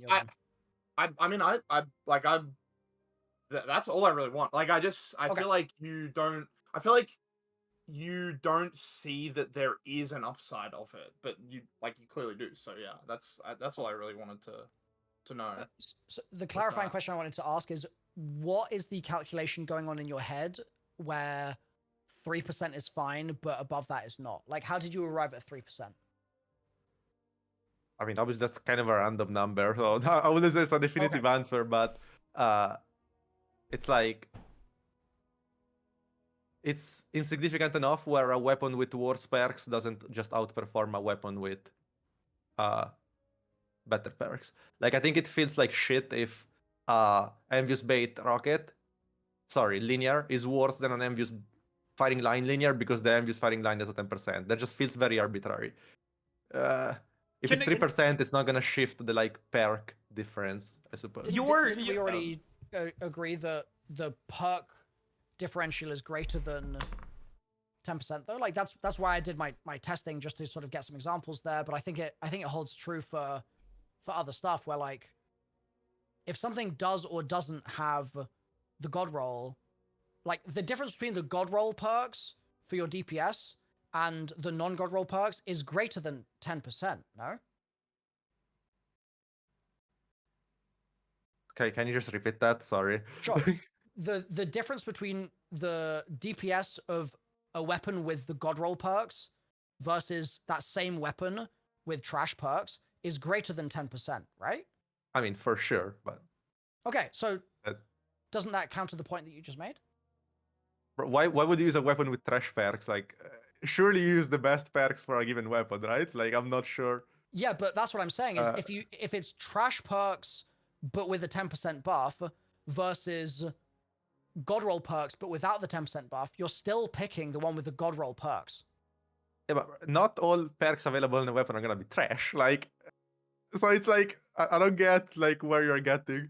Like, surely there's some good perks on a weapon, unless it's a terrible weapon, in which case it should have shipped with better perks. But if perks are good enough, if perks are good enough where you would not normally use them, but a 10% damage buff then puts them above. Let's say bait and switch is definitively better than elemental honing if you have a 10% buff, right? Like, that doesn't that just make more things viable? Like, it makes one thing viable, the new thing that gets a 10%, and everything else is just not viable anymore. Why is that true? I just don't understand. If they are close enough where if they are not exactly 10% different, then that makes the thing that gets the 10% buff and puts it over the edge. It makes it less than 10% different. In what scenario in the game are two things within 10% effectiveness? That doesn't happen. What does it mean? Like, if there are like if there are like a bunch of like rockets, and with, are like, they? bait and elemental But loading all that are very the strong rockets in, would like- have to have the exact same. They'd have to be the exact same frame. They'd have the exact same perks. The origin trait couldn't affect your DPS rate at all because then you're within. They're different. They're different, but they're not that different. They're within 10% difference. How is that any different than this? That happens. Like in the game, usually there are a bunch of options that are similar perks or same perks, trait that doesn't really matter, and they are just different elements. That's a thing in the game. Yeah, so this just widens that scope a little bit more. No, it doesn't. It just makes If you have more... if you have two similar It's swords and one can get surrounded and one can only get whirlwind, right? This brings them closer to parity. If one of them, if the one with whirlwind gets the banner, it brings those buffs up to parity, and now they're closer in usability, right? Like the same way that you say that this can bring things out of band, we can just as easily flip the argument and say, oh, it can bring things that are a little far away closer in band, right? It's the same argument, just backwards. It can only bring up one thing at the risk of like bringing out of the meta like 5 of them. It can literally only bring up that the feels one thing that gets very hand wavy, man. I don't know. I mean, about that's that. bro. How many swords are they gonna release in one season? Like, it's not gonna make all swords better. Like, it means they don't have to put as broken perks on a new sword, which is one of the benefits of this system, where it limits power creep or it slows power creep over time. I mean, I'd argue that's a bad thing. They should start making new perks, trying to not power creep too much. But like, I want new perks. I want cool shit in the game. Yeah, I totally agree, but I think there's a big difference between getting like substantially fucking more and more crazy perks every 6 months versus every year, right? Like in terms of like how quickly we're going to have a huge system reset like this that soft sunsets a lot of things. Why can't they just ship like not completely broken perks that have like a place in the sandbox, but like elemental loading is perfect, for example, right? Like it doesn't break the game. I think they try that a lot, and then they end up with worse slice. You know what I mean? Again, that goes back to the previous fact where I think you are giving them too much credit. Like they could do a much better job with those perks, but it's really not that deep to release a couple perks that are like not dead on arrival. Like, I don't know. But then also, if you're saying, why don't they just add perks that aren't like crazy OP, but they're just like different? But then part of the argument you're making with the 10% is that it's not making you feel crazy, and that's problematic, right? I mean, a legendary weapon that's not a new archetype probably shouldn't make you feel crazy in general. Or Right, if you want to do okay. that, then you can do that, but then you gotta come to the fact that you're gonna nerf it later. Like, for it to feel crazy, it needs to feel crazy, not 10% more crazy. Like, you know what I mean? Like, it needs to be fucking crazy. If you want to do that, I'm down. But then you just eventually got to nerf it, or you just power crap the whole game, right? So help me understand why the new stuff that like the horizontal creep that you want that would not be crazy is good, but this not being crazy is not good. Is it because it's things that already exist, or like, except it's not? Wait, It's new what? stuff to, like... I've already said that I don't think the 10% is gonna make things feel crazy. Like, I think it just fucks over like variety. That was kind of my point. But like, if it, yeah, okay. I feel like that's just something that we disagree on, but I think it's I don't think that's a disagreement that needs a resolution. I think it's just like a design preference thing, where I think, like, I think right now, if I've got 5 different GLs that all seem the same, I'm not like enthusiastically being like, well, I'll use the solar one today, and then I'll use or maybe different elements is a bad example, but like, let's say that there's 5 solar GLs, right? I'm not being like, well, I'll use one of them today and then a different one tomorrow and then a different one tomorrow, and that's going to be fun for me. I mean, for sure. Different. Like, I agree with you there, but there isn't. Like, there usually isn't more than one of the same element that's good. I think the cool part is that there are different elements, and them being different element allows completely different damage rotations because of surge matching. Right, but then if it's a different elements thing, then that's what goes back to my point before, where it's just that the 10% doesn't matter, because what matters is if it's a new element on that frame or on that archetype or whatever.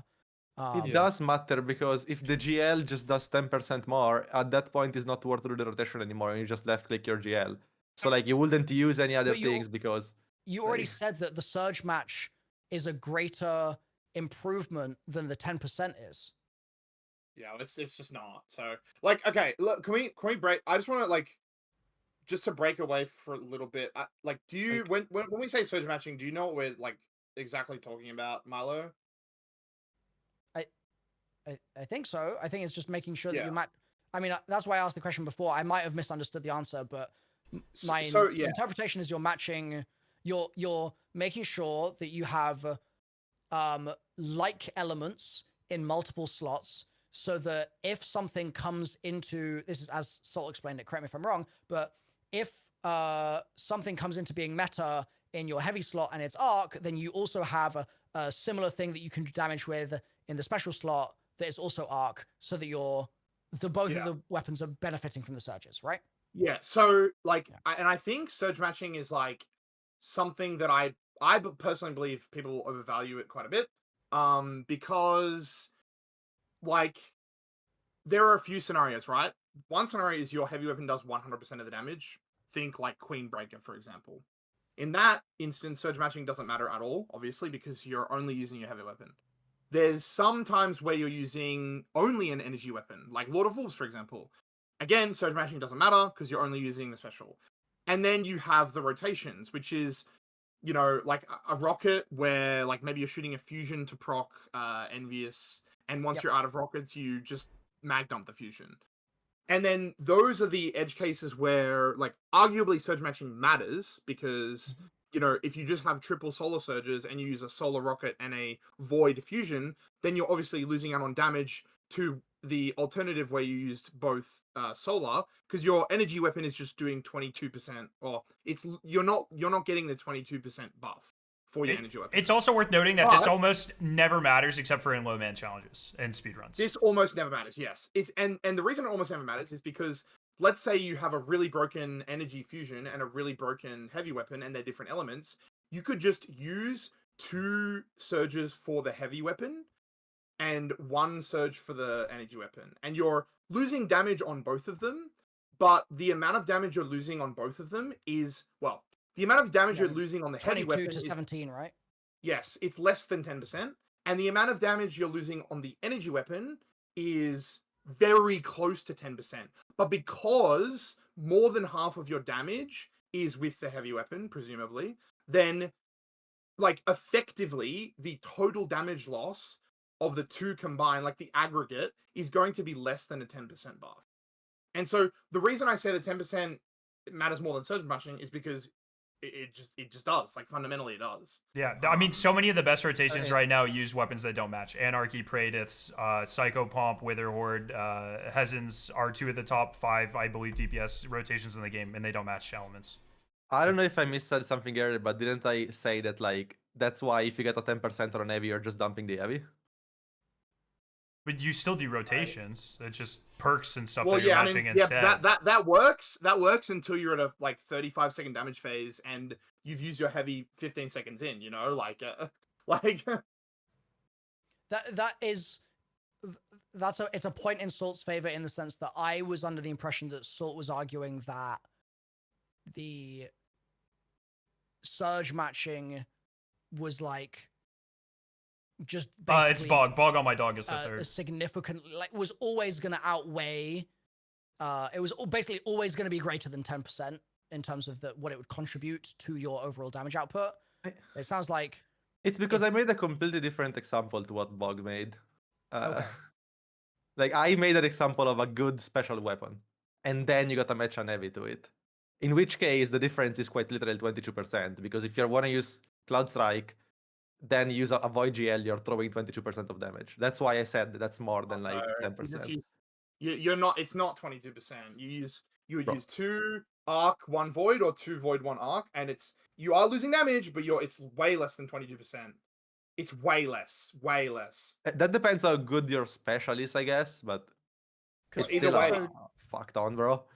Like if you're basing your rotation around the special, that means the special does a lot. Like if you're doing a lot of Wolves rotation, then you use 2 surges for the special. Even if it's like a 60-40 split, which is unfavorable, you're still losing way less than 22% damage.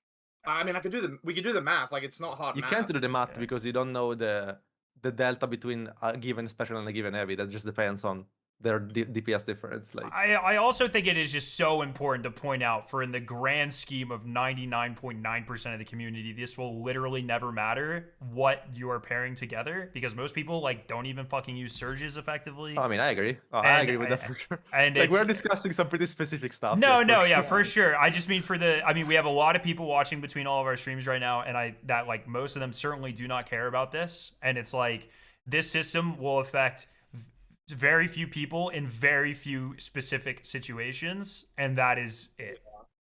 Yeah, and it's not a reason for Bungie to really change how the system works, in my opinion. But I think something that affects everyone is seeing a little thing that says, hey, when you get a higher tier of weapon or armor, you get bonus damage or damage reduction. I think that feels really good, and I think it's worth the sacrifices in like very edge case, like niche cases where one weapon outshines others, which already happens in the game. Like, that already happens. I think you missed 2 Nova buffs on this guy, bro. Because of this 10% buff is like, I feel like it's just like a sacrifice worth making. That, like, plain and simple. I don't know. I feel like it's almost worse for casuals, because the fact that they, as you said, it's really bothering me he's not using his heavy or special here. Too complex. I'm gonna have to have a talk with Ryan on this. Maybe use the new thing, wrongly or not, and like, where is the fun in that? Like, the game is much more fun when you like use a bunch of different things. Like, just using the new thing because it just adds like, oh, more damage. Like, it's just. I would kind of argue for like most people, like the general gamer, just seeing, even without, like, most people aren't running the math, right? Or they don't have Aegis's spreadsheet saved. If they just see, hey, this weapon does more damage, that's probably a lot more compelling for like the average person to use a new weapon for the duration of that season. And you say that that's bad because like you think that they're gonna like. Well, I just feel like it's good because maybe it's suboptimal, like slightly, but that like they're gonna see the more damage and be like, oh, that's cool. Like, I don't know. I think on that point, my argument would be that if you are a casual, one of the biggest things you are lacking in Destiny right now is direction. Like, yeah, there is no direction. And for sure, I think the suboptimal direction to make those players feel like they get it, so they have a basic bone they can chew on and be like, oh, I'm getting the new stuff and that makes me a bit stronger. Cool, I get it, right? Even though they're missing a world of potential opportunity to do it better, I think that is still valuable to them. And I think that actually positively contributes to their experience rather than detracting anything from it because they're missing like phantom DPS gains that they could have had they optimized better. Do you know what I mean? And I think that's something that is through much of the conversation today, we've sort of said like, but where is the positive in this system? Like, what is the benefit? Like, there's no benefit. It's either a little bit bad or it's a lot bad. And you sort of only end up in one of those two camps. But I do genuinely think that there is a value here in that if you are new, you just don't know what's going on. And in the same way that I think it's good that they now have tiers 1 to 5. And so it's a little bit easier for a casual to say, my tier 5 is maybe going to be better than my tier 1, even though it might not be, because we know that if it's got trash perks, it's not going to be. Like, we know that as endgame people, but even just giving the beginner player a semblance, a vision, a little hint of a feeling they know what is happening and they can interpret the information the game is throwing at them, I think that's mega positive. And I think that this system does that. If imperfectly, sure, I think it still does take a step in that direction in a way that Destiny, as far as I've seen, has taken 0 steps in that direction basically for 10 years. Up until now, but now with like gear tiering and armor sets, I don't think it's true. And it's also, to build on that, not only does it give them sort of a direction, but then it also rewards them with weapons that are slightly better that might assist in their journey to then go grind out some of the more powerful weapons that don't get that boost, that are still going to be effective after this season. So did you say you didn't think it was true? As in, because you think the tier stuff that is there, that is sufficiently doing that job? Did I hear you correctly? I think it will, sufficiently do this job.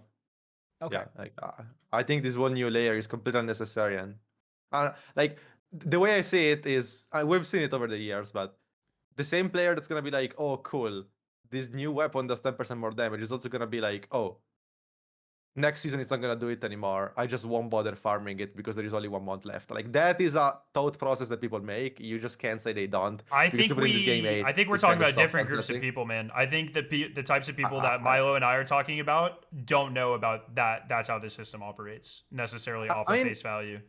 I mean, if you're looking at the new gear buff, that's like a little tiny window in your inventory. Like you probably can make the mental connection. Like, I don't think it's that far. If the game just tells you that weapons with a blue banner do more damage and armor with a blue banner gives you more damage resistance, I think most people probably aren't going much further than that statement. I mean, that's not true though, right? That's only true for the first season. So like, this isn't after, like, blue banner doesn't mean But anything, once again, right? if the game just tells you to use things with a blue banner and that'll make your life easier, I think for most people, that is just going to be as far as their understanding goes. That doesn't give you the 10% buff. Like I'm saying, a weapon from next season with the blue banner doesn't give you the 10% buff. So at that point, okay, the 10% hold on. system I need to pause this doing here, anything. I was under the impression that the blue banner is the buff. Yes, it is. Doesn't it just mean it's tiered gear? No. Blue banner is at the when something becomes not new gear anymore, it'll be just the seasonal icon with the tiered symbols underneath it. Blue banner is new gear. Yeah. Okay. This is something that I think Bungie actually, on the off chance that someone from Bungie is listening on one of the streams, I think this is something that you guys could do well to improve. Because if that's not been immediately clear to like someone like Salt, then you can sure as hell bet that other people are going to get confused on it as well. But specifically, I think that there's it could be better signposted in the fact that you've got the seasonal icons that we already have, right? Like showing that stuff is from previous seasons. I don't think this blue banner looks different enough to be very obviously easily distinguished in that way. I think that, like, I don't know, if it was like glowing or something, then the dumb casual in me would be like, okay, I can very obviously tell what that is. But it's just the fact that it looks like another seasonal thing that I'm like, I feel like a lot of people are going to get that mixed up. I feel like personally, especially on exotics, it stands out a lot. Because it's a lot bigger than the seasonal icon. I mean, it takes up like 50% of that left side. Part of that, I think, is you being more experienced, just because as a new player, I was, when we went to Bungie and played, I, for probably the entire first day, didn't realize that the seasonal new gear thing was different to the regular seasonal icons. I just didn't clock. Because there's so much like on the screen. Yeah. As a new player. Well, I don't think they told us until the second day anyways. So I don't think we were looking out for it. I think a lot of us were like, what the hell's that did notice it. We're like, what the hell is that? But the casuals will never be told it. No one is going to tell them. Well, I would hope that there's a pop-up or some exploiter in game, which is, you know. But then they're reading that. Yeah. Fair enough. I ain't reading all that. Yeah. I'd say though, in their favor, that it will become kind of obvious after one season ends, right? Because like after the Edge of Fate season ends, then if things lose the blue banner and new things gain the blue banner, then people will get that, I guess, more easily. So let's assume that visual signposting was clear And maybe they could do something like I really think just give it a little glow and it would make a really big difference. But let's assume that is clear. In that scenario, to go back to my point before about giving new players direction, I think that those new players are going to see stuff that has the banner. They're going to be like, oh, that's good. I associate that with being good. Wait, what element? And then the next season's going to come out. Like tall? I'm 6'2". And that banner is going to be on different weapons. And they're going to be like, oh, that's good.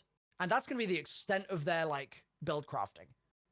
But like, I mean, I feel like that's a pretty cool system to have, but there is zero reason to associate this system with a 10% damage buff, right? Like you can, I mean, you could potentially just have that just to show people what gear is new without even having like a bonus to begin with. But if you want to add the bonus, you can add the bonus that doesn't mess with, so to say, build crafting at an higher level. You can even have like, if you equip weapons that have the blue banner, you get double loot in every activity you play, or like you get more cosmetics. You get like, you can do so many things that aren't just like you broke the sandbox. Well, they are already doing that in a couple of ways. So in the portal, there's a specific there's a specific modifier for chats. There's a specific modifier you can put on that gives you a higher combat modifier if you only use things with the blue banner. And then there's a new Crucible mode called Sharpened Edge or something. What's it called? Razor's Edge, which is Cutting Edge, which is once again you can only load into that if you are using all blue banner gear. So they are sort of doing that in a way with some stuff, sort of to your point. Yeah, that's why I've been mostly praising the changes in Edge of Fate, because I think the changes are gonna be effective. Like I don't think they needed to like double dip into changes to drive engagement, because like first of all, just Strife the foundation is good. I like that's my take. I don't know. Like but on a practical standpoint, like not to be like the doomer, I just do they have time to try new shit? Is the point? Is what I've got, just to say it blatantly. But it's like also, I feel like we've run out of time to try new shit. You know what I mean? Like, but this is like a good point in chat though. Like, what if a lot of this, especially with the exotics, is just to push people into like very base level build crafting? Like, hey, like this exotic is buffed. Even if a player doesn't have a full understanding of how that affects them in gameplay, I feel like especially beginners are probably more likely to gravitate towards that if they know generally it's buffed in some way. Well, that's what I was saying before about like. And so I'll let you go in a sec, but just like, as a beginner, good point, Amir. When I look at all the loot in the game, I don't know what the hell's going on. Like, I just don't. And then I ask chat, like, chat, what's good? And chat can't agree either. And they've all got 10,000 hours as well. And they still can't agree half the time. So it's definitely not easy. And that's why I'm like, I think that the positive that we've missed through the conversation is that it is a nudge towards a player feeling like they have some semblance of understanding of where good is on the screen. And they can point to good. And they can be like, I get that is good.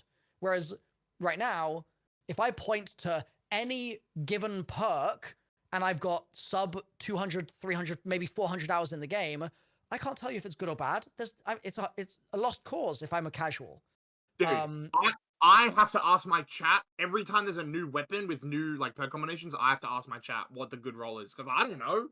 Yeah, right. I mean, perks should be showed in game. Like when you go to collections, like they should show you all the possible options. But for like, but also, also if we're approaching this from a casual standpoint, like they're not going to utilize. Like for us, yes, I agree. But for like most people, like I have completely flipped my opinion on this just from this conversation.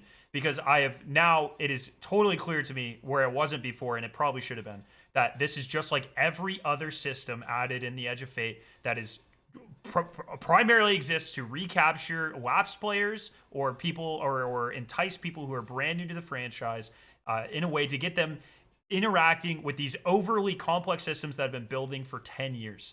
And it's like, it is a 10% buff that will barely affect players like us, but even that tiny of a buff could be a huge enticement for people that don't know what's going on.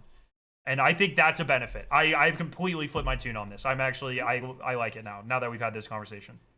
I want to breach in here, and we keep saying the 10% buff and the 15% DR, but given like what a lot of people have said about the time scale of like how long it's going to take to actually even get tier 5 gear. Yeah. Those buffs are going to be much smaller, and there's going to be some sort of progression. Like, there's going to be a progression system. Like, day 1, I'm going to get my tier 2 gear, and I'm going to be like, damn, I'm like 5% DR. Like, I feel 5% like beefier than I was at the start of the day, because like I've upped my gear, and then slowly I get through like the tier 3s, and then I'm like, okay, now my weapons are doing 6% more damage, and I'm like 8% tankier or whatever the numbers are. Like that in and of itself feels good in a game like this. When you're grinding, it feels good to like have some sense of progression. I feel like Destiny had that for a very long time, and like just before you go, Salt, like being like, oh, tier 3 armor, like this piece is gonna have an average higher stat distribution, like that just doesn't cut it anymore. I feel like, man, like I for hardcore players like us, yeah, like we're gonna want to min max our stats, and but like more stats good, but I feel like having that extra DR on top of it it's just it makes it way more enticing. I don't know. Yeah, but I feel like I agree, and that would be even more exciting if you could get those bonuses even playing with other gear that's not the new gear. Like, and that's just, you can do that by just having a good power leveling system. Like, you don't need to force people on new gear to get those sense of progression. You can have sense of progression while you use the Bushido set in Revenant. That's fine. You shouldn't be penalized for that.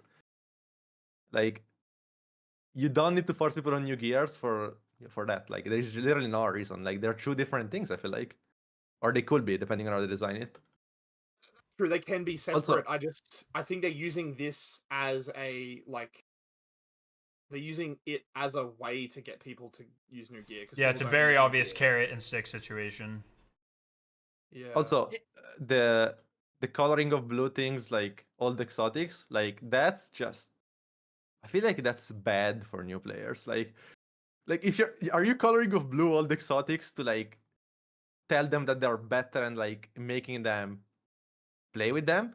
Like at that point, whether you add the 3% DR or not, like that's useless, because the 3% DR isn't gonna change anything. And if you make a new player play on fucking Blast Stride, however the boots are called, baiting them into thinking that's good because it's colored of blue, you make that player quit the game. Because he's like, this is I don't think they're playing hard enough content where that's gonna matter. Yeah. It is. So an example we can give from another game, sort of a tangential example, would be like in Hades.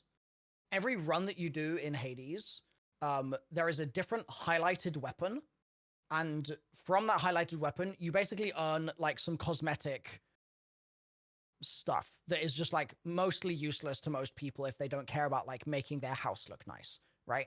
But there's still a highlight on one of the, whatever it is, 6 weapons, and it's there. And sometimes that means that you're using something that feels like ass. And it's like, I hate using the fists weapon. It sucks. I much prefer using the other weapon. But I still do it literally because monkey brain tells me that the highlighted thing could be a fun thing to do. Like it's a gentle point in a direction. And sometimes if you've got 6 options, it's difficult to make a decision. And if you've got one that's very slightly positively inclined, then you'll go in that direction instead and feel better for it. And I think in this case, sure, maybe some of the, I'm looking at the list of them now, like maybe the Balador's Wrath Weavers are not the super 100% most meta thing in the game, but it's not actually about it being the most meta or it about being cracked. It's just about helping the player make a choice compared to all of the very many other choices they could make. And the player can be confident that if they've made that choice, they will be getting some benefit from it. Yeah, but no, okay, that's just, I feel like that's, I get what you're saying, but I feel like that's unfair to say, because if you guys are saying that the player would play such easy activities that they wouldn't notice the difference between playing with Synthos or an exotic that does nothing, then they definitely wouldn't notice a 3% diff. So whether you color it of blue and give it a benefit or just color it of blue, no. It's not about what it actually does for the game. It's monkey brain activation. Yeah, then color it of blue and don't give the buff. And but thing, if players here, we see this literally every time something is nerfed, Salt. We see this across the entire community. Oh, that thing was the most powerful thing in the game. Oh, this perk was nerfed. Any amount. It doesn't even matter if that weapon is still fucking goated. People hear it was nerfed and they stop using it. We have seen it time and time and time and time and time and time again. It happens all the time. If people hear, hey, this gets a slight damage. Once again, we are talking about people who don't pay attention to YouTube that much, barely read the TWABs. All they know, blue banner equals a little bit higher damage and a little bit damage resistance. That is monkey brain neuron activation. They're going to use it. And then a slight... that's a bad thing, I think. Like, you are why is that a bad thing? People use something worse, misleading them into it being better. Well, there's an additional aspect of it. So, for instance, like what Milo, he picked Ballador's Weavers. So the reason those sorts of exotics are picked is because they have synergy with the artifact. So that you have the additional aspect of Bungie pushing people towards build crafting. So because they're playing fucking Patrol and fucking Guardian level strikes, they don't need to be Godslayer Supremes. But if they start putting together little builds on their own because they know, hey, this has synergy with these other things and this rotates and maybe it gets them just more familiar with this concept and with this system, then they can start doing other stuff and they feel good. And then that promotes them to then turn into players like us over time because they are learning how these systems work, all because of simple monkey brain neuron activation. Like, I just have to disagree. I firmly believe pushing people to use very bad exotics. But it's not very bad in the level of content that they are currently playing. It doesn't matter what you are using in Trostland or in normal strikes. It doesn't matter. Some exotics literally don't do anything, basically. So it does matter, yes. Some exotics are very fun to use, some aren't. And so, wait, one second. Yeah, like, okay. it would be 20 times better if every exotic in the game had a banner that was, I don't know, a stronger color depending on how many people had it equipped. That would also monkey brain people into using certain things, but those would actually be things that are like fun and good, instead of just making them play fucking Balladors. Then half the people in the game are going to see fucking worm gods be purple because of players like us, where they have, specific use cases or activations or whatever. Or you run into problems with like the exotic class item where everyone is like, oh, I could just run any version of this because they don't know what the fuck's going on, even though there's specific combinations that are good for specific builds. I mean, it's not that simple. Don't we always say that we are only the top 0.1%? So surely we wouldn't like make a dent. Yeah. The top used weapon in PvE this season is Tenacious, which is only good if you know what you're doing. Like, I mean, sorry, excuse me. It is good. It is easy to use, but you only know that it's easy to use and all of the effectiveness that it has if you are tuned in to the greater sphere of Destiny. Okay. Also, there 5% of the exotics right now are actually meta. Are you trying to say that no one should use 95% of the exotics because they're not meta? Because like I would argue that like 90% of the other exotics that aren't meta, yeah, they might be worse. Like they're not meta, but they might be fun. Like Ballador's Wrathwiz, you can make a cool build with Ballador's and it's fun. And yeah, you're not killing a raid boss solo, or you're not winning a day one like. That's why I bring up Tenacious W. Or you're like you might even same thing with Hezens, DM, but it's still a fun build that you can like, there'll be like different permutations of like aspects and fragments that work and synergize well with it. Again, it's not going to be super potent, but you can have fun with it. And I feel like you can make an argument for almost every exotic in the game that you can make a fun and cool build that like casuals will be like, hey, this is a really good build. And yeah, it's not like top tier meta, but that doesn't mean that they shouldn't be using it. That's terrible. Those arguments you guys are making are so unfair. Like, no, you're saying that they're playing activities where like the exotic doesn't matter, and then you're saying that they're making builds using artifact mods, fragments, aspects. Bro, they ain't doing that. Like, okay, let me moderate here for a second. We know that 90% of the Destiny community have never loaded into a raid. Okay, we know that. That's a fact. We can't object the data there. That's just the nature of the beast. It's like, I don't know the exact number, but it's something like that. Yeah, it's something like kind of crazy, yeah. So we know that is the case. So we know that the below, I mean, if they're not loading into a raid, they're probably not loading into GMs because they probably get fried straight away. So they're probably loading into strikes, and then I don't know what else. Gambit, patrol, campaign. Those sorts of. They're probably farming chests on the Cosmodrome, right? Like, they're doing whatever they're doing, and so I think I think it's important for us to recognize, yes, those people are not. They don't know that fragments exist, probably, right? So I agree with you, Salt, that they aren't going to be going that far to construct a build.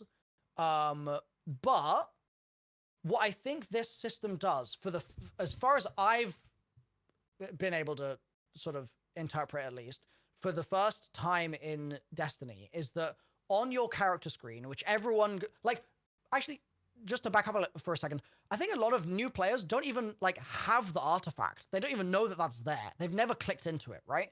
So it took like Becky a month to get it. yeah, literally. Yeah. So the character screen, everybody goes there. And for the first time in Destiny, what this system does is it jumps out at you that there is a symbol that is different to these other symbols, and that symbol indicates that something has a benefit, right? And so I think probably what it's trying to achieve is it's trying to achieve the first ever neuron activation in that new player's brain that they should try and select something that has a benefit. Because without that, literally everything else looks equally equivalent to everything else at all times, because there is no indicator for anything. And if this system can achieve that neuron activation once, then I think it then promotes the player to go, oh, if I've neuron activated here, maybe I can neuron activate by equipping 2 of them, or equipping 2 that seem to say the same thing on them, or what have you. I think that's a big part of what they're trying to do. And you can do this without giving any bonus. You can just give the fucking blue banner to every exotic that synergizes with the artifact or that got recently buffed, and you say a text in game, yo, if there is a blue banner, this piece is probably pretty strong because it got like upgraded like recently. And again, they don't know, as you guys said, so like they're gonna use it. So you can do that without breaking the sandbox. Like, I promise you there are ways. If you want to do that like I completely through every discussion we've had today, the damage resistance is one thing. I completely and utterly reject the notion that 10% weapon damage breaks almost any of the sandbox. And like very specific. Breaks is a strong word, but like it definitely like limits it a good bit. So just before we go down to that, because I want to call out what you just said, Saul. I definitely agree with. I agree that neuron activation could be achieved through other means, and perhaps those other means might have, let's say, fewer implications for endgame players, right? To avoid using the word broken sandbox. I think that we can hopefully all of us can agree that may be the case, because there are some negatives that come from the system for endgame players, and it would be good to alleviate those negatives, right? But in terms of neuron activation, I think it's a system that is trying to do that. Maybe it's doing it sloppily or heavy-handedly, but we can probably agree that the neuron activation is a noble effort for Bungie to pursue, just as much of their other changes in the Edge of Fate are for those new players to try and be more comfortable with the system. So yeah, but there was also no reason to do it this season, right? Because next season everything is still gonna be better just by the fact that it's tiered gear. So like, that's something they could have thought of in the future, because next season everything has the blue banner because it's new and it's tiered and it's better. I don't know if I agree, just because like our current stuff has good perks, and a tier 3 with trash perks is still a tier 3 with trash perks. Do you know what I mean? Even a tier 3 with 10% more damage and trash perks, it's bad, but that's not really the point, right? That's like the whole point. That is like the whole point. Isn't the point you just made that, like, next season, if it's tiered, it's automatically better? No, that's the effect you gotta give to players. You guys are talking about giving them the impression that the gear is like better, and well, you can do that since it's tiered gear, it's new gear, or it's armor with set bonuses. Like you don't need this bonus next season because next season we're getting system changes. Okay, I think I understand what you're saying. You're saying that the casuals would chase the shiny stuff even without this. But then Yeah, like when for there's sure. no, like in Renegades, when there's not new systems changes, that's when they would need to do it. That's the argument you're making. They will need to like think about it if their previous like if this failed, right? If adding armor sets and adding like tiered gear failed into like making loot interesting, then you can consider other avenues to do so. Like I don't think you ship both things at once. I think that's pretty bad. Also because it doesn't let you evaluate properly either. And you don't know, like if it fails, you don't know which one of the two fucked it up as well. Right, but what if like this? What if they ship this without the bonus? It fails, and then Destiny cancelled, like the servers go offline. You know what I mean? Like it's not like Yeah, I mean, like, what if they ship it with the bonus and the bonus is bad, then it Destiny fails? Like you can make this hypothetical, but in what yeah, world? but like in what world does scenario it that I propose, would you not be like, we could do one thing to help incentivize them to use new stuff. We could do a different thing to help them use incentivize, like to help incentivize, or we could just do both. I mean, I think you just do one. Like in that's me. what world where we just had an entire season where Lord of Wolves and Queen Breakers were utterly fucked, and then that's coming off of 2 events in a season with Revenant and Rights of the Nine, where almost none of the loot was interesting at all. In what world does adding a 10% bonus to literally anything in the game make people play or grind less? Yeah, I think it will. I've already explained. There's no way, man. People can use 2 of the easiest exotics to get in the game for everything right now. The thing is, the difference. I don't know if you listen to like the whole debate there, but the difference is like unpredictability and being certain that the new gear is losing the buff forever, while old gear in the current system could potentially become good in the future, due to like sandbox changes and stuff like that. So it's a completely different conversation that I honestly don't want to like remake from scrap. Like if you want to disagree, that's fine, you know. But like I've already made my point very clear, I think. I don't know. Yeah, I agree with you on the like determinism of it. Like that's one thing that I will concede is like that is true. Like, although I don't know, I feel like you're not like without the determinism of it. Like it's still like the proof is in the pudding. They've been phasing out stuff for years. Like that's not like whether it's 6 to 12 months, it doesn't really matter. Like something from 3 years ago, like no one's using right now. And they won't use. I mean, I agree, but that 3 years is a good period. Like you can even sunset things after 2 years. Like that's not damaging to the game. I don't think. Like as long as things have their time to like shine, that's fine. How many things in the game are you using pre Into the Light right now? I mean, I'd have to like look at my vault, but nothing. I think like the answer is none. I think if you get two. I think the answer is none. I think if you get 2 really good pieces of tier 5 Bushido, and there's nothing like that stellar in Renegades, and you use Supremacy. it through that 1. as well. Sorry, Supremacy. Like I feel like using Supremacy. like that for a good year That's is it. like it's not like totally unreasonable for it to get phased out. My issue is with your like assertion that like just the blue banner is enough, or like just the gear bonuses is enough. Like I think that it's not. Like I personally think having the origin trait is enough for people to want to get it over Apex, and they don't. Like I personally think there are a lot of things in the game that like speak for themselves and are good enough for people to want to get them, and they just don't.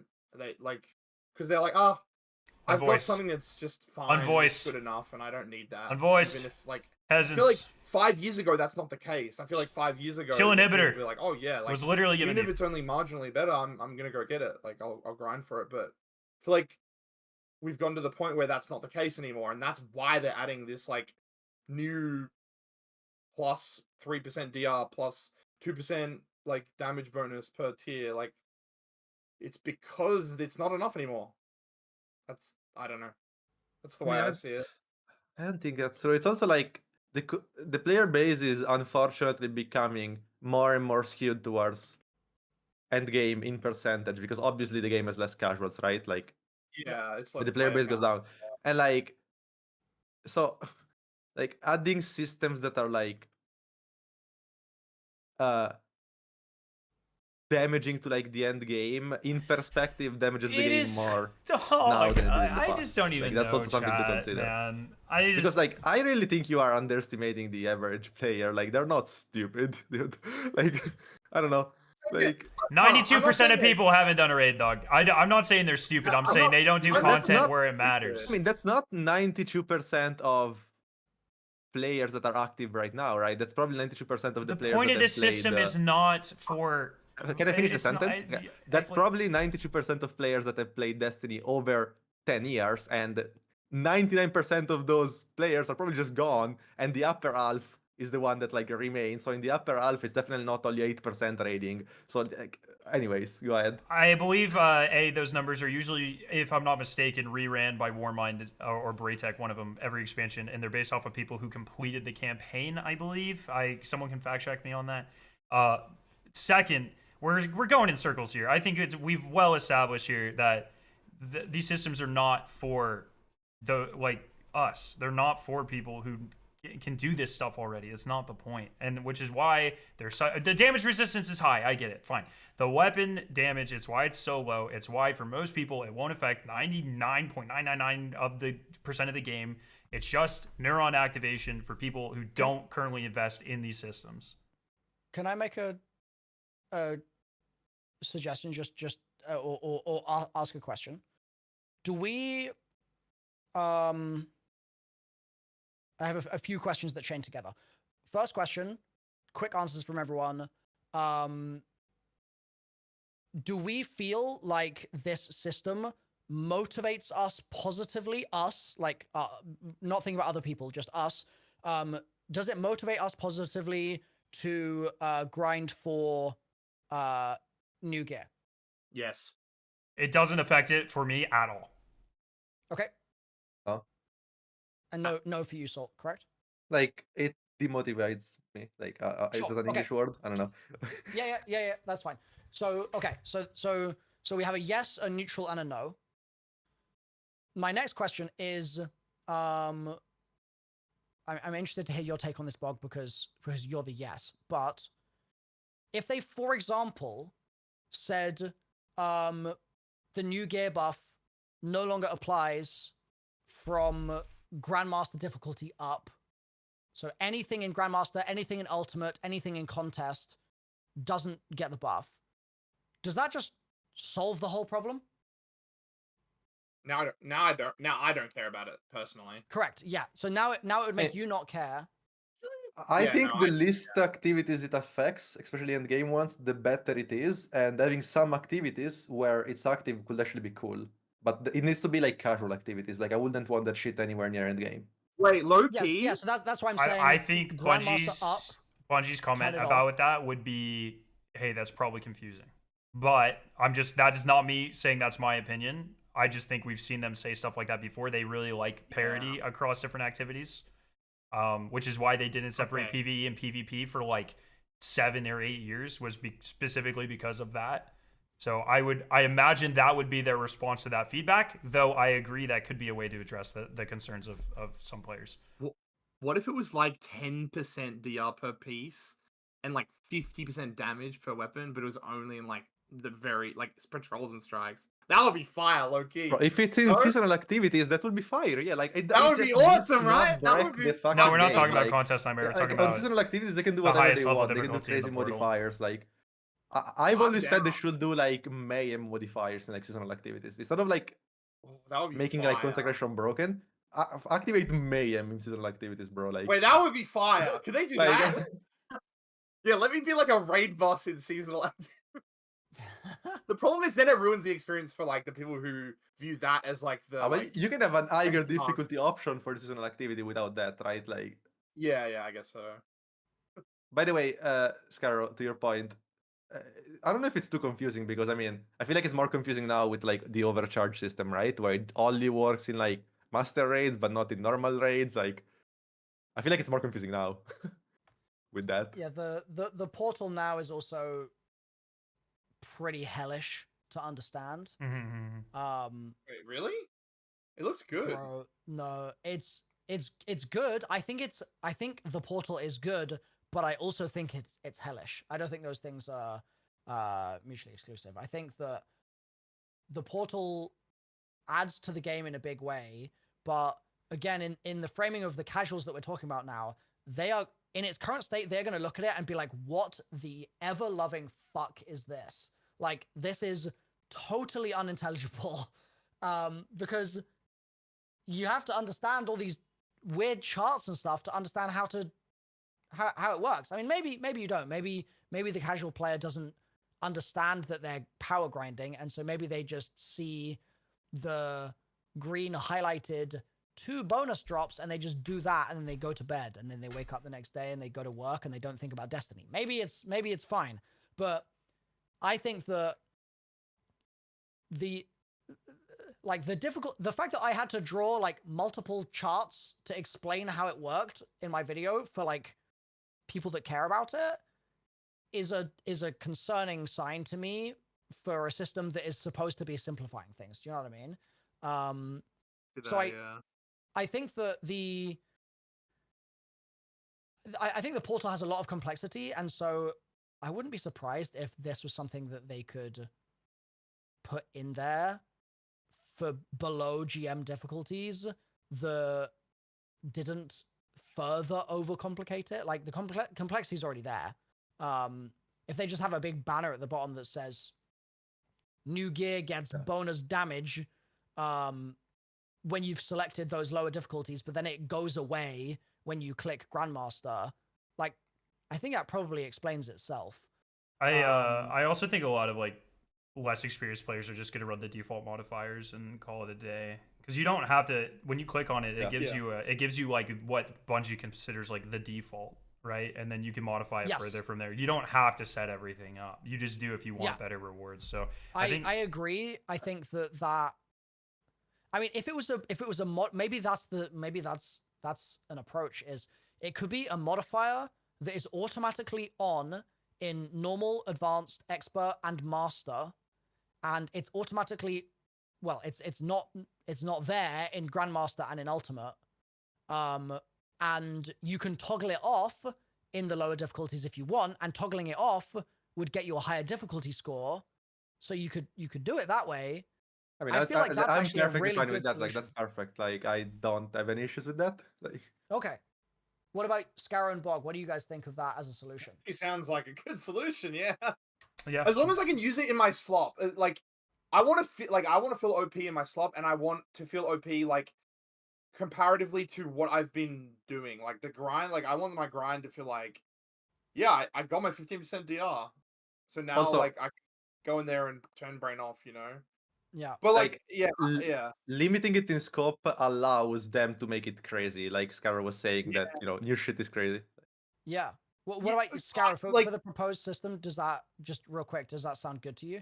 Yeah, I don't see a problem with it. Like I said, like the confusing aspect is not my critique. I've just been around Bungie games long enough and heard their reasoning. 100%. So I would still think that would be a potential concern of theirs, even though I think there are plenty of examples like Artifact Power currently, which kind of work like this, where it's active in some activities and not active in others, or and that sort of thing. So I think it could work fine, cool. Like I said, I didn't really care about Do you think if it was a modifier and a default on modifier, do you think that would help alleviate Bungie's concern? Because then, like, there is already stuff that is turning on or turning off at different difficulties, and so this is just one more thing there. Yeah, so I do.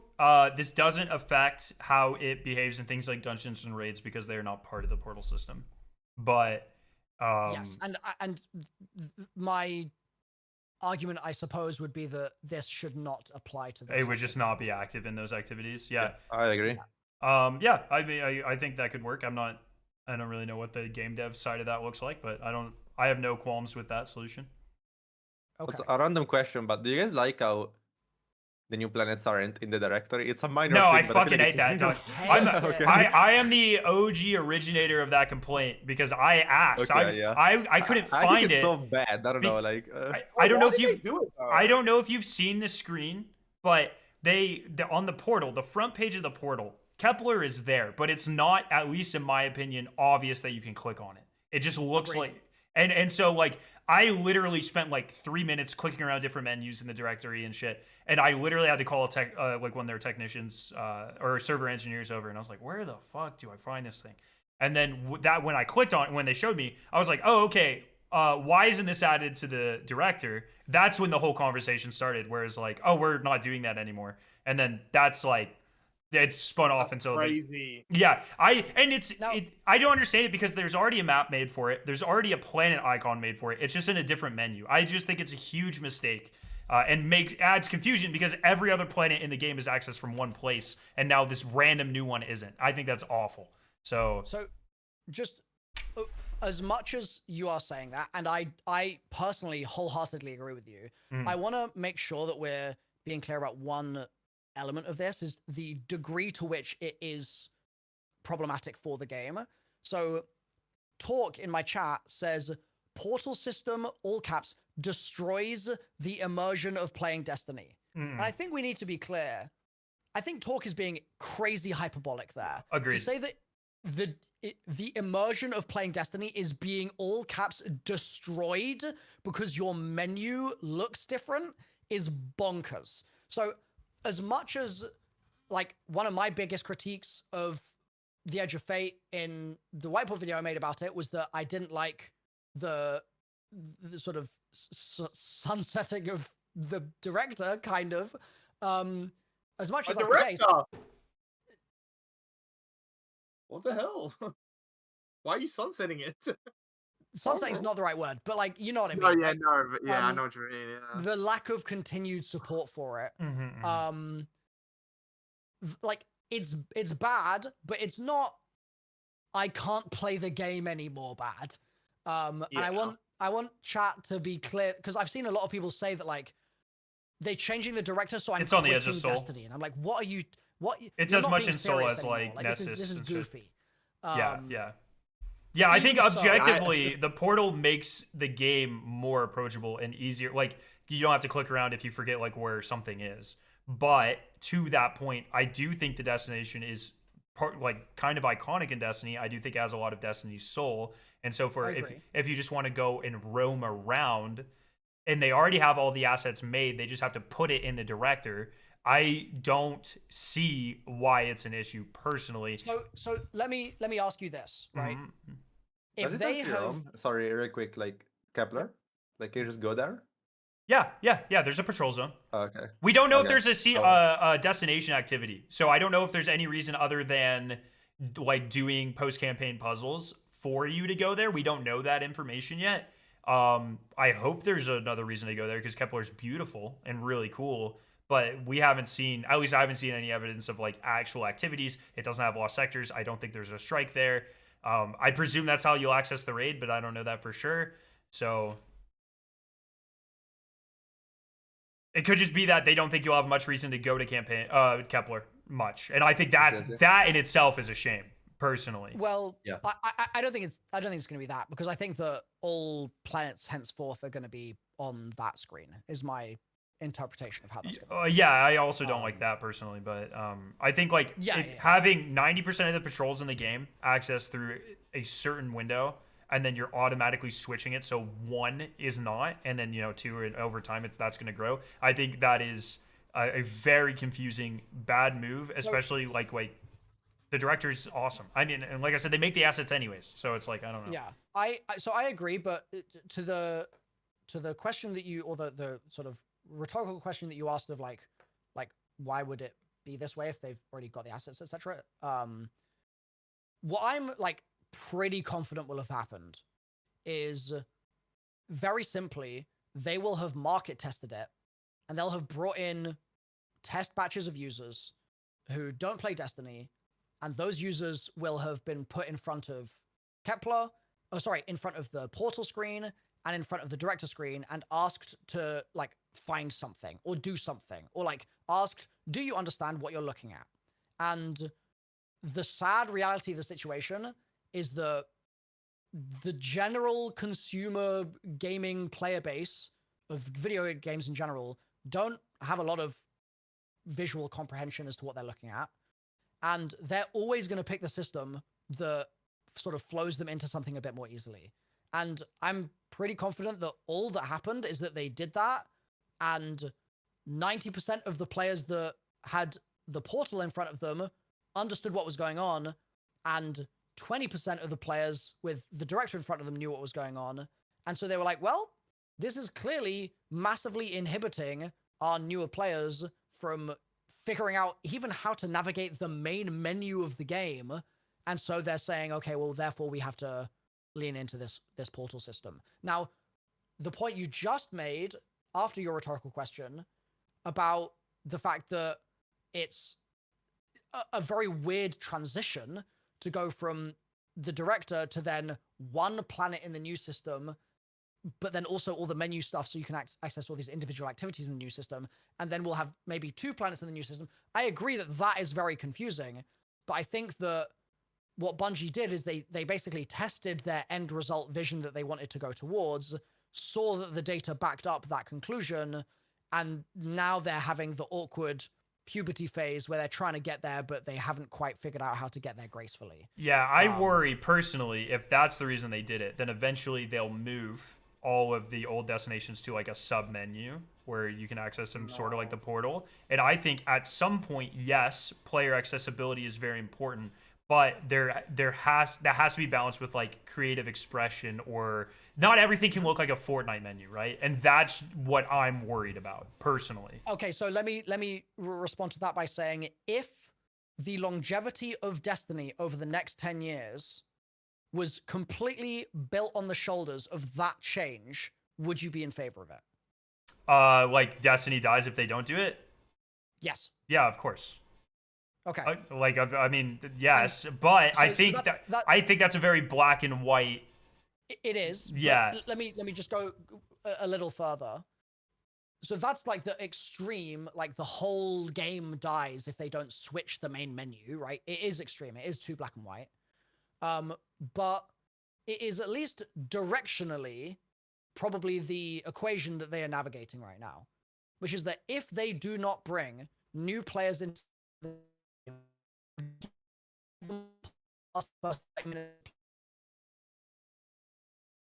your internet is cutting out. Bog, can you hear him? Test. Okay, you're good now. You're good now. Okay. How much did you lose? You cut off. If that is what they are trying to navigate, and then you cut off. So probably 10 seconds or so. Yeah. So if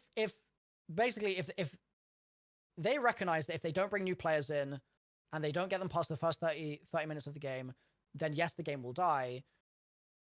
I absolutely categorically agree that the iconicness of the director would be a loss to lose, but I'm willing to sort of eat that sacrifice in favor of like all the benefits that might bring, in terms of if that means that the player base doubles over the next 5 years, which, like, in isolation, this on its own will not do that. The main menu change will not do that, but it's one of many things that I think will probably all end up being essential for that happening. Like, the reason we all have this like really frustrating menu in Call of Duty that looks the same as like a menu on a TV that I'm navigating, where it's all these blocky rectangles and I have to pick a rectangle like I'm choosing what to watch on Netflix. Like, the reason it's like that is because it just works. And it's unfortunate for everyone that is a little bit more agentic and sentient, but humans en masse are not like that. And I think that it's a low price to pay in favor of game health and longevity, is my view. Can I ask a question though? Yeah, like, sure. Have they told you that they tested that data-wise this menu was better, or are you just like speculating that? Because I don't think that's like obvious. They haven't personally told me that specifically for the portal, but in every UI conversation I've had with game devs ever across all games, that is always the way it is in my experience. Like, I've never had a conversation with a dev where they were like, we did this based on vibes. Like, it's always, especially on a game of this scale, it's always market testing. It's always new player feedback that is going to inform those decisions. And especially when it comes to the oversimplification of menus and stuff like that, that seems to be the form in the game dev sort of industry, I would say. No, man. No, man. No, man. That's okay. If there was like a roundabout way to get to the director, and like the new player would never even find it, but we can find it. Is that I mean, that you already can. That already exists. They're just not changing the director. But the director as it exists right now is still in the game, and it will continue to be in the game in perpetuity, is my understanding. So, I mean, there is also a world, I don't know like what sort of tech spaghetti this would affect or whatever, but I mean, they just add the Kepler to both screens. I mean, there are plenty of examples, especially in our menus, where you can access the same page 2 or 3 ways, right? Like that already exists. What I am curious to get your opinion on, Scarrow, is that right now there are a lot of planets on that director screen. Like there is a lot of stuff there. If they made, you know how a lot of the time in Destiny you have like you can tab to a page 2, like the little bar on the right hand side, and you can click that to go to page 2. If they just did that and you could just toggle over to a screen that was just, it wasn't necessarily the same aesthetic as Kepler. Like let's go maximally simple, but let's say it was just a big fat planet of Kepler that was just there. Would you like that over the system now where it's embedded within the portal screen? Yeah, I mean, that'd be, it's a hard question to answer without seeing like a mock-up, right? But I think personally, there are ways where you could add it to, like, usually, you haven't had a ton of experience with this, but generally when a new planet is added, it is added right to the middle of the director. Similarly to how the Travel-issy is in the middle of in the directory right now because of Final Shape. So, and a lot of the stuff on the director is leaving. Like all of the Legends tab is leaving, Crucible, Gambit, all that's, well, Gambit's probably staying, but the Strike, like a lot of that's leaving. So there's going to be a lot of empty space on the director. Wait, is it they're taking that out because it's going into the portal? Well, I guess I was under the assumption that they're taking it out, but maybe they're not. Maybe you can just access the same activities through that. But like regular Strike playlists aren't going to be a thing anymore, right? It's going to be, because Strikes are going to be Vanguard Ops, or Vanguard Ops are going to be Fireteam Ops, which has a whole bunch of extra shit in it as well. So I would guess that stuff is gone. I don't know that for sure. That has not been confirmed to me. I wish I would have. I might actually check through. I might have recorded the director screen, so I might check. Yeah, but I'm pretty confident the director when we were at Bungie looked the exact same. Was identical? Okay. Well, then in that case, they could remove those nodes very easily and because all those activities are housed elsewhere, and make room for Kepler. Like they could do that in a very, I believe, non-confusing way, as someone that has a passion for graphic design. But like I get it. I totally get it. I think it is a problem with like no absolutely correct answers, right? And obviously, as someone who has 10 years of experience in this franchise, I'm going to lean one way very hard. As someone who's not a Gen Alpha, I'm going to lean against the Fortnite menu. That's just like how it's going to work because it's not what I'm familiar with. But I understand that the game is no longer necessarily made for players like me. Or I guess it actually kind of is more than it has been in a while, I would think. Minus the Final Shape, but now they're once again starting this cycle of recapturing new and relapsed players, and so I think it's or new and lapsed players. Relapsed is funny. Brand new and partially lapsed players. So I think like, you know, there concessions need to be made, unfortunately. But I get it, but it doesn't mean I have to be happy about it, Milo. That is fair. That is fair. And I think that you recognizing that you get it, but you don't have to be happy about it, is even that is infinitely more grace than Twitter will ever give them. Where Twitter will say they will refuse to get it, and they will not even entertain hearing why it might be happening. And so even just bothering to hear why it might be happening is still a lot of grace that is a good thing. That's why I wish they were a lot more open with this sort of stuff. Like, I don't know. I feel like we eventually, historically in Destiny, we eventually get an explanation for this stuff. And it's like 3 years after the fact. And it always ends up being like the most simple of how did we miss that answer ever. And that comes after years of Reddit speculation about like why devs hate them specifically and made the game bad for them specifically. I think the challenge is just that Bungie will be crucified for everything they do. Yo, if get Bungie stick bugged. Thank you for the... Oh, sorry. I thought it was muted. Sorry about that, boys. You're all good. No That's worries. it. That's embarrassing. Thank you for the sub. Bungie came out and said, yeah, we market tested it and we want it to be appealing to new players, everyone would be like, they don't care about old players instantly. Just like straight away. They'd just be like, loads of bullshit. Because more than any community I've ever experienced in gaming ever, people are absolutely set on hating Destiny. Like, and hating Bungie specifically. Yeah. And so I think a lot of the reasons that they don't explain things is because to explain something requires the person on the other side to be listening. And people aren't there to listen. People are there to yell at them. I guess we've seen that. We've seen that with Marathon where they have tried to explain things and people are just like, fuck you. And it's like, okay, well, fair enough. Yeah. I say this about Twitter, but it's like actually more true about just the Destiny Twitter. Bungie could cure cancer and they would still find a way to, like, for that to be a bad thing. Like, it literally doesn't matter. You cured cancer, not Alzheimer's? You disgusting pigs. Exactly. Like, I've definitely said this to you before, Milo, but like that's always my thing. It's just like that is the most unproductive place ever. Like I feel like I think it was you actually made a tweet that highlighted it really well. It's just like, how do they even get like reasonable feedback? It's like how is it even possible? Because like 99% of it is just like slop of just like hating for just I don't know. Yeah, that must be a hard job. They just pay shills for the good feedback, Bog, don't you know, bro? Yeah, I forgot they had you.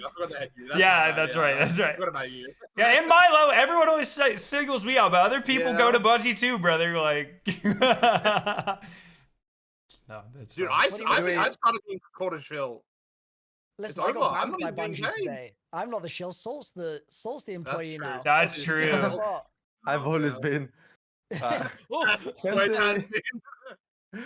Can they just add just to end that comment from before? Can they just add the planets to bot things, like bot the portal and the destination? Like, what's the downside to that? That's would be my ideal solution as well. But I'm sure there's some tech debt reason that's a bad idea or something. I mean, I'd assume they just think it's a waste of time, maybe. But it's I don't know. Yeah, I think hours that they don't need to spend. Sorry.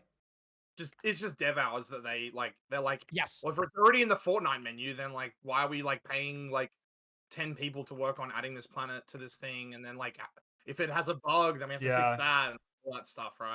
That's something I've been thinking about a lot recently, like because I've been bringing it up in a lot of my videos, my worries about a lack of actual expansion content, with there not being lost sectors, with there not being a strike. We don't know if there's a destination activity. It's really made me start thinking like, how many people did they like actually lose? Like, how many people are working on this piece of content compared to before? And it's something that is maybe unfounded, but I have been increasingly worried about recently. Can I give you a counterpoint? Yeah, please. For you to play with and tell me your opinion on. It's a 6-month expansion, so it's meant to be smaller. Yeah, but even like, there are still like they compared it specifically to 2 expansions in Destiny that had those things.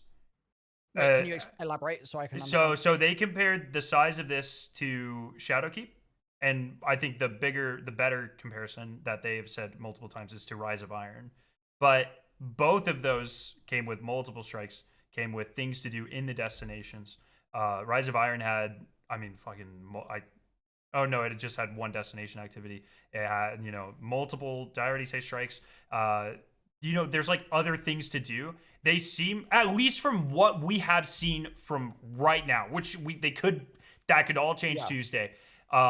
It seems like the only way that these are at all comparable is like campaign size and maybe like destination size, but not in terms of like actual size of playable content in the DLC that is part of the expansion itself. So, question: when they're marketing an expansion, does the marketing ever include the in-season expansion content? Never? No. Okay. So it would be breaking precedent for them to market like PvP maps, for instance, coming. No, so that's different. That's you keep accidentally picking like the one example that doesn't make sense. So but Bungie has not, with the exception of a map pack from last year, they have not added PvP maps to the game in like 5 years.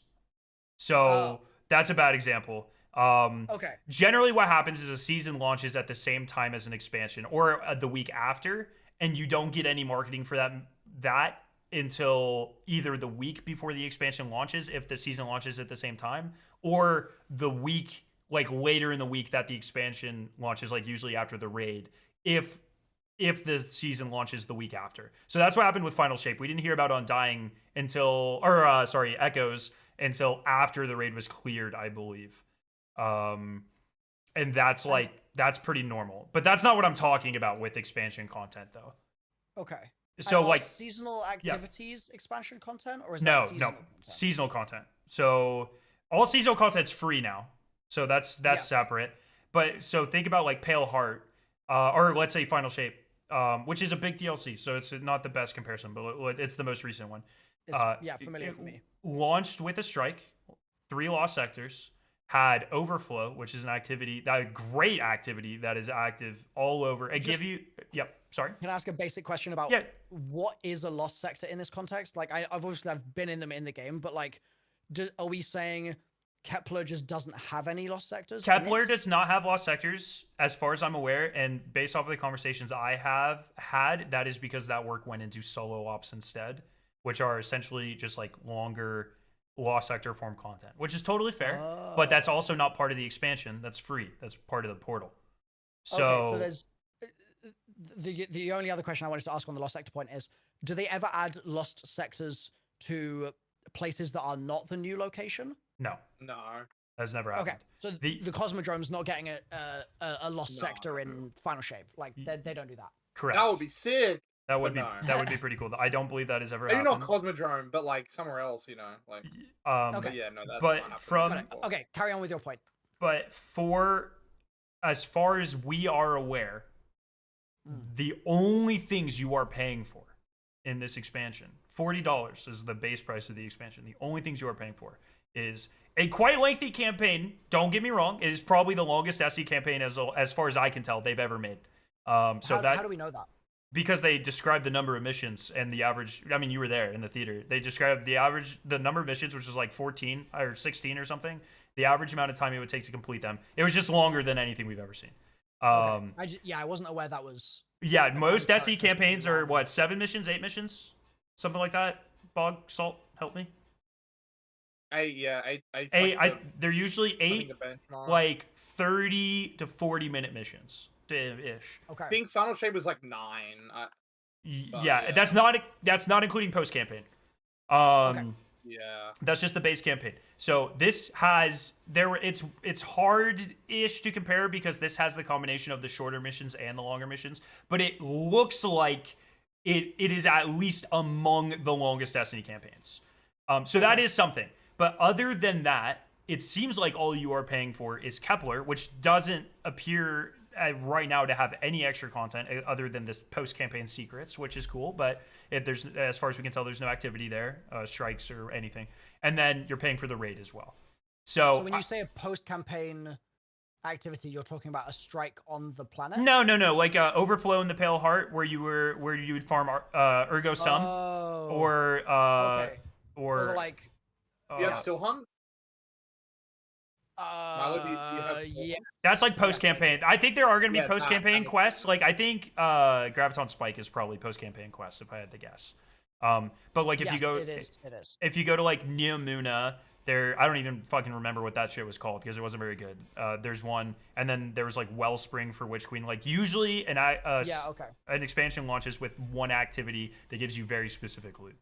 That has not been marketed if it exists. So far it seems like that's very important. I'm very in chat, all the chats. I want to be very specific here. I'm using soft language because we might simply just not know, but it appears like that this is an expansion in like campaign and location only, not in like activity wise, which is very different than even the smallest campaign, this smallest yearly expansions that they directly compared this expansion to. Okay. So I think that is a marketing blunder if that is the case, personally. And I feel like there have to be a lot of things that they're hiding, because this is the only year in Destiny 2's history where we're only getting 2 raids activities. Like, it never happened. It's always at least 3. 2 what? Well, this year is only 1 raid and 1 done. End game stuff? Yeah. Well, they're counting the epic raid as its own thing, right? I mean, I know, I feel it, but to them, adding new loot, new mechanics, and potentially a new encounter, that is taking up one of those slots to them. Okay, fair. I'm not gonna argue that. Yeah, and then supposedly we're getting a Pantheon / Rite of the Nine activity on a yearly basis now too. So in Bungie's eyes, or at least like whoever's making the schedule, we are still getting the quote unquote 4 pieces of end game content that we get pretty much every year. Now, obviously, to players who actually engage with this content the most, that's obviously not the same, but it is how they are framing it, at least in their marketing material. So, yeah, I don't know. And that's just something I've been thinking about a lot lately. It's like it's hard as well because like Bungie's marketing has been all over the fucking place with everything. For like post Final Shape, like the first thing we see is Luke Smith talking about the future of Destiny. He gets laid off like the week after, and then everything since then has been the most like the marathon stuff seems like it's planned the day before. All the Destiny stuff is devs on a couch thing. So much confusion. It is so crazy because Bungie like defined and really perfected like the marketing strategy that everyone like Gearbox just implemented the Bungie strategy, and it's so weird to see Bungie like fall behind the curve on this. And I'm hoping, I've had chats and we've talked to people, like I hope that they're gonna return to form there, but it's either, I think it's a combination of, these are smaller DLCs, they're maybe trying to be a little bit more cryptic, and the marketing has been kind of all over the place, and so we don't really know what to believe with this stuff. Is there more? There might be more content, there might not be. I have literally no idea. I think it's a solid 50-50 at this point. And that's what I've got. Yeah, one of the questions I asked my chat a few months ago was like, heading into this new expansion, like when does the marketing machine like really kick in? And chat was like, well, like Bungie always cooks with their marketing. Like it's always like loads of sort of stuff to get you excited, and they actually do it quite a long time in advance a lot of the time as well. So there's like several months of build up where people are starting to get more excited about this new thing that's coming. And I was like, sick, okay, cool. Like I'm excited to see like 4 months of sort of starting to get more and more hype for this thing, and then this big bonanza release. And it feels like then this time around, everyone was like, well, they're probably just not doing the marketing thing that much. because they're letting Marathon take the spotlight. And so it's like, okay, well, we'll do the Marathon ARG and like, we'll get excited about that and like, cool. But then when that was out of the way and they'd done the reveal, everyone was sort of like, okay, now it's going to be Destiny time. But I feel like Destiny time just sort of never started. Never happened. And they did the creator event, which was amazing to be a part of. I'm very grateful to have been a part of it. And I think that helped get a lot of information out there because there's lots of systems to explain and stuff. But in terms of the Bungie marketing, I've been a little bit like, where is it? Like, is this normal? It feels quite empty, I guess. For the past like almost decade, Bungie's marketing strategy for every yearly campaign has almost been identical to what Borderlands just did, with the exception of, instead of people streaming and playing in person, there's a creator event like we did, and then they get to release videos. That's like the last part of the marketing plan.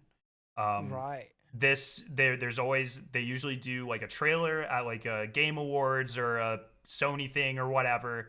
And then a couple months later, there's a dev live stream that has a Vidoc and a lot of cool information. A very high quality production one, not devs on a couch. And then maybe a couple devs on a couch streams after that, and then creator videos.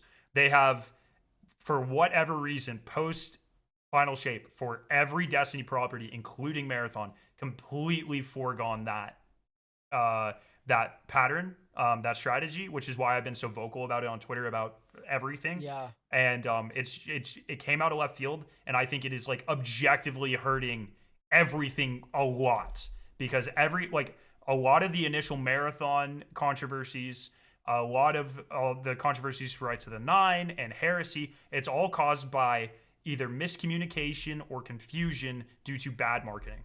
And that starts people off on a very sour note. So when something terrible happens, like the plagiarism thing, or whatever, then you're already starting down in the dumps, and it just gets worse and worse and worse. Or like the alpha with poor reception for Marathon, then it's like people already didn't know what the fuck was going on, and now they know they don't like these sorts of things. So it seems worse. We've seen that with Rights of the Nine as well, and it's just like, it's just such a weird, and maybe they just haven't had time to rebound and like respond to our feedback on the marketing plan yet. It's just incredibly frustrating to see on my end personally. I sort of suspect that the 2-minute introduction that we saw during the live stream before was their way of being like, we hear that you want a vidoc. Yes. And it's not a vidoc, but it's showing you that we still own nice cameras. Like, yeah. I feel like it was kind of that intention. Yeah. The problem for me is that it's like they're doing all of this stuff. I've said this sort of several times in a lot of my videos. It's like, this is not a sexy expansion. This is a real fundamentals expansion that like sets Destiny up for a better next couple of years. But one of the problems that I feel like is present is that you can build systems for newcomers, but if you're not doing any marketing to bring in the newcomers, then you're building a system for no one. And I'm yet to really see stuff that is going to get casuals like hyped about it, because it just doesn't feel like the marketing's been particularly emphatic. I mean, it's something as simple as like the crossbow not being featured in the official gameplay trailer is fucking wild. Like, if it's obviously not that big of a thing, but it's like the one objectively new thing that's happening, and it's like, why was that decision made? That's just so crazy to me. It's just stuff like that. It's probably really naive, but like, I don't know, a part of me thinks maybe they were like, okay, we got to lock in and get like all of our systems like tuned up, ready for like a whole new wave of players that are going to play because we have a Star Wars expansion. Like maybe Edge of Fate is they're like, okay, let's get all of our stuff in tune, and like people will give feedback and they'll like hone it in a little bit, and then when Renegades drops, that's when they have like the big flashy marketing and like, oh my god, like new Star Wars game just dropped. Yeah, it's Destiny. Could definitely be that, man. We won't know for a few months. But we also don't know what's going on with the season. Like the season they could be focusing a lot of their content activity designers on like the free content to get people to stick around once they come in. So like maybe the season is juiced and they just won't start that marketing campaign for another 2 weeks or whatever, right? So maybe we just don't know. Which I would be, and if that's the case, then I totally walk back everything I just said about, you know, worries on lack of content and stuff.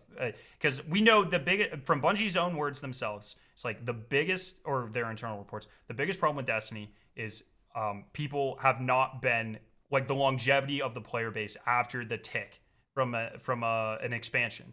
And so a lot of the portal and a lot of the tier 5, it's designed to get people, hopefully keep people engaged for longer.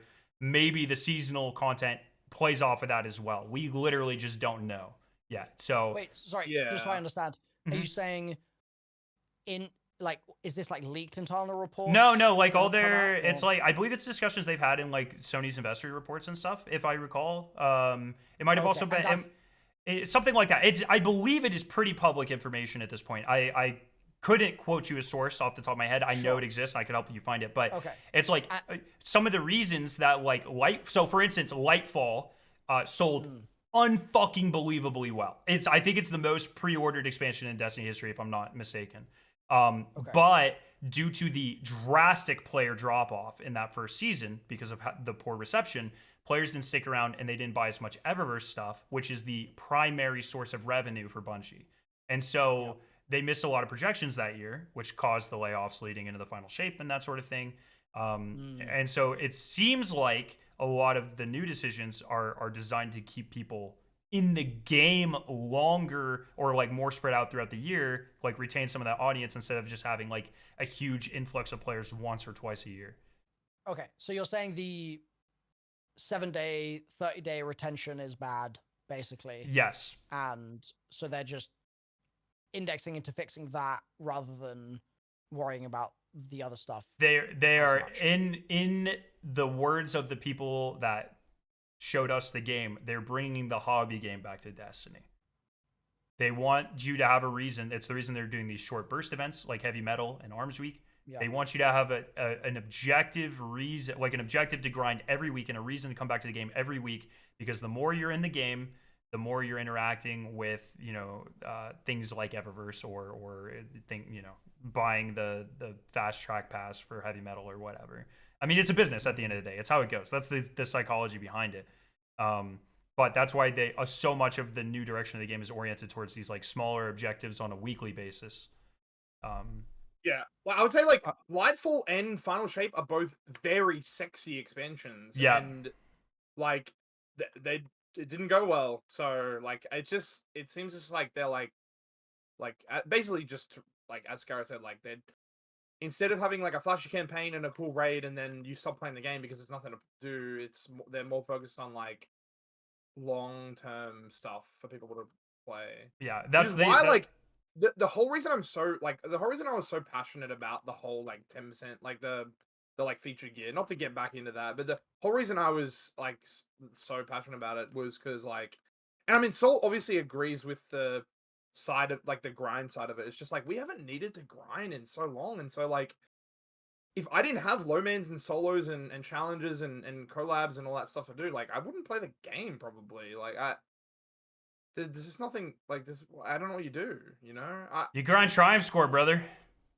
Like, yeah, I guess so. But whereas like it used to, like I feel like there used to be stuff to do more. Like that's something that I think it's a massive issue with the game. But the triumphs aren't, I guess, really impactful on their finances, but I think for Eververse it is.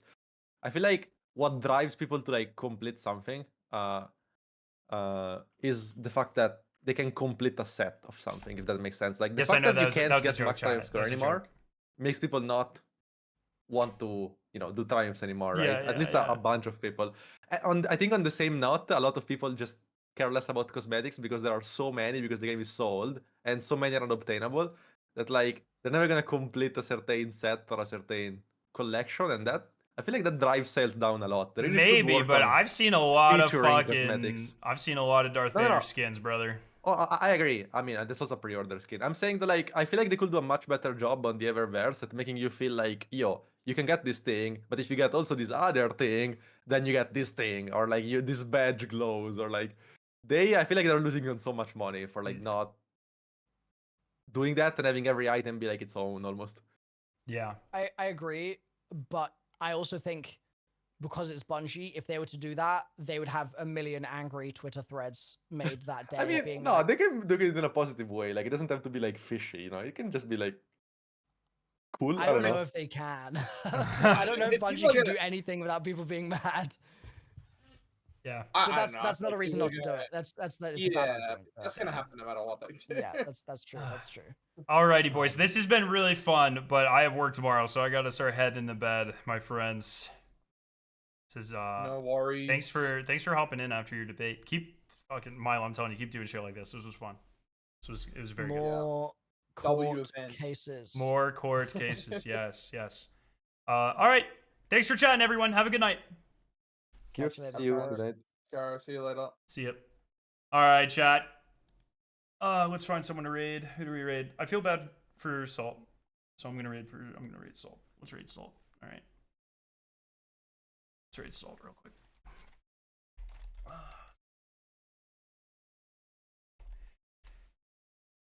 All right, everybody. Have a great night. I'll see you tomorrow. For TWAB stream. Sorry about that. I didn't expect to stream 6 hours on this debate, but it's pretty good. And for anyone who missed a lot of it, I'll have like a highlights video probably this weekend posted. So with some of my best crash outs and stuff. So everyone have a great night. Love your faces.